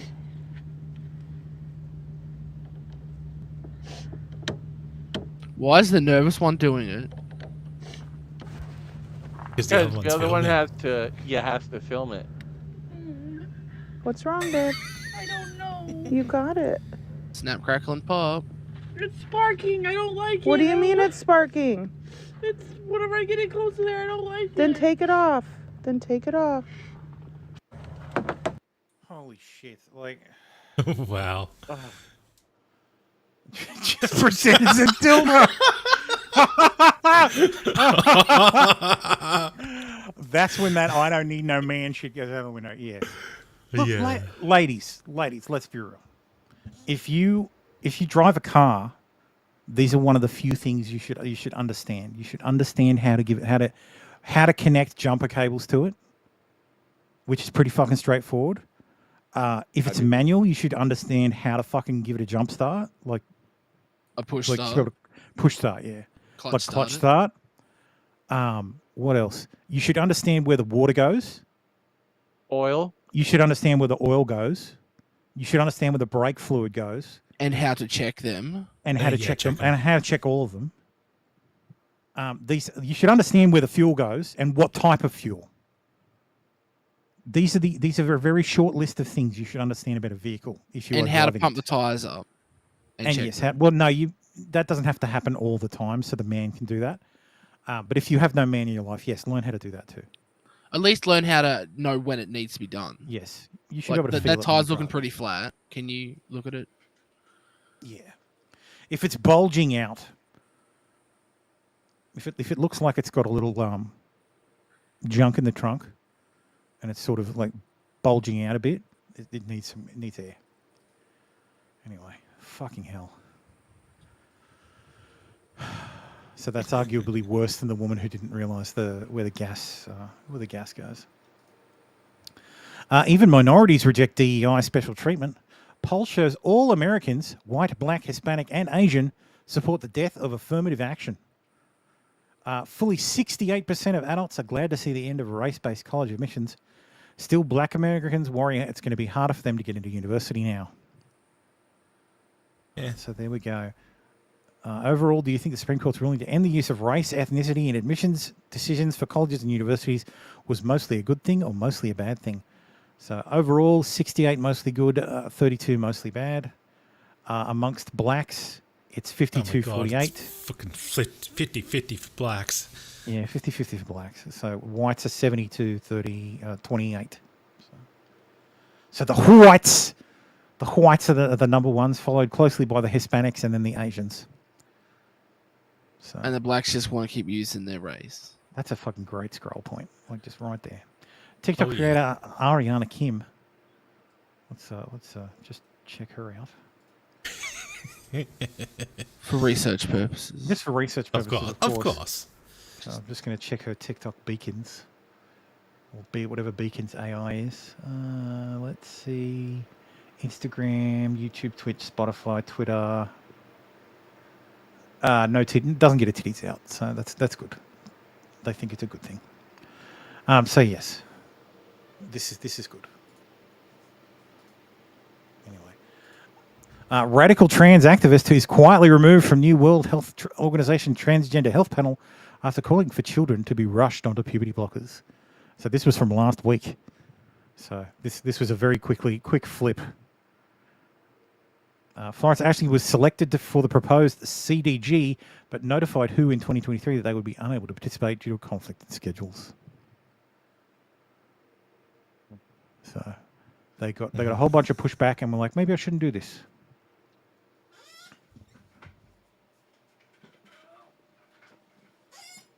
Yep. God, it is so fucking hot in here. I'm fucking dying.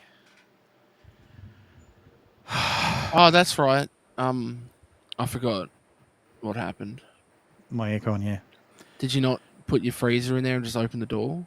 I do have my little fridge next to me that I guess I could open, but anyway, we're almost done. Top streamer Amaranth warns women not to start an OnlyFans. You shut your fucking mouth. No, dude. It's not good for you. Top streamer Amaranth said on a recent live stream she did not recommend women start an OnlyFans. She said it's only worth it if they're an already established creator. I'm going to start an OnlyFans. Otherwise, she said it's not good for you. Unless your name is Amaranth. Well, she already had like a huge following on Twitch before she started getting her tits out. So Yeah, she's the top queen. She doesn't want anyone to compete with her. Nobody's competing with her. Like, she got boring tits anyway. Yes, they are boring. So boring tits, dead eyes, and doesn't take a real D. Oh. She blows like dildos and stuff. They're real looking dildos. She only made 57 million and 48 after they took their cut. Like, so OnlyFans is making some money off her. Anyway. One Piece animator met with death threats from Western critics over suggested nudity in latest jewelry Bonnie scene. I don't know which of you weebs posted this. It was probably Ryu. Wasn't me. Probably Ryu. But I know those are all words. I'm familiar with One Piece, though I've never watched it. Yeah.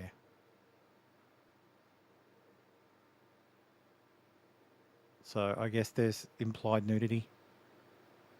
Okay. And he's getting yelled at for it. By the leftists? So what's...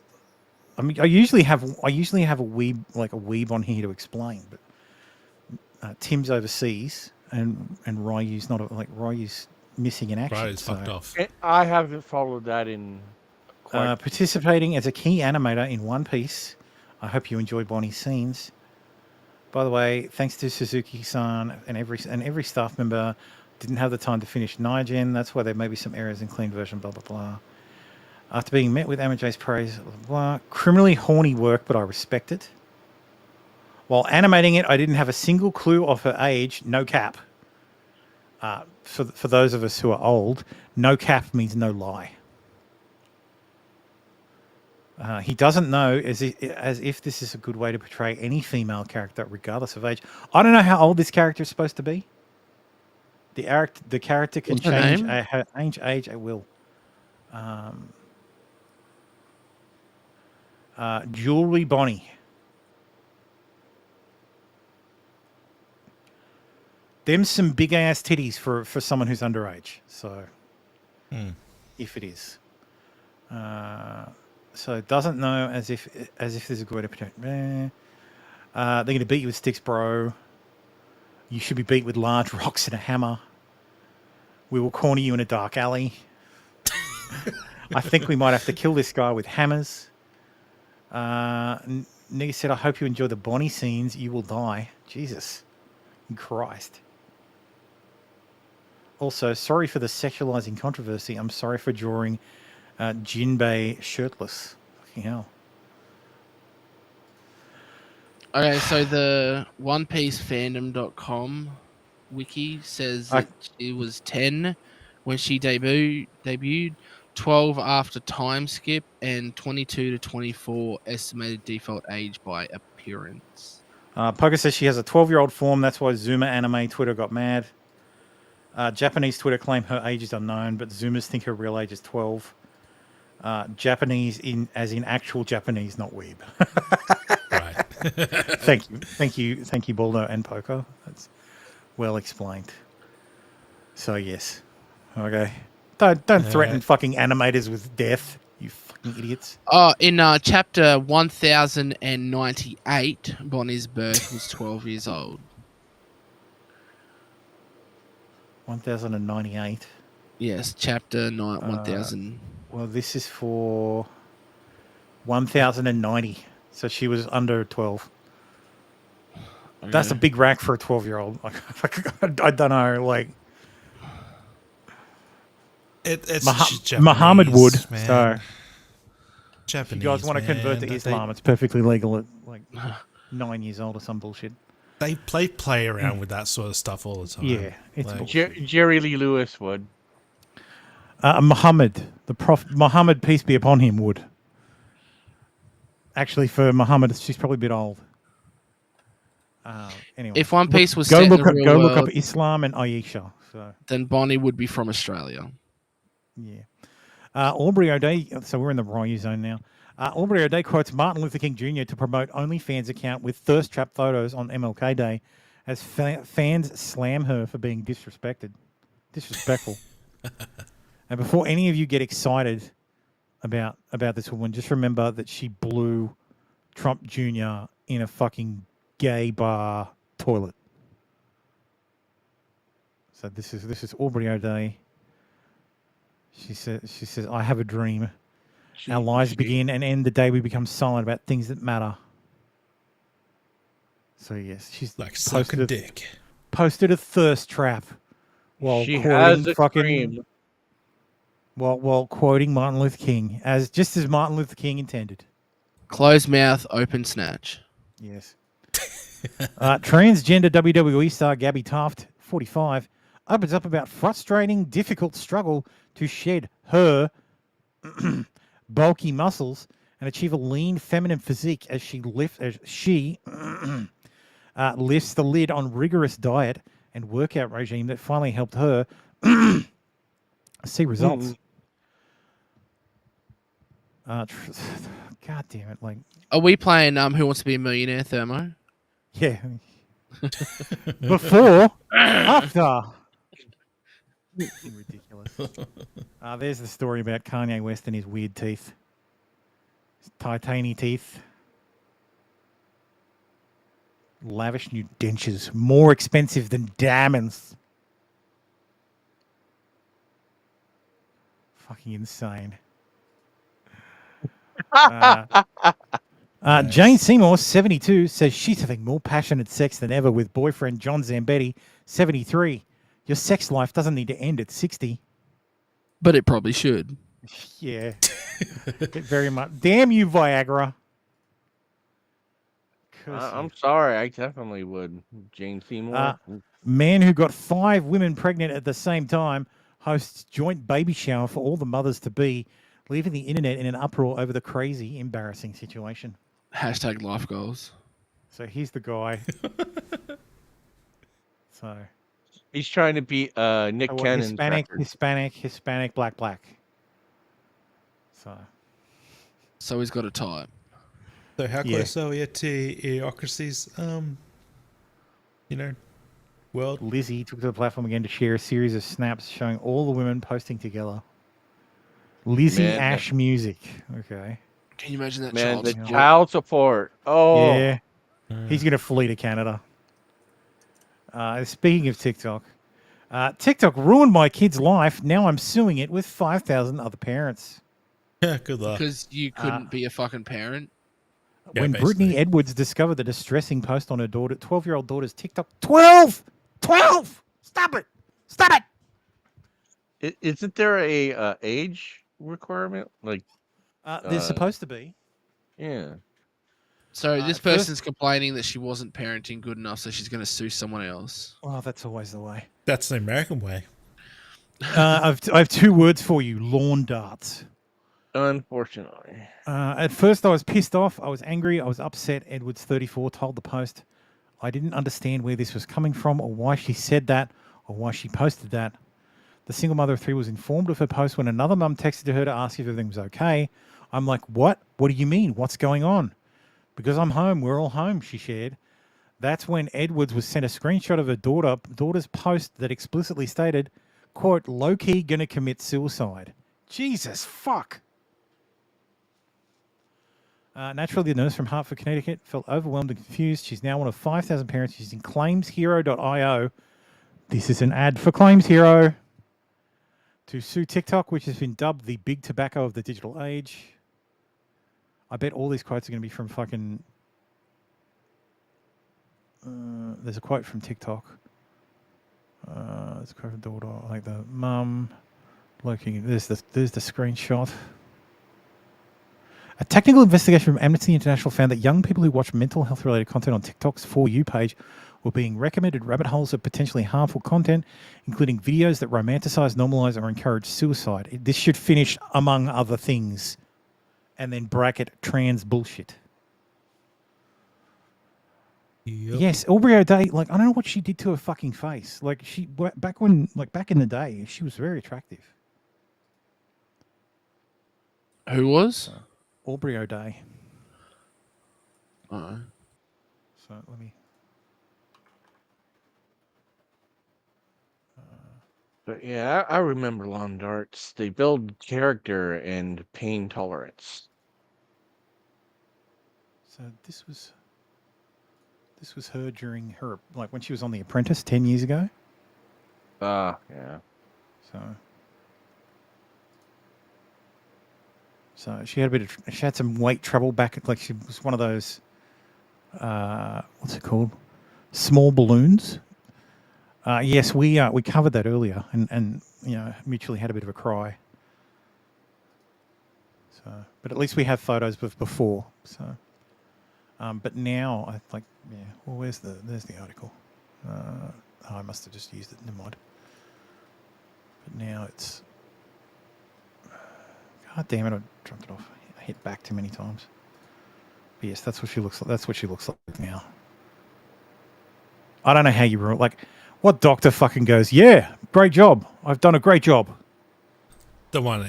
It's always the nose. Stop fucking ruining your nose, ladies. Just leave it alone. Like, but guys like noses like you've been that. Punched in the fucking face. But yes, here's that claimshero.io. Anyway.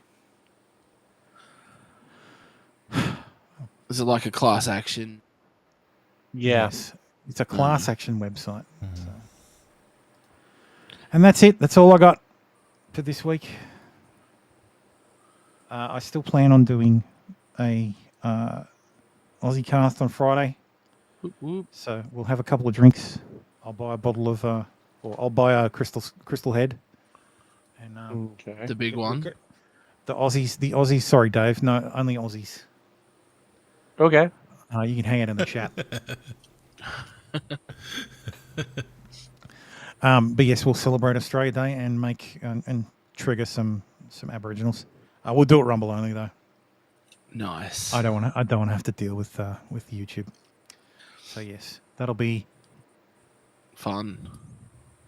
Probably this time, maybe like the normal time, maybe an hour later. So yep. I'll post something on Twitter. So follow me on Twitter at NotThatThermo, or go to thepretream.com and everything. All the details are there. So so yes, everybody, thank you for watching. Yep. Yeah, Rory was pretty slack this week. Very slack this week. I was very disappointed. I'm going to cut his pay. I'll be streaming Caveman tomorrow on Twitch. Okay. What the hell is that?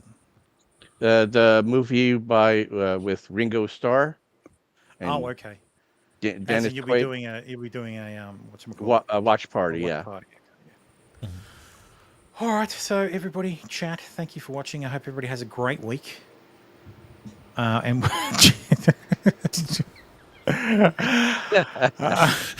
and yes, we'll see you on Friday for an Aussie Cast Australia Day stream. And yeah, till then, if you don't want to watch that, we'll see you next week. So have a great one, everyone. Bye. Take care.